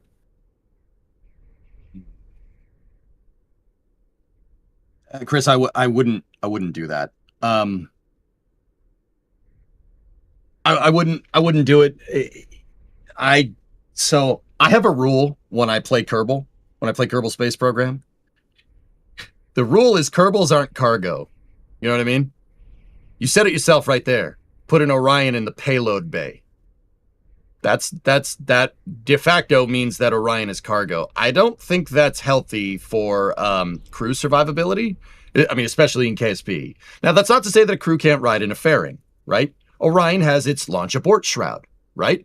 But that is a specialized fairing that's carrying the launch abort system, so if something goes wrong, you can get away. If you flew an Orion inside of Starship's payload bay, we're right back to square one where we were with the shuttle. No launch abort system. So I guess, you know, to ask a question with a question, what I would ask is like, okay, if we wanted to do something like that, what year is it? What year is it? You know, like, that's what I would wonder. If Starship has a couple thousand flights under its belt and you know that the reliability is key, like it's fine, yeah, sure, go ahead. Right now, you never know, man. You never know. Think about what happened on Flight 12. So on Flight 12, that Starship had, they lost a vacuum Raptor engine about 40 seconds after staging. The computer shut it down. Now, Starship was able to correct with its trajectory, right? And it had about 30, I think it was about 37 to 40 tons of Starlink, you know, Dumblink V3 in the Dodger Dog satellites. And it was still able to make it into orbit. That bodes well because Orion's about 25 tons. But in the event you had, you know, once again, we're going back to the shuttle, Chris, right? If you had like a two engine failure mode, right? If they lost another Vector, you run the risk of not being able to get into space. And that means Orion, inside of Starship's payload bay, is coming down somewhere west of Australia, like the trajectories that we're flying right now. You see, what are we going to do? Open up the payload bay doors, dump the capsule, get the capsule up into space? Or, you know, open up the payload bay doors, eject the capsule, and then have Orion come down in its heat shield, with its heat shield? You know, that would work. But are we doing that next to a Starship re-entering? There's a lot of operations there that become way too complicated very, very quickly. Now, that's not to say that that might not happen in the future. That would be awesome. I'm not going to say that I wouldn't appreciate it. But I would really, really, really want some empirical evidence to prove that Starship is a reliable enough flight system to get you up into space every time before you put people in the cargo bay. You know, people aren't cargo and vice versa. It takes specialized applications and specialized systems to launch people into space, like Orion, like Dragon, like the Space Shuttle, like Soyuz, right? It takes a specialized system. It's not just that you're putting these capsules inside of a payload bay and calling it a day. That's dangerous, right? So could it? Yeah, I'd say in the future, sure, absolutely. Right now, I wouldn't risk that. I think that's super dangerous. Cool. Let me speed run through a lot of patches which have been sold just recently. I've misclicked one just straight away, so I'm going to read it out. Go Flight 13 under suborbital era, Flight 14 hopefully in 4 weeks. That's a good point because we are hoping that once Flight 13 achieves the goals we're looking for, we can start looking forward to the return of milestones, not least the booster couches, but the goal to go orbital. It is potentially the last suborbital mission. It very much is the case. Thanks also to Michael, who's starting my patch collection. Daniel asks, Pad Ninja shirts when? I do like the idea of Pad Ninjas. They were amazing. The first time we saw Bob and Doug go to the pad, it was incredible to see those pad workers looking like ninjas with their... It really did. I mean, that's what they call themselves. They even call themselves pad ninjas on Twitter as well, which is quite funny. Trevor watching since SM4 Hop. Keep up the fantastic coverage you do. Well, thank you for your support. That allows us to do that. Very much appreciated. I do believe now that we're going to be doing a transition from my good self to the glorious tones of Sawyer. Sawyer, are you with us? It's like deja vu all over again, taking Isn't controls back from you. Thank you, Sawyer. I shall get back to getting our Blue Origin article on site, actually, by the way. That's something I should be doing straight away. So look out for that on the news site. That'll be going up straight away. And thanks for listening, and over to Sawyer. Well, thank you very much, Chris. It is good to be back, folks. Man, it's been such a long time. What, an hour? But we are back here. And I think EJ and Max are both still with me right now, correct? Yeah, I'm here, Sawyer. I think so. I think I'm here. So we've got you, and then I think we have another voice that's joining us as well. Do we have Ryan Weber with us too? I might be here. I don't really know what reality is like right now, but we'll go with I'm here. Hi, everyone. Oh, God. Ryan's You didn't here. go into the Run. TARDIS, did you? No, I went through this. I went through the gate. I don't know what Oh. galaxy I'm in right now. You're in the good one. The good one? Yeah. Okay. Yeah, it's Or good, used, man. or I might have used Daniel Jackson's the reality, the multi-universal reality device, where you just kind of touch it, it transports you to another universe. Might have used that too. I don't really know. I don't know. Just don't Either look in way. the heart of the TARDIS. That's fine. Hi, everyone. Yeah. I saw someone in chat saying they're with you, Ryan. Kind of feel out of sorts. It really is. I don't know what reality we're in right now, but it's the one where Starship is trying for the third time to launch Flight 13. I think that's the one thing we can say for certain, as we're now 4 hours and 43 minutes away from the opening of today's launch window. So, just joining in here, where are we at this point in terms of road closures, preparations for launch? Max, can you fill us in? So at this point in time, all roadblocks are currently in effect, both soft checkpoints down Highway 4 up to Richardson Avenue, and the hard roadblock / checkpoint right here in front of this camera right here at the LBJ Boulevard, right in front of the production site. And this is what you want to see as operations progress, and they and people are evacuated away from the site as they deem necessary. We should be. I don't know if we have a view of any of the tankers that may or may not be towards the tank farm still, but coming up on 4 hours and 42 minutes away, we should be seeing a lot less tankers in the area for now.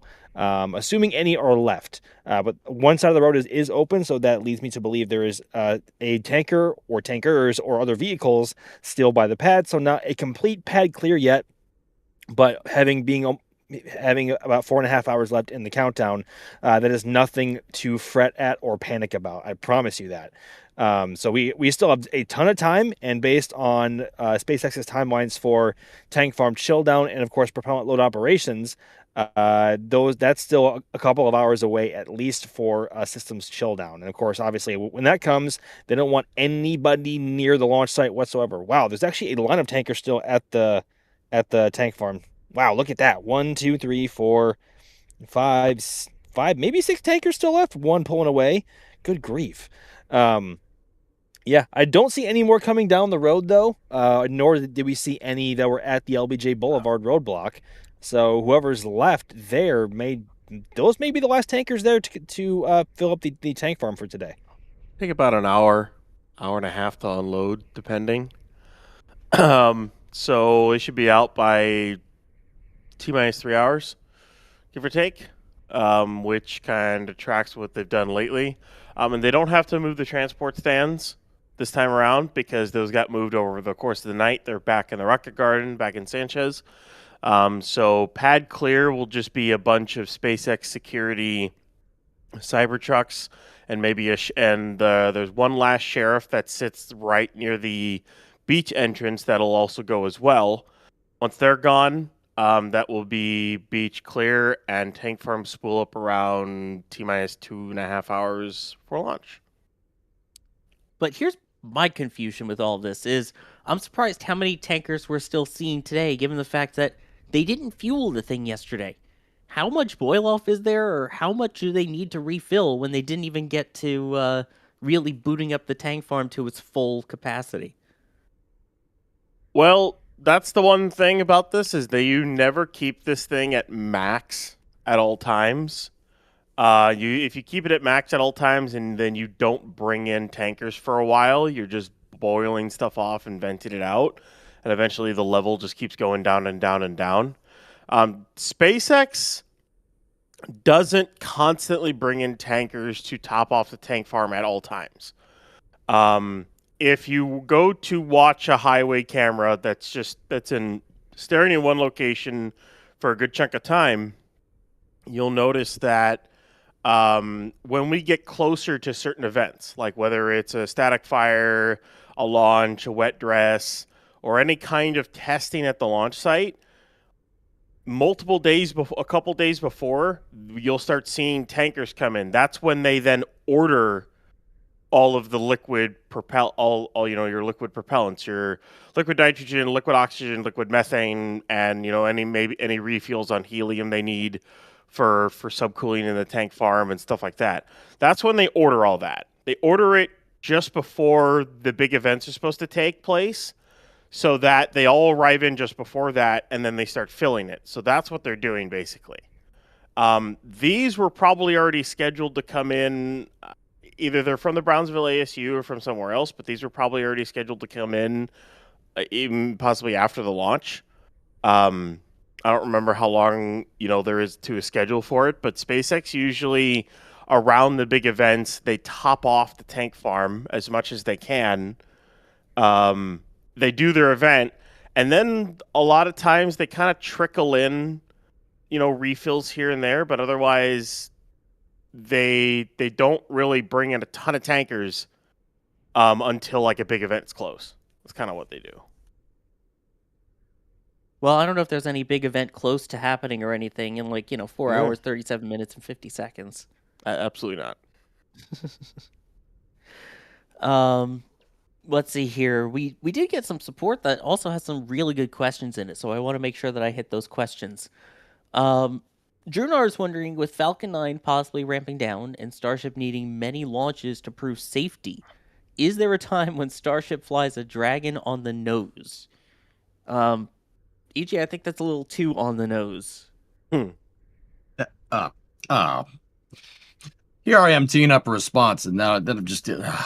I do want a legitimate response to this, though, because I know we talked about it yesterday of putting one inside just to carry it up, but... is there a way to integrate once they retire Dragon from normal Dragon things to be used as part of Starship? I wouldn't. What I would do, Drew, is take Dragon systems, take what you learned from Dragon, and basically make Starship into Dragon V3, so to speak, if that makes any sense. I don't think you'd see Dragon 2 integrated onto the nose of a Starship. I don't think so. Ooh, tanker truck. What kind? What do we got there? Kenworth? Looks like Kenworth there. It's got some nice stacks on it. Yeah, baby. That's awesome. I don't know which. Got a K-Whopper, baby.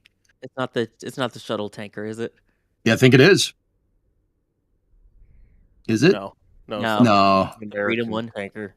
Hey, that's pretty good too. It's either LOX or LN2. What was the load indicator? I forget what Gen X, which ones they do. I'm trying to remember which set runs between the Brownsville ASU and here. So we can figure this out by looking at the load placard on the side of the truck. There's a diamond-shaped international logo. If we can see it, guys, we'll be able to see what this one's moving. It's up there on the left. That's it's not a diamond-shaped placard. That was methane. It's not methane. It was not at the methane offload point. Okay, so if it's not methane, that was 1977, so it would have been nitrogen. Because so basically where all those tankers are right now, like where those specifically are, is the liquid oxygen, liquid oxygen, liquid nitrogen offload point. The methane offload point is kind of around the corner where the old comms bunker used to be, because that got demolished, and it's a little bit more out of the way. It's a little bit of ways away from the road. They used to have it in a completely different location, but then it got moved when they started to bring in more tanks in. But yeah. But anyway, so you're saying basically not smart to, or no real point to integrating Dragon, especially given that Starship is eventually supposed to be its own human-rated version. Yeah, I don't think so. I think that Drew, I think doing anything like that is really I don't want to say like a dead end thing, but it's kind of a dead end thing in the same way that Falcon Heavy is kind of a technological dead end. Falcon Heavy is a good rocket. I really think it's a good rocket, but Falcon Heavy it is a super heavy launch vehicle by definition. but it's not really designed to move heavy payloads into low Earth orbit. What it is designed to do is move decent-sized payloads further into higher orbits. That's why it was conceived in the first place. But, like I said, really a technological dead end unless you want to redesign an upper stage and payload fairing to accommodate super heavy lift capability. And if you're going to do that, might as well build what you see on your screen. Now, going back to, Falcon being retired by 2028, personally, I really don't think that SpaceX should retire a human-rated system until they have a replacement human-rated system. That's putting a lot of chips on the table, all in on Starship. And don't get me wrong, Starship is the future for SpaceX, I think, but man, there was a time where I'd say a human rating in 2028 is not out of the realm of possibility, but even by my most optimistic estimations, that is a tall order.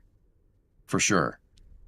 Well, it's not like we've ever had that in the past where, we have Saturn V and a capsule and a way to get people to space, and then we put all the money in on the shuttle and it doesn't launch till 1981, or the shuttle ends and we cancel all the plans we had to finally start launching humans again, and so we end up using a commercial contractor 9 years after the last shuttle launch to finally get Americans back to space from American soil. We've never done that. Why would you remind me of all that? It's supposed to be a good day, man. We're supposed to see a Starship launch. Why you got to remind me of that? Just saying. But that's, learning from the past of, I'm with you. Don't put the cart before the horse. Don't retire Dragon before you have Crew Starship ready. And, there's still plenty of use for it. The ISS until 2030. Vast with their first station. I know their second one is supposed to use Starship integrated, but again, until that's ready, you have Falcon and you have you have Dragon. So, Sawyer, I personally think that's exactly like it's not. Yeah. It's also not like exactly Starliner's ready either to replace it or pick up the load. But hey, also true. Personally, dude, I think that's there was like an article released today, I think by Bloomberg, that says that SpaceX is no longer accepting Falcon missions past 2028. I don't think that means that Falcon's going to stop flying in the 2020s. I'd say we'll see Falcon launches well into the 2030s, especially Dragon. They have a backlog of things to fly. Bingo. I think they said they stopped the manufacturing the expendable components. Part of me wondered that doesn't feel right. Like, I don't think they would stop second stages like now. I think if you were to stop production of anything, you should stop production of the fairing and the main booster, because those are the things that are going to be reused. And then once you're done with them, you chuck them away, or save them. I hope they save a bunch of those Falcon 9 boosters for museums, especially the high flight ones. As much as we want to see rockets fly, do what they're supposed to do, if you're really going to retire a rocket, those high flight ones would be really cool to see up close. Oh my gosh, yeah. I mean, a 30-plus flight booster to see all the soot on that. Oh. It'd look awesome. So I hope they save them. This is a perfect Max question. Juan Breezer is wondering, if you could place a camera anywhere on either the rocket / Starship or the launch pad, where would you place it for an NSF feed? Ooh. Oh, man. Okay. I thought about this for Pad 1, but I can't really say I've had the same thought exercise for Pad 2. For sure, I would love a super wide camera at the very, very top of the tower, looking down at the nose. And then also probably a somewhat tighter frame looking up, also at the very top of the tower, to see all the bells singing away once it reaches tower clear. But also something else in the launch mount, similar in position, probably in between the hold down clamps on the launch mount. Did Max's Starlink just cut out on us there for a second? I don't know. All right. I think SpaceX was like, we can't tell them where all the secret cameras are and cut them off. I'm here. Can you guys hear me? I'm here. Now we can. All right. Oh, goodness gracious. I don't know what happened. You might have muted yourself on accident. Oh God, I hope not. Where did I leave off? Something about the clamps. Yeah, having a camera in between the hold down clamps on in the launch mount to see them all, or the ones that you come back at the same time for that symmetry. Then also see the engines coming up through frame, frosty power heads, and all, and then of course the super hot engine bells and the subsequent exhaust coming out of them. I think those are probably the three that come to mind first, but also, I mean, the views that we've gotten so far, whether it be on the live stream or imagery released after launch, are all pretty much where I've wanted to put cameras for, around Pad 2 for a while. If I had power, or if I had my way, I would also have a camera where we've had ant cam previously for static fires, for wet dress rehearsals, kind of out towards it's basically southwest of the rocket. I would also love to have a camera there, like right in between the both exits of the flame trench there. So those are so I think those are probably the 4 spots I would like to see most. On the vehicle, I mean, also that's also kind of covered so far with what we've seen, with cameras inside the ship, looking down at the hot staging ring for hot stage separation, looking up and down from the booster. You know, SpaceX is really spoiling us when it comes to cameras on the version 3 launch vehicle. So it's getting kind of harder to choose. Know where I want one? Where do you want one? Center point on the booster aft puck, looking down at the engines while they're running. That would break my brain. I like it because that would be like a God. I'm struggling to even think how that would look. I don't know. You'd be seeing a massive low pressure zone, especially in the initial phases of flight. Well, almost the entire ascent. You see a massive low pressure zone right in front of you as all 33 Raptors are just running at near max power. For a good chunk of that, like that would look,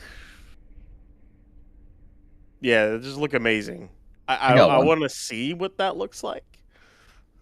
Yeah. What? Go ahead. I got one, guys. How about a 360-degree camera on the end of the SQD? Yes.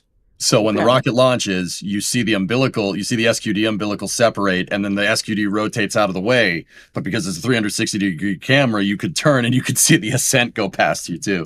There's no doubt that SpaceX has that. SpaceX actually had a 360 camera at the very top of Tower 2 or Tower 1 for Flight 2, and it's still on YouTube, I think, where you can scroll through and see the tower, see the rocket from all different angles as you want. 'Cause it's a full 360 like immersive video. So yeah, we want more of that, please. Actually, a 360 in the position that you were talking about, Ryan, would also be good, so you could see all the engines. The only other one, but the problem is the area it's in. And a lot of those areas, the cameras would survive fine. The only place I'm thinking of where a camera very likely would never survive. Plus, I really don't know what we would see would be dead center, tip top on the ridge when engines ignite. Because the ridge will fire off and then the engines will ignite. The environment inside there, I mean, it's going to get a little spicy. You're not really going to see much is the problem with that, because you're going to see water. You see a bunch of water, you'll see a bunch of steam and fire, and then you'll see a bunch of water again as it actually leaves it. So you really wouldn't see much. The only other thing I could say is cameras attached to the side of the trench walls too. That could look cool. Ferris was saying in the cryo tanks to watch them drain. Well, that as well. Nice. That as well. Mine would be in the integrated hot stage ring, looking up at the ship. I want to see the hot staging and the fire. Oh, that's a good one. You could do a dead center, right in between all the. You could do a wide camera, dead center, looking up at the ship. You would see ignition and a bunch of exhaust, and then you see the ships just start to pull away from it. And you're not going to get really impinged by any exhaust once it's far enough away, because you're in rarefied air at that point. There's basically no atmosphere up there. which so that exhaust just like exponentially expands out. I know people you see what looks like a slight mock diamond off the center engines. That's because of the recirculating gases and everything that's around the aft of the ship. Allows you to still see those gases coming out of the center Raptor engines. It's a weird environment in which that's in there because there's no atmosphere. So it's one of those weird interactions of gas and engines. I think once they add 3 more RVACs, it'll even be more prominent because you basically have the gas from the RVACs. Well, it's not pushing in, it expands out and then that compresses the stuff in the center. So that's why you can see that stuff when it's flying. If for anyone wondering. Good discussion. Leighton Hickman was wondering here, are they going to attempt to bring the ship used during Artemis 3 back in one piece because of there being a docking port in the nose cone?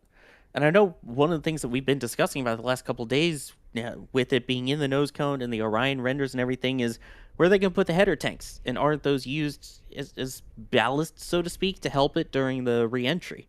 Would they even be able to re-enter it in a controlled manner? Ryan, what do you think?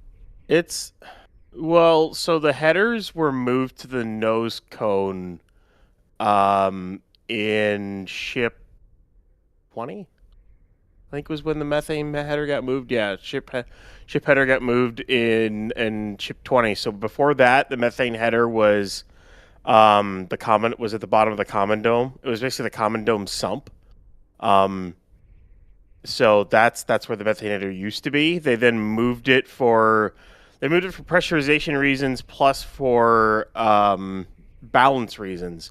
Because when they went to stick the RVACs on the back end of the ship and they went to strengthen the aft of the ship, they added a lot more mass to the back and needed to offset that. So the methane header helps do it, along with the LOX header, which basically is the tip of the nose cone. Like the very, very top of the nose cone is the tank wall for the LOX header, the top of the tank wall.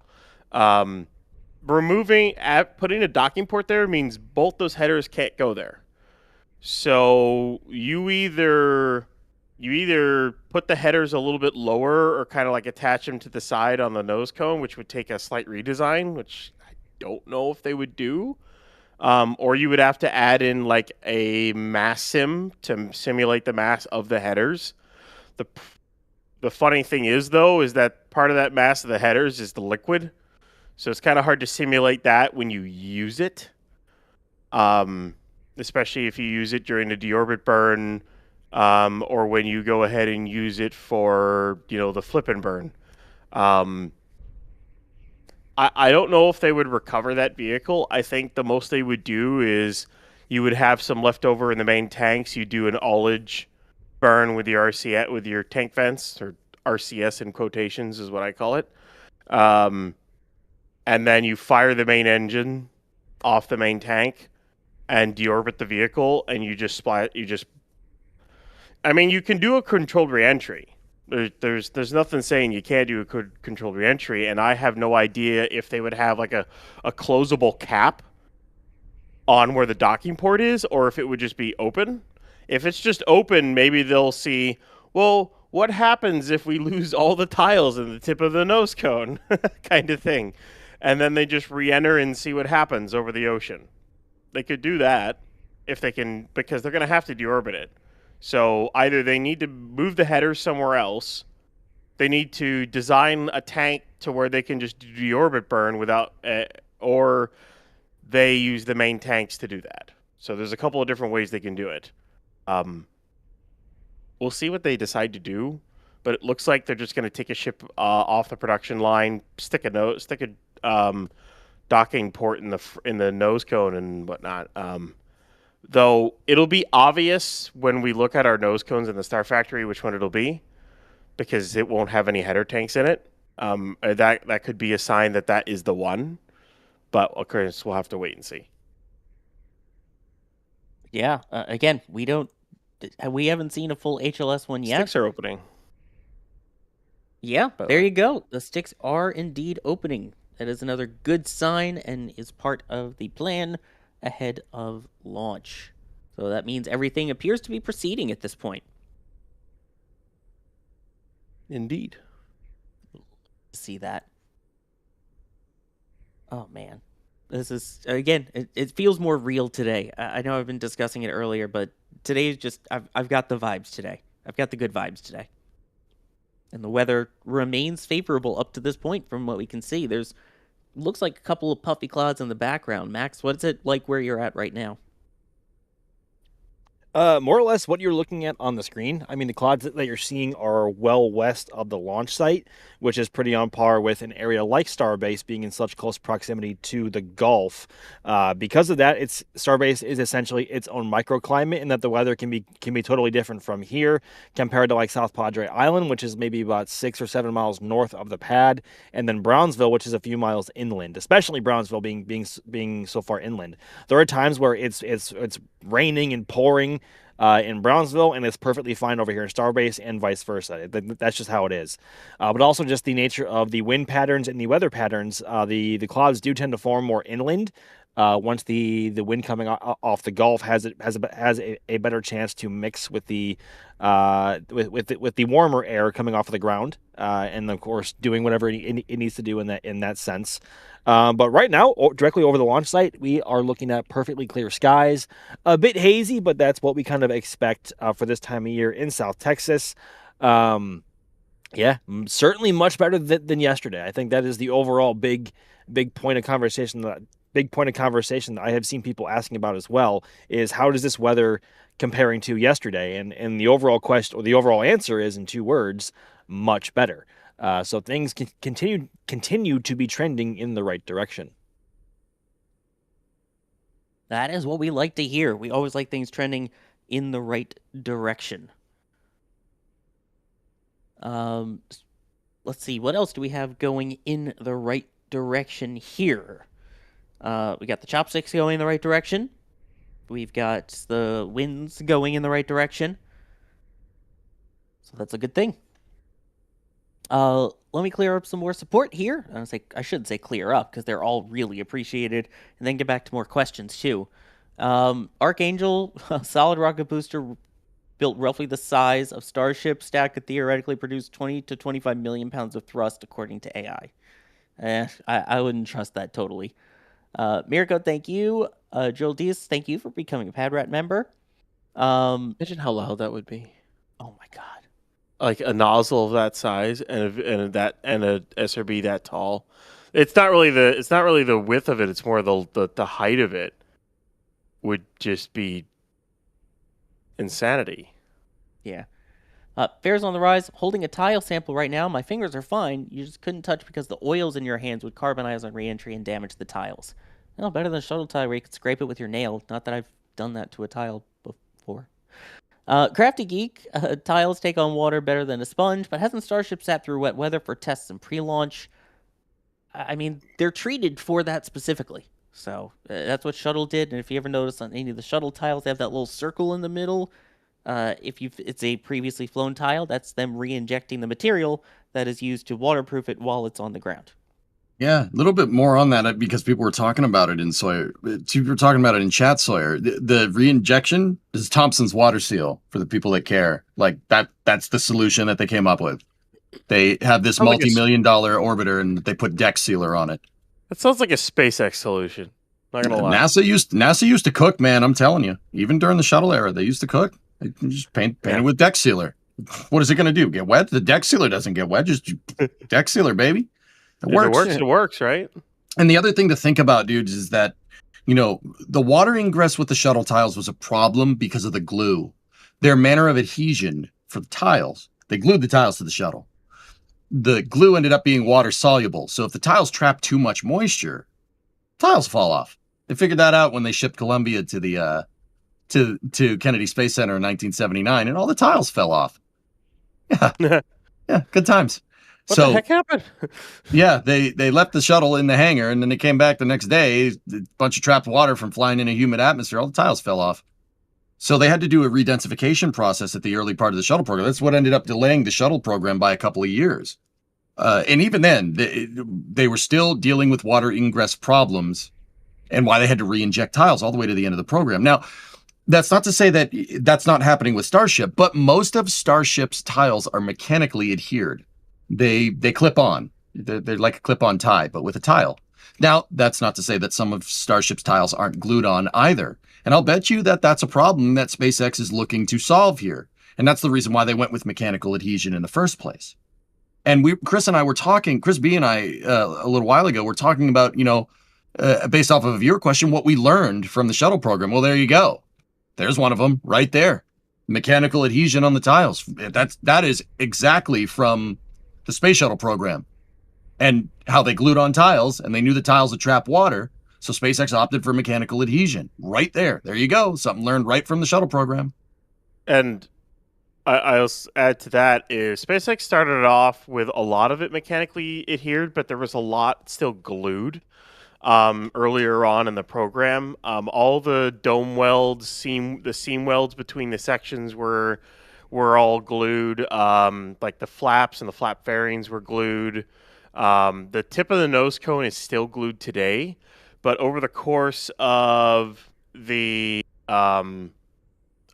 Block 2 and now into Block 3, SpaceX has come up with a way to when they have external stringers around the dome welds, they have smaller tiles. So they do smaller tiles, but they're still mechanically adhered. Even the tips of the leading edges and other things on the flaps are all mechanically adhered now. They've been basically trying to pin everything. And lately, and it's even on this ship, on the leeward side, they've been testing a newer adhesive to see how it works. It's a purple adhesive. They want to see how well it adheres to and everything like that.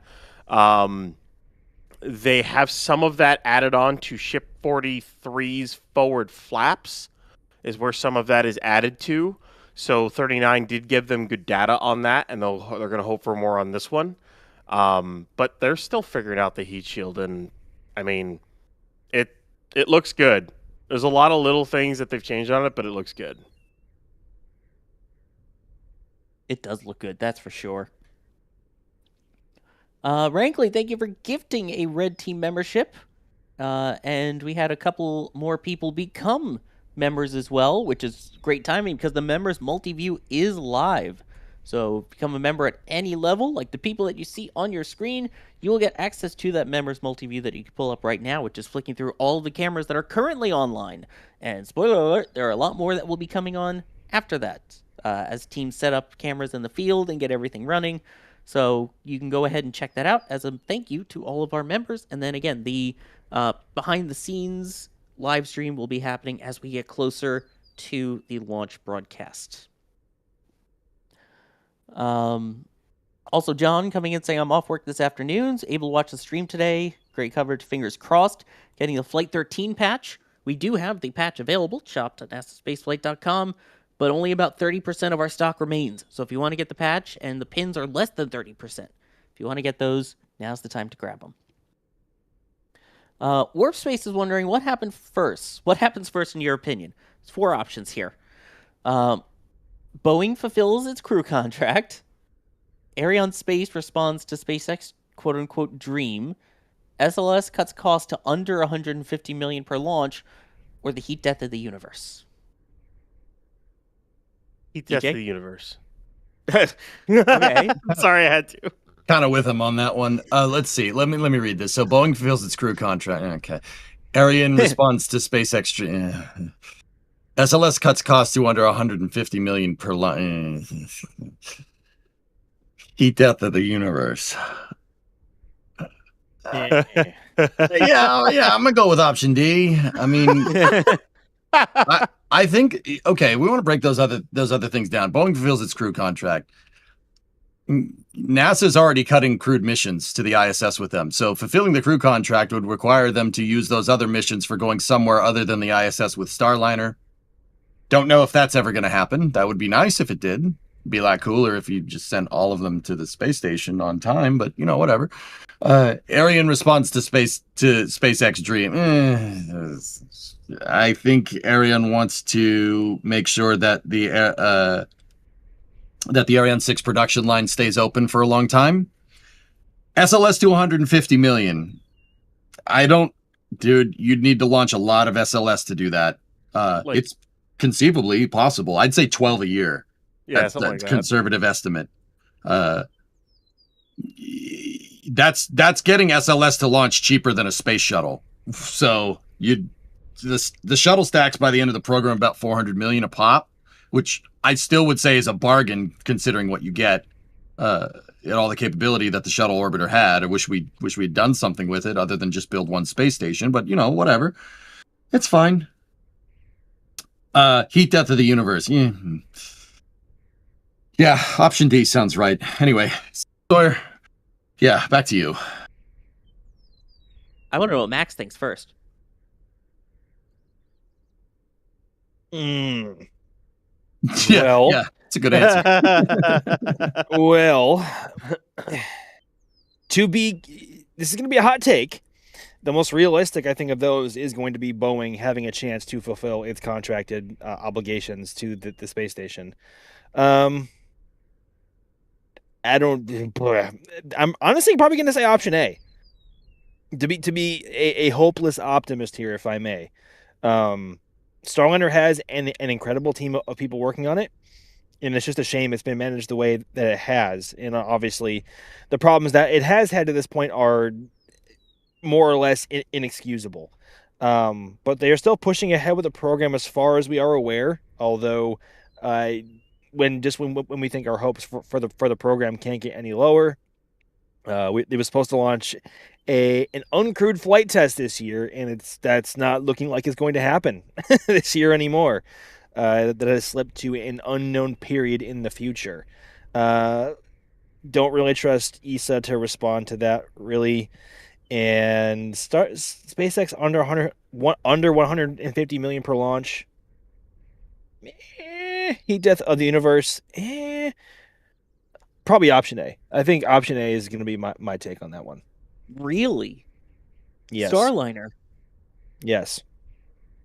I guess it also depends on how you define fulfilling its contract. Is it the 6 remaining capsules? Is it just until the end of the ISS and they don't fly all of them? I don't think it'll get all 6 off. I'll say that first and foremost. I think there'll have to be a modification to the language in the contract there, because by the time Starliner is ready to go, there's not going to be much left for it to do. So I think it'll do 2, maybe 3 crewed missions to the space station operationally before the space station is decommissioned. Huh. Interesting. I mean, yeah, I think it would have to be heat death. I hate to say it, but I mean, Arianespace is never going to respond to that. Boeing is not going to get rid of all those capsules. And, I mean, it depends on how many more Artemis flights there are and how they share it. I know Jared was talking about up to Artemis 100, but at the pace that it's going, I don't think we'll get to that. So, yeah. By the way, Severin, we're aware of it. Thank you for the support. But yes, the ticker is fixed. The road is closed, for those wondering, ahead of launch as we approach 4 hours, 5 minutes until the opening of today's launch window. Yeah, we got Chris to yell at somebody. This was a question for Chris, but I think I'm going to have to give it to the person who gave the appropriate answer to Ryan. Just curious, what's a box fan? What differentiates it from a normal fan? Also saying this makes 14 out of 14 Starship patches collected. Gotta catch them all. 14 out of 14? The shrug patch as well, I think? Oh, right. A box fan. Well, we call it a box fan because it's a box of fans on the side. There we go. There's the Ryan Weber answer. I had to, yeah. But for anyone who wondering what it actually does, basically it takes LN2 or liquid oxygen exhaust off of either the vaporizer systems, the pump chill down, or the subcooler exhaust, and it dumps it over a pair of incredibly powerful fans. Those fans are at the bottom of a box or basically a rectangle that goes up. The fans are at the bottom, so it pulls air into an updraft. And when it pulls that air in, it then mixes that air with the exhaust, and then it dumps it out up into the air, thus diluting it and not having the issue like you had with Pad 1, where when the subcooler exhaust and the grass vent and everything else, the bunker vent, they just dumped LN2 and LOX exhaust over just into the wetlands. They bypass that entirely. They don't do it anymore. That's their solution to that. Sometimes it's the simplest solutions that are the best ones. Just fan, blow it away. There you go. Let's see here. Considering early flights of Crew Starship won't be quote-unquote proven, HLS Hiding in Star Factory is wondering, do you think that early cruise ships will have some kind of launch abort system? I mean, Max, we've seen the in-flight abort test for Dragon. What is the equivalent of that for Starship? A launch escape system for Starship is an entirely different conversation that I think we need to have on a future Flame Trench episode. Because right now, I don't know what that would entail, because that would depend on what fails, at what point in flight it fails. If Super Heavy fails, do they just ignite all the engines and steer it away from the boosters as quick as possible? Do they integrate some sort of like escape pods for the crews on board? I don't know. To be perfectly honest, I don't know. Starship is a very complex launch vehicle, and its design is very unique. But like all launch vehicles, like the Space Shuttle and Starship alike, where the upper stage is also the vehicle that is going to carry meat bags one day, i.e. people, a launch escape system is going to be a tricky problem to solve, assuming SpaceX wants to go down that route. I'm not quite sure what they want to do. Those first two options seem the most plausible to me. But again, that all depends on what fails, when it fails in flight. But if Starship loses its engines, I don't know what they're going to do. I'm not sure if the crew can ride it out, depending on what happens, or again, either some sort of pressurized escape pods to escape as quickly as possible. I don't know, to be perfectly honest.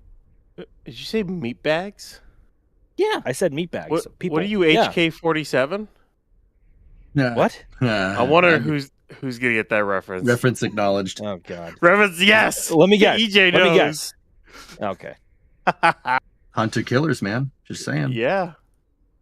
Anyway, I know, Max, you need to use your escape system and go get all of your cameras and everything else set up, so we're going to be losing you on the Stakeout stream. But, Max, thank you for joining us from the field. That was like one of the more smooth and like teed up, low-hanging fruit send-offs you've ever had, Sawyer. I'm proud of that one. But yes, it is time for me to depart Stakeout stream here and get ready for maybe some launch stream coverage from the field for at least a little bit. So pleasure as always hanging out with everyone here and everyone else who was watching along with us. There's no day quite like Starship launch day, except maybe in Artemis launch day. But Starship launch days are always very special. So thank you very much for everyone for coming to hang out, and I will see you all again very soon. Thank you, Max. And you mentioned Artemis, by the way. We can't get rid of Max just yet, because we have a video from Max talking about how Starship is essentially a part of the Artemis program, or I should say an essential part of the Artemis program. So let's listen to past Max. Pad 2 was first used for Flight 12 and will once again support upcoming Starship launches, but what makes it so much better than Pad 1, which supported the first 11 Starship flights? Well, Pad 1 was very much a Pathfinder pad, something designed to be built quickly and relatively... Starship is under contract to serve as one of 2 lunar landers for NASA's Artemis program. But there is a lot of pressure from the agency to beat China back to the moon. With the newest version of Starship now flying, all eyes are on how it progresses. If all goes well, it may indeed pave the way to beat not only China, but also fellow lunar lander contractor, Blue Origin, to be the first landing humans on the moon. The first since 1972. For those unfamiliar, here's a quick recap into the Starship Human Landing System, also known as HLS. For this variant, Starship flies with no thermal protection system tiles and without aerodynamic flaps. It is, however, flown in a white color to reduce propellant boil-off while in the sun in space. The lunar Starship for Artemis is fitted with dedicated landing engines placed high above the body of the ship to prevent dust from being kicked up while on final descent. Its nose cone and payload bay sections contain a spacious main cabin, with a dual airlock area and elevator located just beneath it. The ship's own header tanks are also removed from the nose cone area. In its place is a docking port on the tip of the nose cone, which is used to dock with NASA's Orion spacecraft. Now, getting to the moon takes a lot of energy, and landing takes even more. Then on top of that, you must also launch back to lunar orbit so the crew can return to Earth safely. All of this in rocketry means that is a lot of propellant needed, especially for a vehicle as large as Starship. Since Starship is also the rocket's second stage, it uses up most of its propellant just to reach orbit around the Earth. So once it's in orbit, it doesn't have enough propellant left to go to the moon and carry on the mission. Thus, it needs in-orbit refilling. For this, there are a series of propellant aggregation flights that would happen first before the launch of the Starship lander. That sequence starts with a Starship depot launching into orbit. Then, multiple tanker ships, perhaps over a dozen, would launch and dock to the depot and fill it up. This is expected to take a few months during the initial missions, with a cadence of about 1 tanker per week. Once the depot was loaded, the lander would then launch and meet with the depot to be refilled. Then, under the current plan, Orion and Starship would dock in low Earth orbit, with Starship performing the TLI, or the Trans-Lunar Injection Burn, to head out to the moon. 2 crew members would then board Starship for their descent and landing onto the moon and start their mission on the lunar surface. After a week-long stay, the crew would then use the Starship lander again, but this time to lift off and meet with Orion in lunar orbit. From that point, Starship would then perform the burn to come back to Earth. But these plans could very well change or be modified. A few months ago, NASA announced changes to the Artemis program in order to accelerate schedules and buy down risk ahead of the first crewed lunar landing. The ship assigned for Artemis 3 will be a modified version 3 ship fitted with a docking adapter to meet with Orion and perform its required objectives in low Earth orbit. When the time eventually comes to send HLS Starship and Orion to the moon, they will then be docked together, as mentioned before, with Starship performing the TLI burn, or Trans-Lunar Injection. But before that first crewed lunar landing on Artemis 4 though, SpaceX has to further demonstrate the capabilities of version 3 vehicle design. A solid result for Flight 13 means they can trust the system more to finally send the ship into a stable orbit. This, in turn, opens up more possibilities like bringing a ship back to Starbase for landing and future reuse, which is pretty important if you want a high launch cadence of those tankers, as we mentioned before. Success on Flight 13 would also breed confidence that SpaceX can safely launch from Florida, where SpaceX is building 3 more launch pads for Starship. More launch pads, more better. Finally, getting into orbit will enable them to conduct in-orbit refilling, as that is one of the key capabilities for HLS. For that mission, SpaceX will need to prove that a ship can loiter in orbit for a longer period of time, as that will be needed for the depot to survive these several weeks in order to fill it. SpaceX also has the Artemis 3 mission, which has now been modified into a test of Orion with 1 or both lunar landers in Earth orbit, the other lander being Blue Origin's Blue Moon. Without orbital flights, this is simply not possible. Finally, prior to the crewed lunar landing, there is a planned uncrewed landing of the system that will need all of the above in order to work. A negative outcome for Flight 13 wouldn't exactly mean that any of these objectives are not possible, but it would certainly mean that delays are forthcoming, which, of course, means SpaceX being overtaken by Blue Origin, and NASA could face even more pressure in the race with China. So, what do you guys think? Will Flight 13 succeed? There's only one way to find out. One final comment there from Max with that video, taking a look at Artemis and Starship. We got there, folks.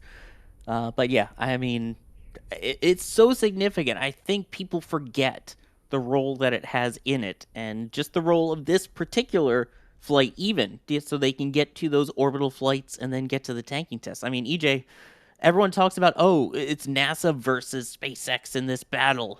It's really not. No, commercial rockets have different purpose than national, like in-house rockets. I think SLS is there to serve a market that isn't necessarily there. And I know what people are going to say. So here it comes. Like, well, but Starship will do what SLS can do and better. But yes, I understand that. But is Starship good at sending a probe to Europa?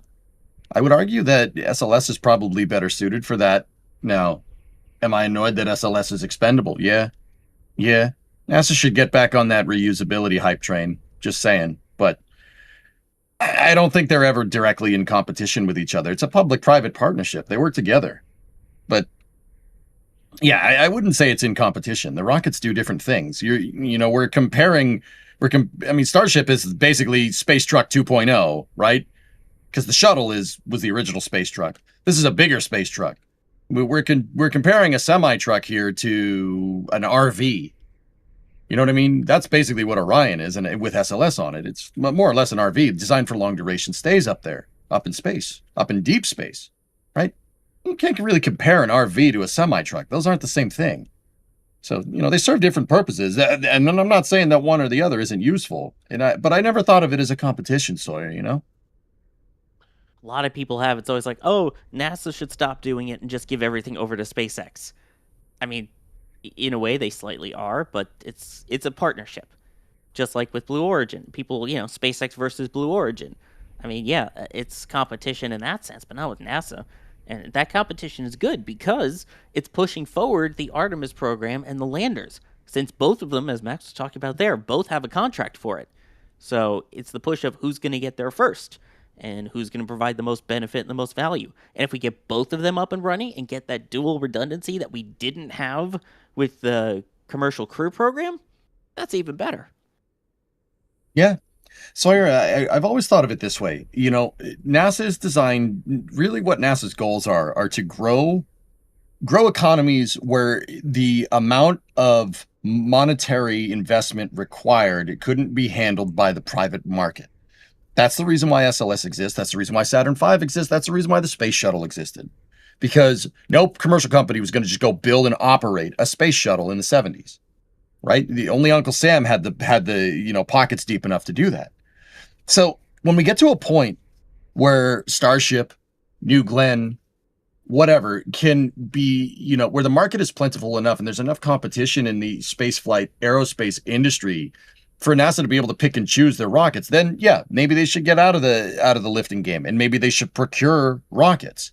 Like if you think about like how the Air Force works, the Air Force buys 737s. I mean, they buy 737s in the form of P8s and KC-46s, right? Well, the Air Force, the Navy buys 737s in the form of the P8 Poseidon to you because they are I think they're 700s or I can't remember. I think they're 800s. Yeah, modified for naval warfare. So they've got sonar. They can deploy torpedoes, and then you've got the Air Force, which buys 767s, which is the KC-46s. Yeah, for that's aerial correct. refueling. Mm-hmm. So, thank you for the clarification. I appreciate it. That's not necessarily what I'm getting at. Like the point that I'm getting at is that there's enough of commercial airliner market to be able to buy these things and modify them for whatever your purpose is, be it, maritime reconnaissance, anti-submarine warfare, in-flight refueling, et cetera, et cetera.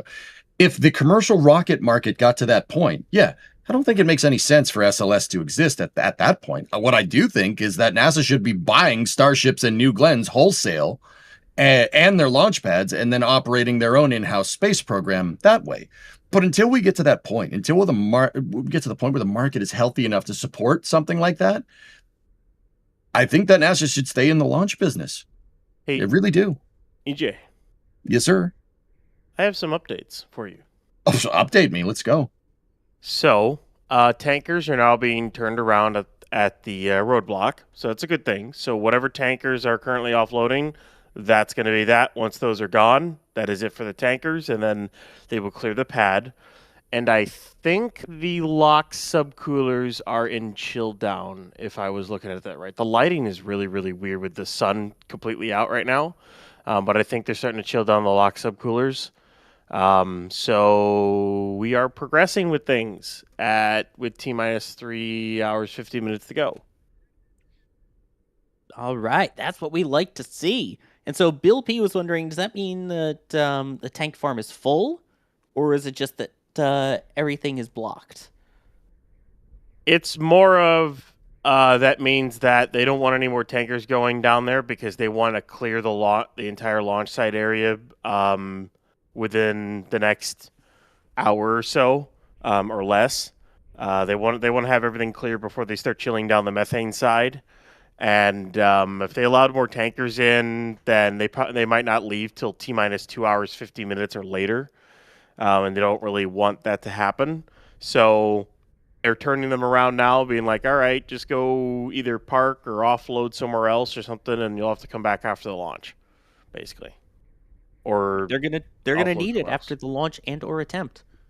Well, hello there. Hey, the grill is out. It's officially getting to NSF launch time when the grill is out. I know Roger's not there this time, so Dan is in charge of flipping the meats. Say hi to Dan, everyone. Yeah, chat, say hi, Dan. And there's also Max, I believe, in the background getting camera gear set up.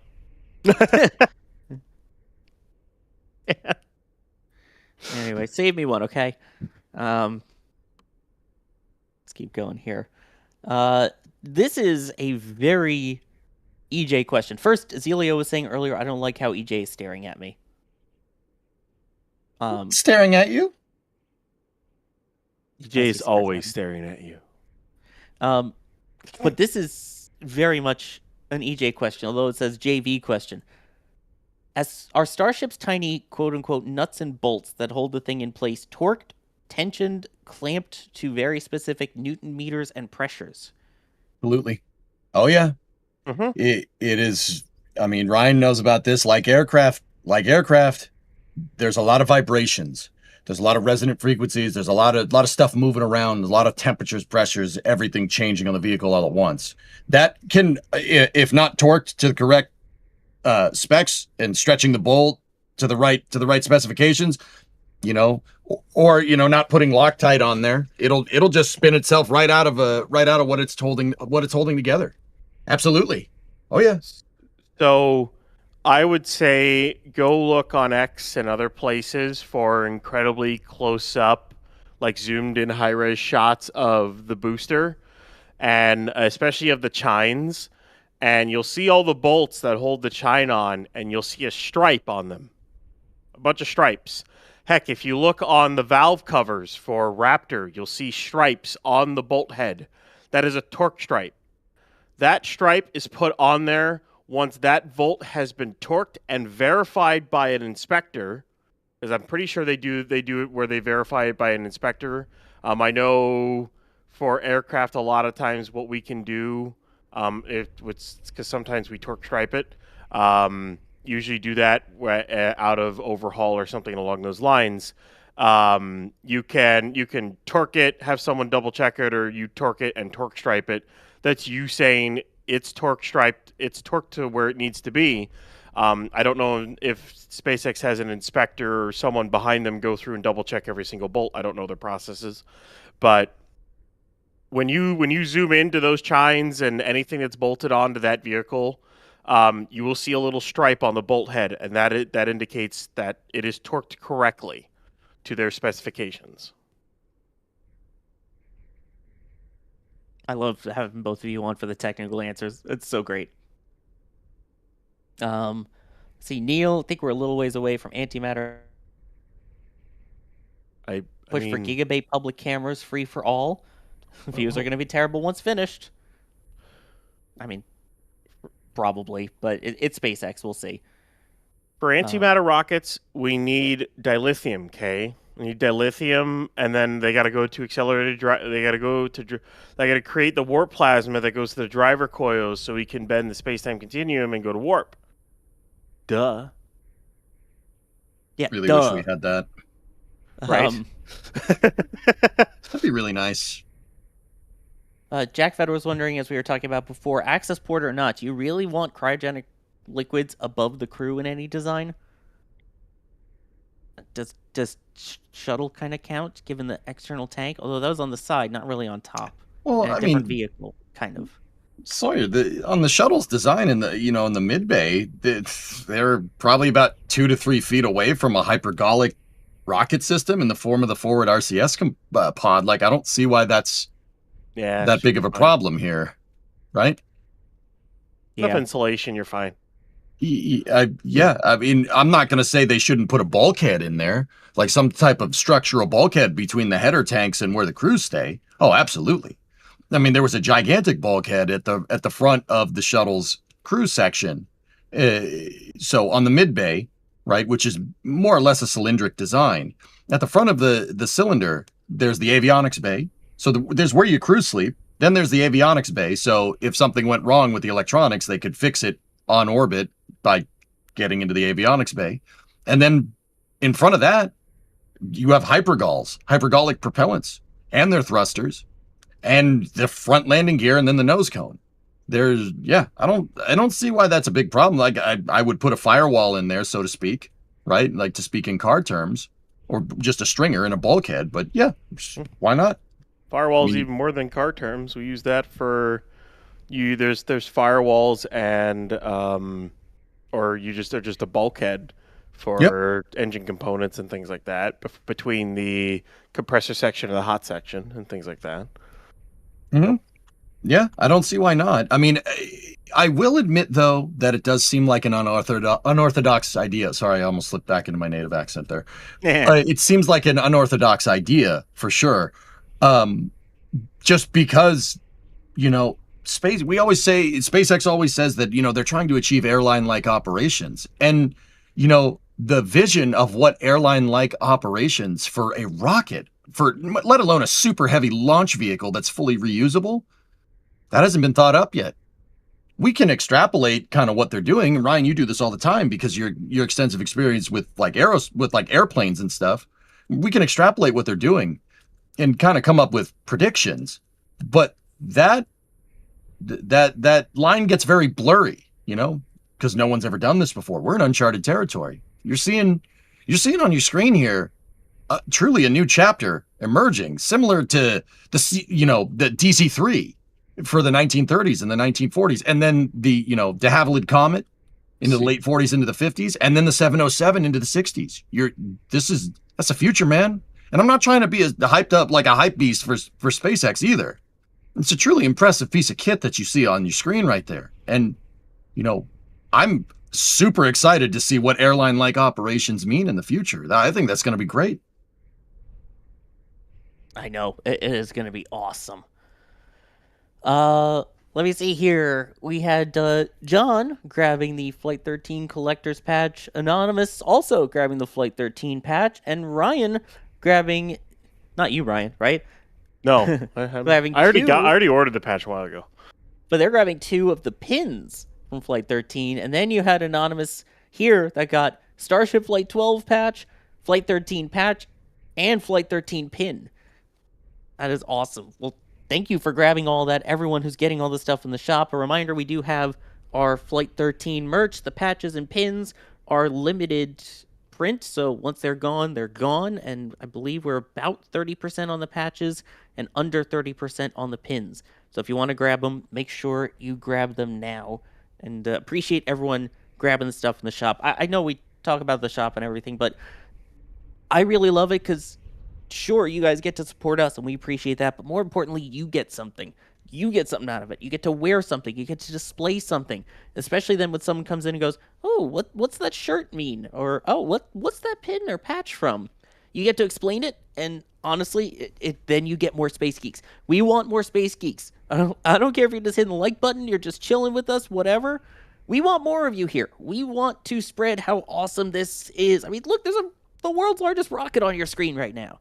So it's a great way as a sort of, conversation starter too. Sawyer, just in relation to the last one with the crew proximity to header tanks, what about every other crew vehicle we've ever made? Heck, Apollo, they had liquid oxygen tanks for the fuel cells right below them. Apollo 13, one of them blew up. Yep. I mean, like Orion's got them around it. Dragon, the crew is surrounded by hypergolics and high pressures. Like, this isn't the first time we've put crew close to propellants or liquid cryogenics. It's not the first, and it won't be the last.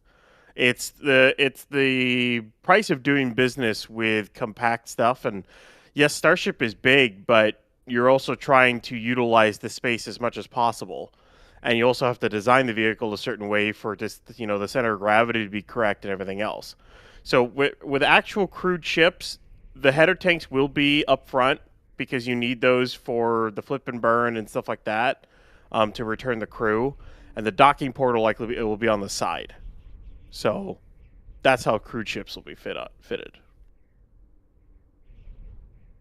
And again, a lot of this is temporary for Artemis 3 and as they figure out everything too, for where they're going to place all the tanks and all of that. Again, the one for Artemis 3 is basically one of these that you see pulled off the line with the docking port added. Once we get to the actual HLS variant, obviously, I'm sure that is something they have taken into account and into consideration to be able to have Orion dock to the nose, which gives the added benefit, as had been discussed in one of the recent updates, that would allow Starship to be the transfer vehicle to perform the TLI, translunar injection, rather than Orion doing it and meeting Starship at the moon. So Sawyer, Yes, here's Ryan? something fun that's happening. It's been happening right now. So over in McGregor, we've had more and more engines pass by our cameras. By the way, go watch McGregor live if you want to watch engines pass the cameras. Falcon 9 boosters, second stages. Want to watch them test engines and Falcon 9 first stages. I think B10 107 is vertical right now. 1107. 1107, right. But I will say this. We are now seeing that they swapped more than 5 engines on Booster 20. It looks like R120 has showed up, which was engine E8. I think we're up to 7 engines so far swapped that got swapped out on B20. So we're now still figuring out that they're sending more engines out to McGregor that they took off of that booster. So, yeah, just the kind of a note that we're realizing they took more off than we thought. So Interesting. I wonder if maybe there was the ones that had the issues at startup, and if some of those were a result of that, or if they were a result of the hard start and then having to shut down. Yeah, because so far, E4, 5, 6, 7, 8, 12, and 13 have all been swapped. And I think 16 got taken off and put back on again, because I think it made a trip to McGregor and came back, is from what we can tell. So thanks to those cameras and McGregor Live, as I said, you can go watch a lot of cool stuff over there. See Raptor serial numbers as they start to climb into the 200s now for Raptor 3s. Yeah, we're learning that how many they swapped. They could have swapped even more than that. I would say that because there are other locations they can roll Raptors to that aren't in front of our cameras. But I don't think, unless SpaceX says in like the next 3 hours and like 10 to 15 minutes, unless they specifically tell us how many engines they swap, which I kind of doubt they would, but you never know. As of right now, we can see at least of 7. So 7 out of the 33. So that must have been either that was a hard stop or something wonky happened and they took a lot of engines off to take a look at them. And then they just kind of filled it in with the backlog to get it flying, and they're going to repair engines and fly them on maybe Booster 21, which should be getting its engines and other stuff kitted out over the next few weeks for maybe a static fire in mid-August.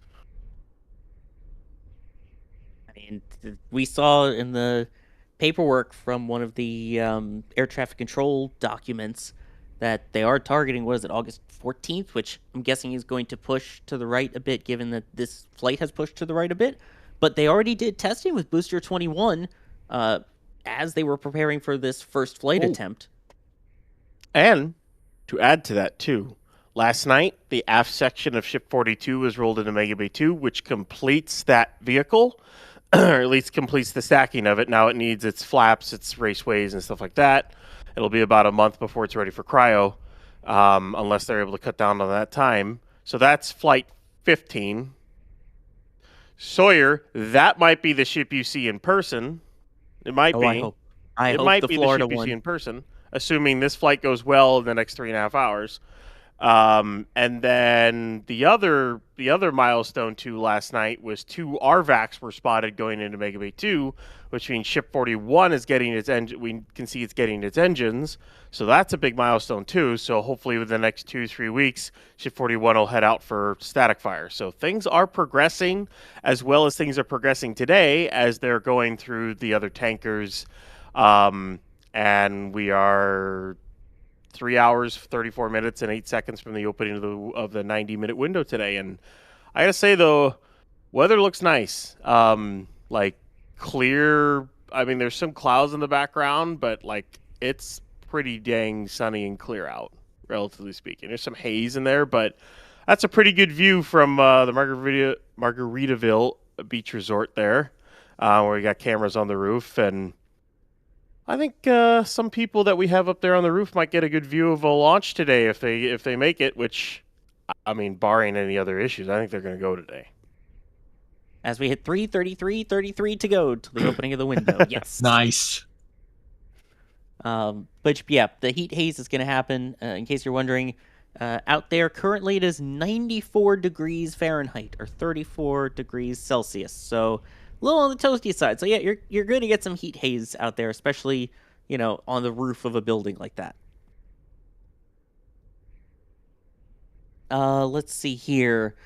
Karmaflage was wondering, how long is the tanking procedure? When does it start? So for those waiting to see fueling, what is the procedure for that? And also, I'll throw in there, EJ, what are we expecting to see from the tank farm ahead of that? Hey, what you're really going to want to see from the tank farm is just a lot of steam coming out of it, a lot of condensation coming out of it. Kind of like what you see there, but when they start to flip this thing on, it'll start cheeching out a lot of smoke really, really fast. Now, keep in mind, it's not smoke. It's just clouds. It's clouds, condensation, no big deal. In terms of fueling, at T-minus 37 minutes and 30 seconds, the ship, they're going to start loading oxygen into the ship, right? So what we're really looking for is about halfway up the tower, right before that, so like 40 minutes out maybe. The tower has a little vent line on the backside opposite of what Starship is. So like on the right side of your screen, there's a vent on the other side of the tower, right? When that vent starts going, that indicates that they're moving propellants up the tower to go in through the fuel lines for Starship, which is at the bottom right of the, of the right frame on your screen. After that, they will start loading liquid oxygen into the booster, 37 minutes out. You'll see a vent down at the kind of pyramidal structure that Super Heavy is attached to down at the bottom. There's a vent down there that should be turned on a couple minutes before that to make sure that that means they're moving propellants. Say again? Oh yeah, that will turn on. That's the drain line. That's the LOX drain line. Oh, okay. Well, there's two drain lines out of the service structure. One's methane, one's LOX. They usually don't turn either one of them on until they're done with loading, and that's the system drain and purge. But yeah. Okay. So at 35 minutes and 25 seconds, they'll start loading fuel into the booster. Now, you don't have any methane vents. Like Ryan was saying, the methane gets scavenged and it goes back into the system because Captain Planet gets very sad if you vent methane into the atmosphere. Now, keep in mind, there are vent lines on Starship for like if they depress the tanks that do vent a small amount of liquid methane. But for the most part, they recapture it, right? And then ship fuel load happens 34 minutes and 48 seconds out. And then from there, yeah, it'll take about a half hour to load everything up. Raptor chill down begins at 21 minutes. And then, 0, we have a launch. Hopefully. Well, no, you know what? Not hopefully. We're launch maxing today, Sawyer. We're launch maxing today. Here we go again, Sawyer. So we're going to manifest this launch. We're launch maxing, dude. Anyway, back to you. I will say, I think when Alex used that term earlier in the stream, we lost viewers. So yeah. No, what Alex said launch. Yeah, something along the maxing lines. Yes. There's a there's a Jack Bayer Bayer in there. Is that his name? So someone named Yak is in the chat there. I don't know who that is. Just ignore them. It's fine. I'm just all I'm hearing is the sound of Land Rover failing to start. Anyway, what's up, buddy? How are you? Continuing along here, as we are 3.5 hours to go until launch, we got to start getting a little more serious this tight. It's not like the 8-hour mark. We're at 3.5 hours. Yep, that's right. We got to stay focused. We cannot deviate from the mission, folks. We got this. Look at rocket that on the screen. Look at that blue sky. That's what we want. And again, for those wondering why they didn't launch yesterday, that's the exact reason. It wasn't necessarily lightning or rain or anything. It was clouds. The issue with the clouds was that they wanted to get as much imagery as possible of the vehicle, especially that heat shield on the way uphill. And so, as a result, they waited until today, where they knew it was going to be a clearer day. And obviously, Mother Nature cooperating very much so, based off of what you can see. This might look like SN8.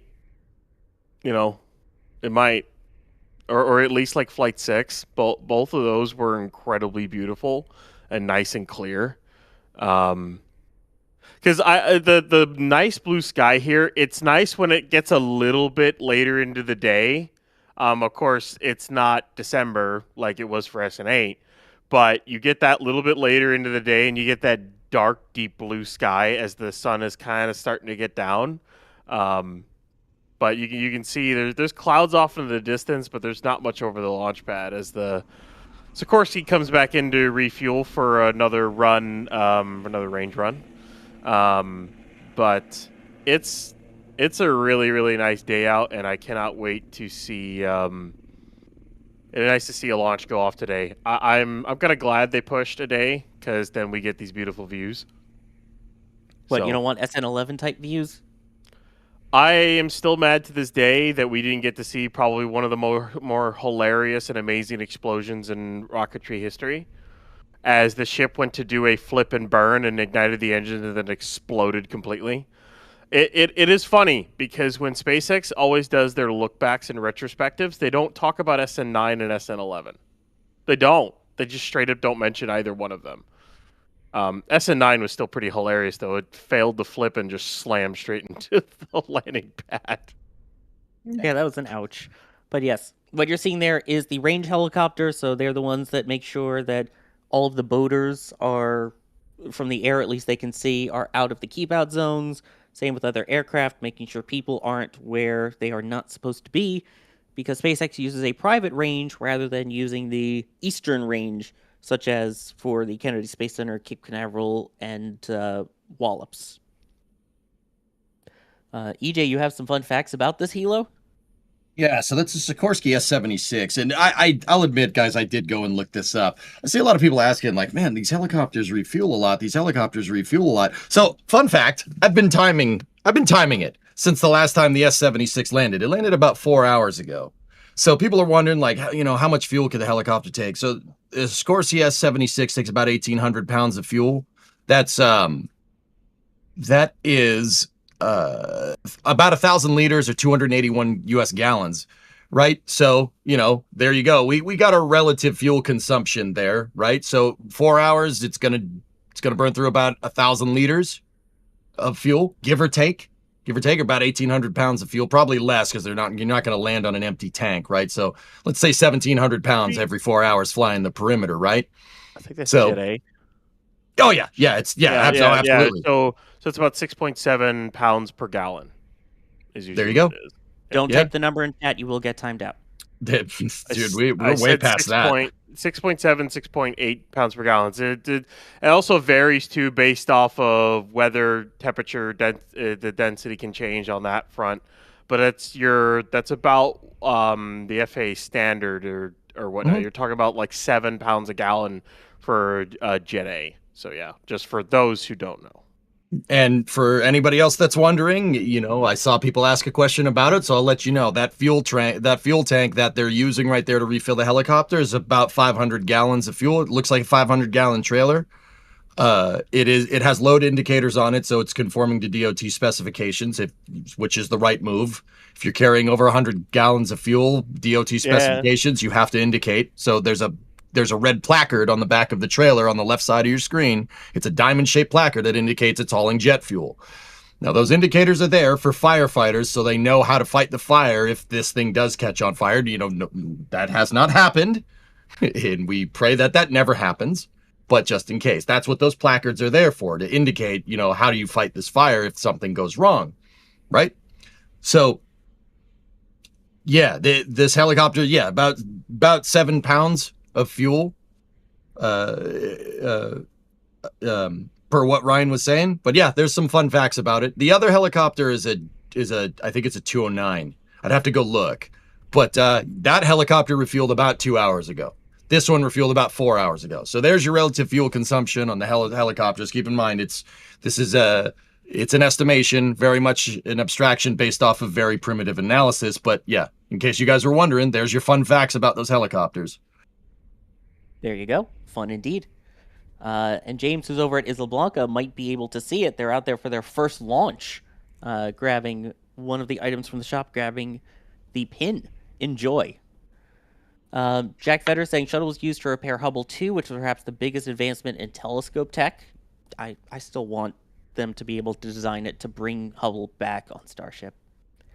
ODST Moody, hour 23 of being awake. Can't go to bed until hour 40. Rocket do be going up sometimes. I hope it does today. Jeez. Get some sleep. Yeah.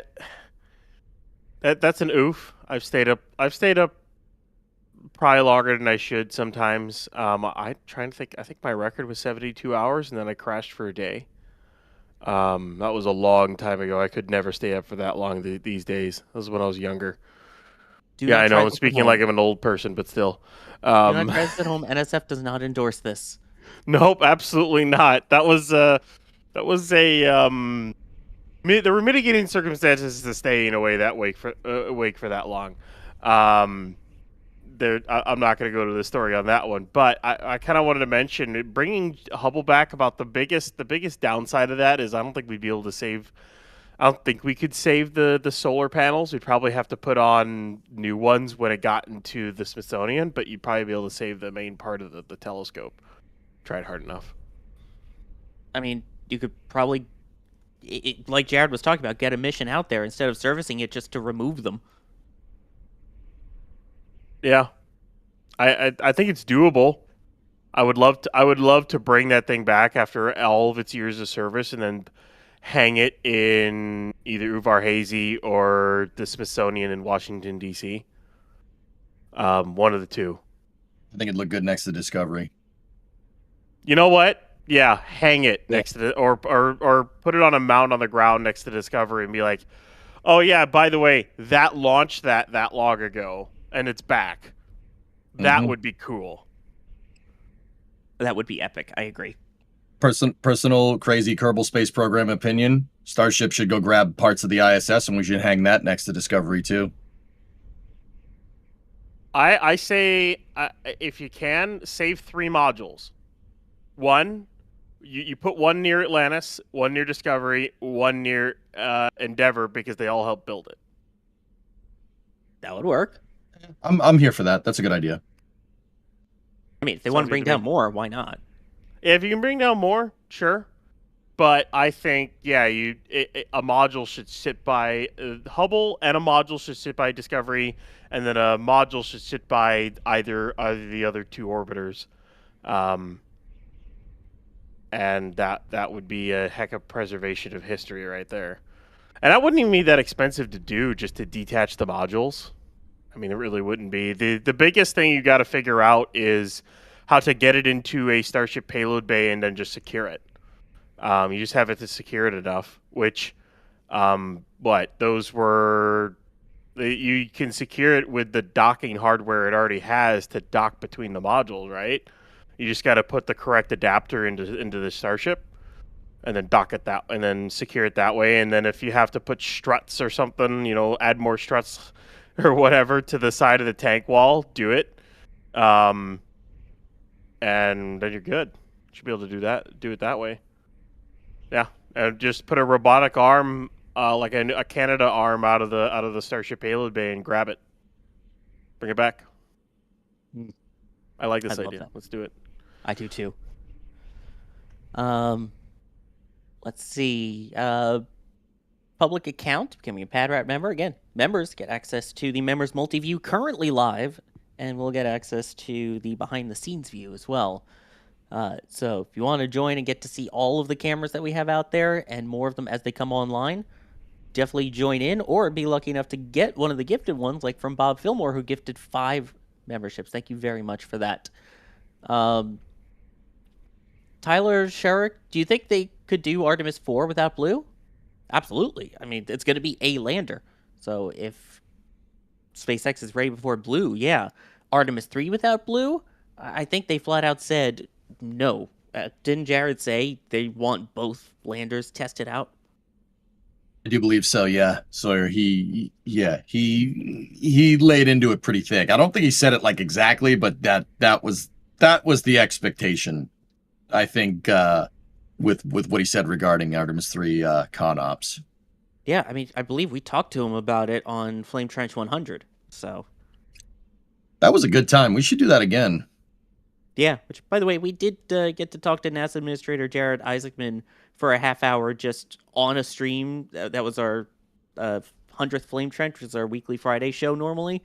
Yeah, you should go check it out. It was amazing. Also, speaking of those gifted memberships, Mechazilla gifting 5 memberships, and then Nobby Knobber gifting 50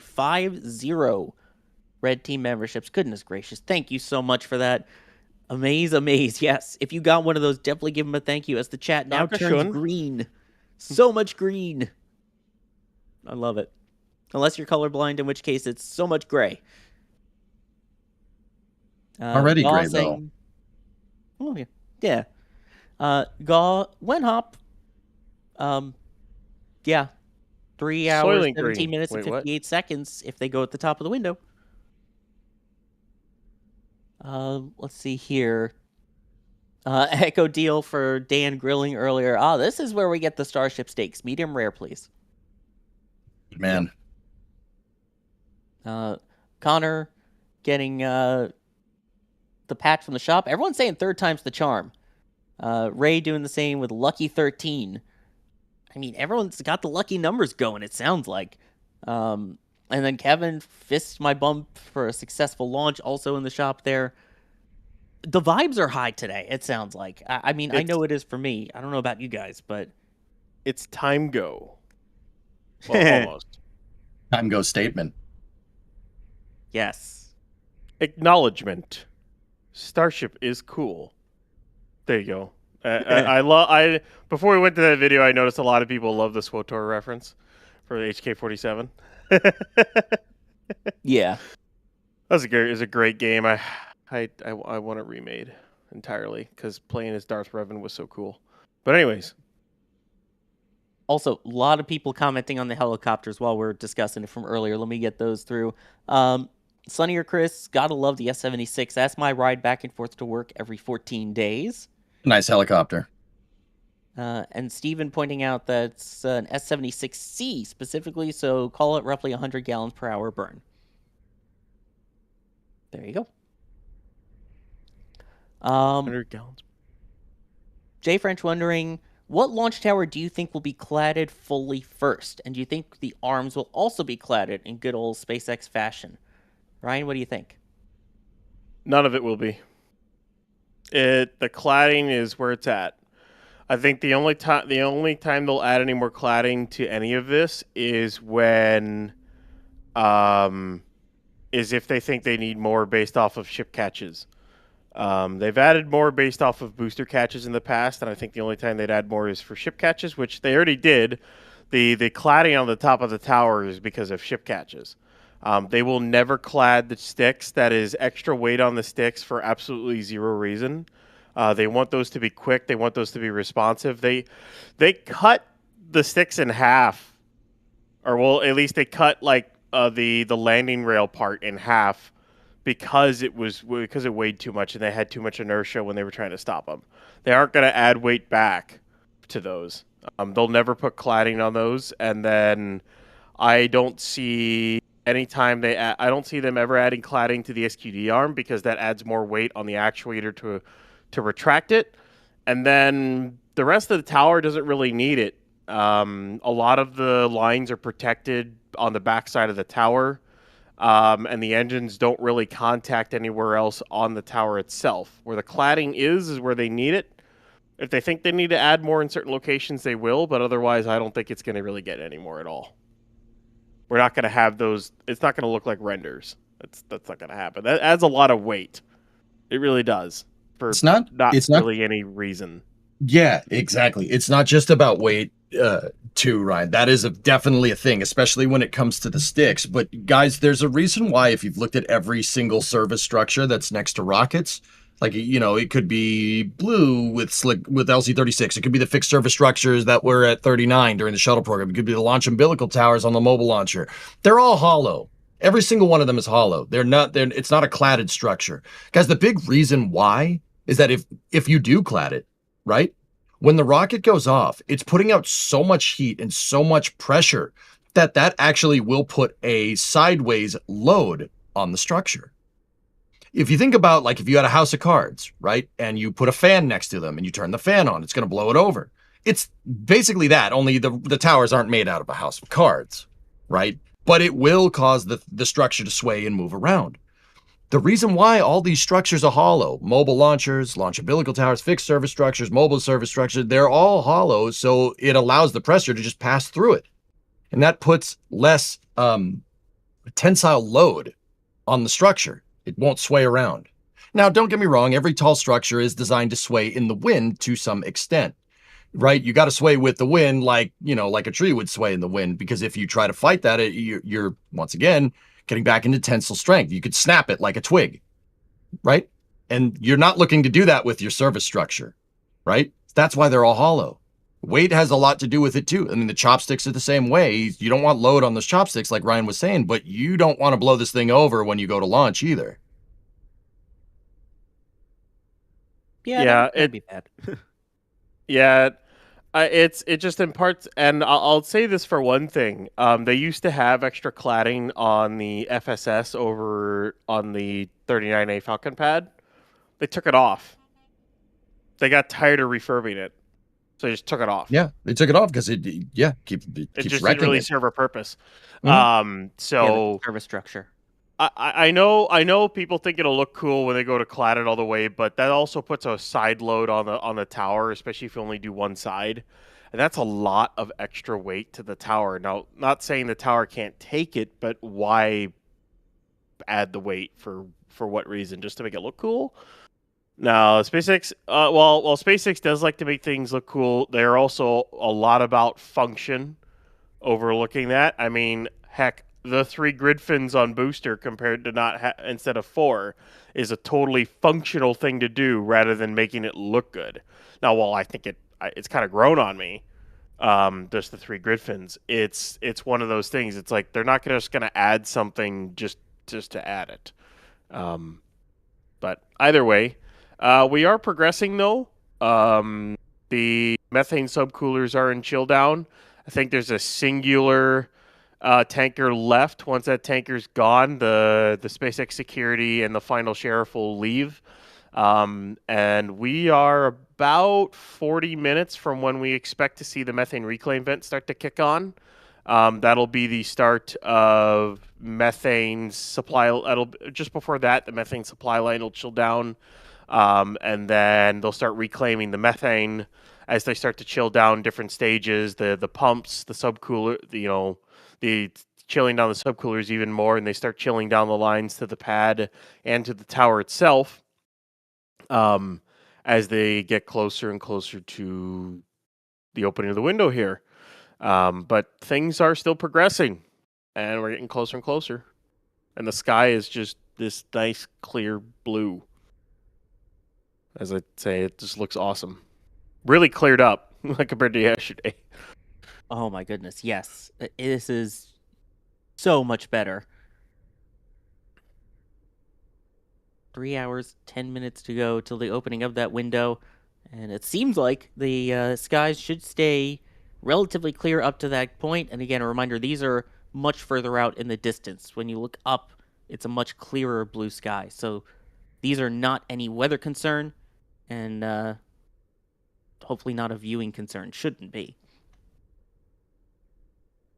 Methane subcooler, as you're talking about methane chill and everything, I guess they want to know where their propellant goes. They're asking, can someone explain the ship ignition sequence for a nominal booster flip?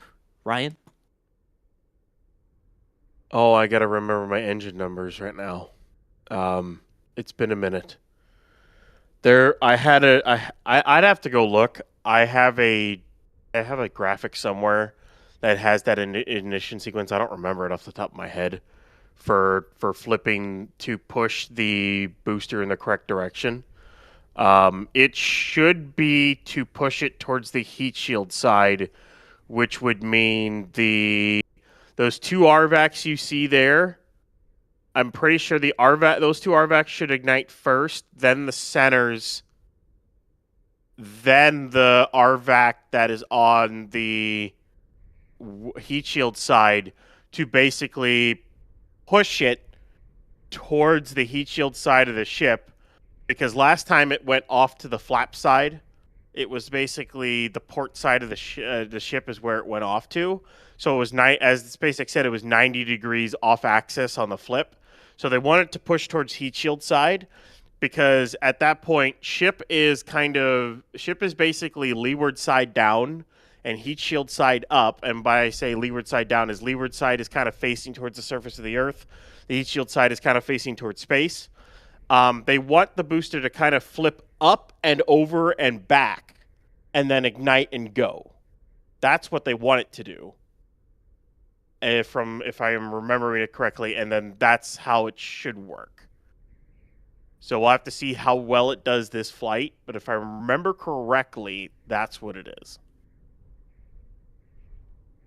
I mean, we'll find out, especially again with the boosters, the big thing. We haven't seen the new booster startup yet after what happened on Flight 12, which we don't want a repeat of. So, also, can I just say, it is really cool to see the ship RVACs in that view.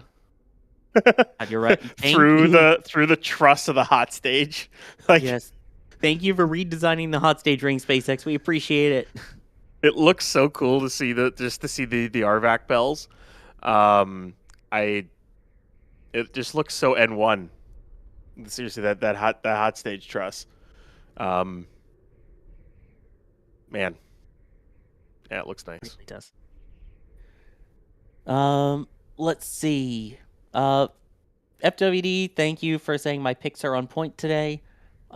Ken is wondering, will there be significant aerodynamic and heat shield problems created by bolting a hatch on the point of the ship? EJ, aerodynamically, is that an issue? You're talking about Artemis 3, right? The Artemis 3 kind of hybrid ship. More or less, guys, if I had to guess, they're probably going to put some kind of nose cone on it. You don't want that docking port getting exposed to aerodynamic forces on the way up. It's probably going to be like Dragon 1 back in the day. Dragon 1 had just an ejectable nozzle. Or not a nozzle, ejectable nose cone, excuse me. My guess is that. Either that, or maybe SpaceX will cook up some type of retractable nose cone like Dragon 2. That would be cool. That'd be really neat. I mean, if you put the hinge mechanism, like a cantilevered hinge mechanism on the leeward side of the ship, I don't see why not. What I would really be wondering, yeah, exactly, right? What I'd really be wondering is the seal that you'd get on the nose cone.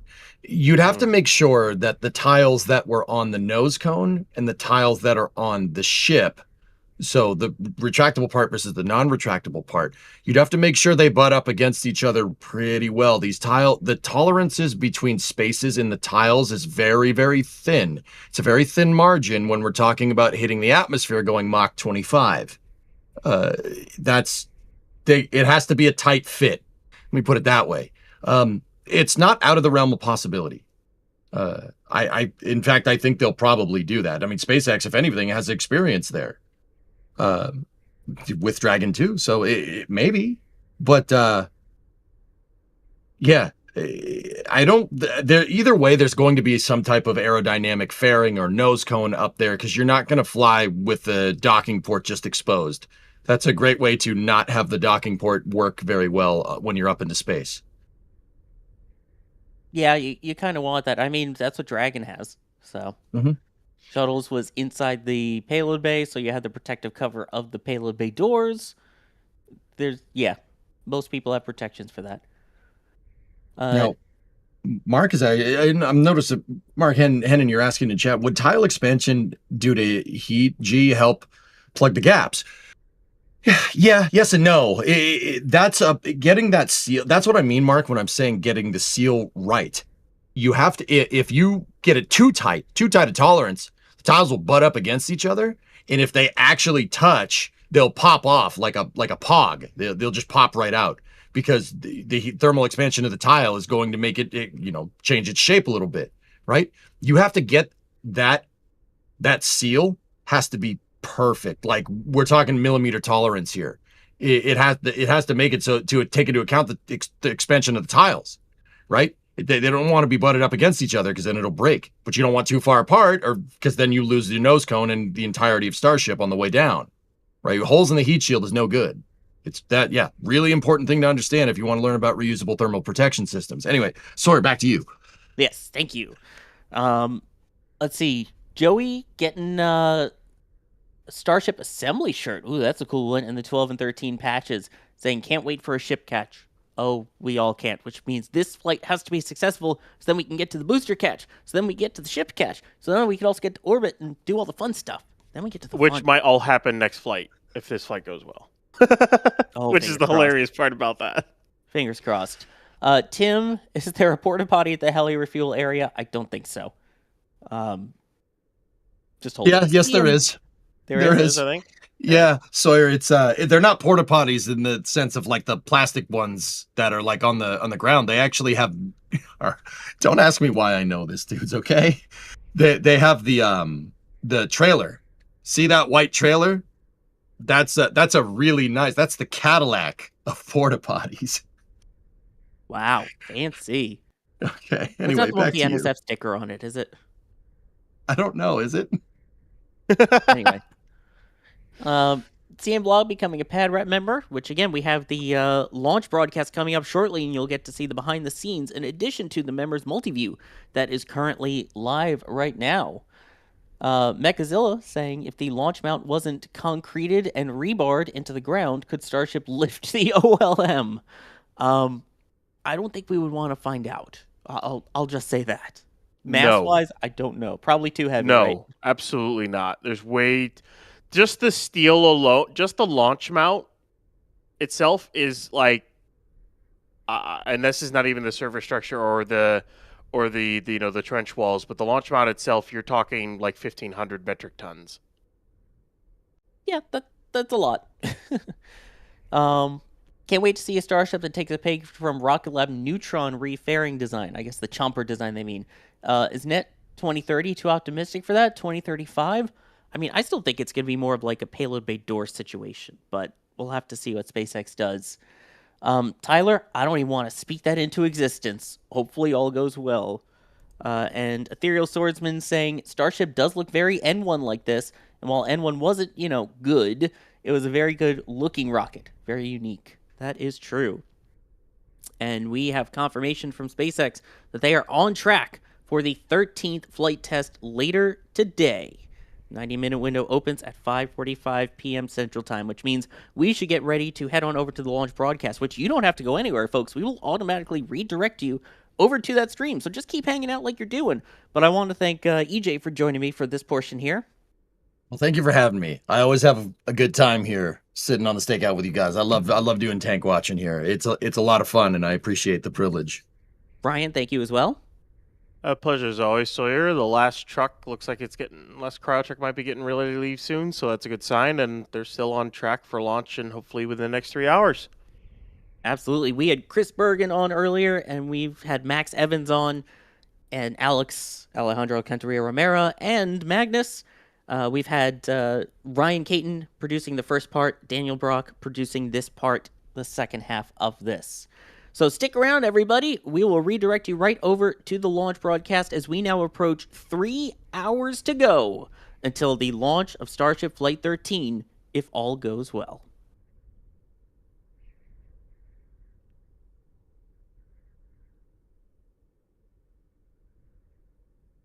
Starship is under contract to serve as one of 2 lunar landers for NASA's Artemis program.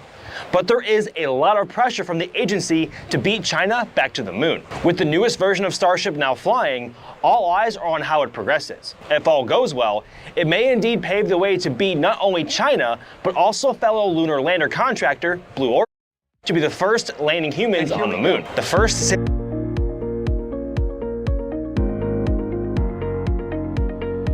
There's the deluge. Here's ignition. Doubling up. Did he just do a kerbal? Back to the moon and beyond.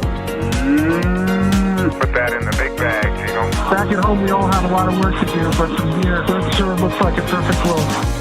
Propulsion continues to be normal. We did have an observation. Equalize. 343 unfolds to go. It's orange. Water towers can fly!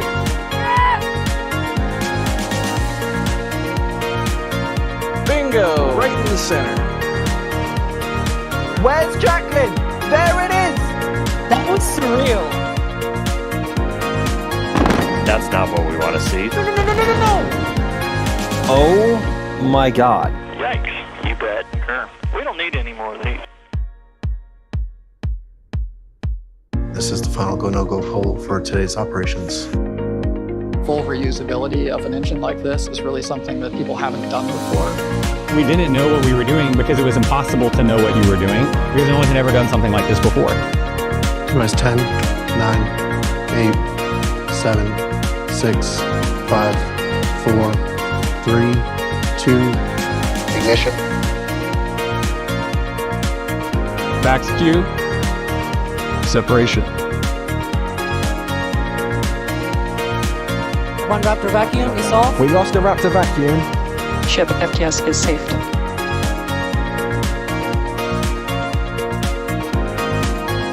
Starship is turning for final approach to landing site.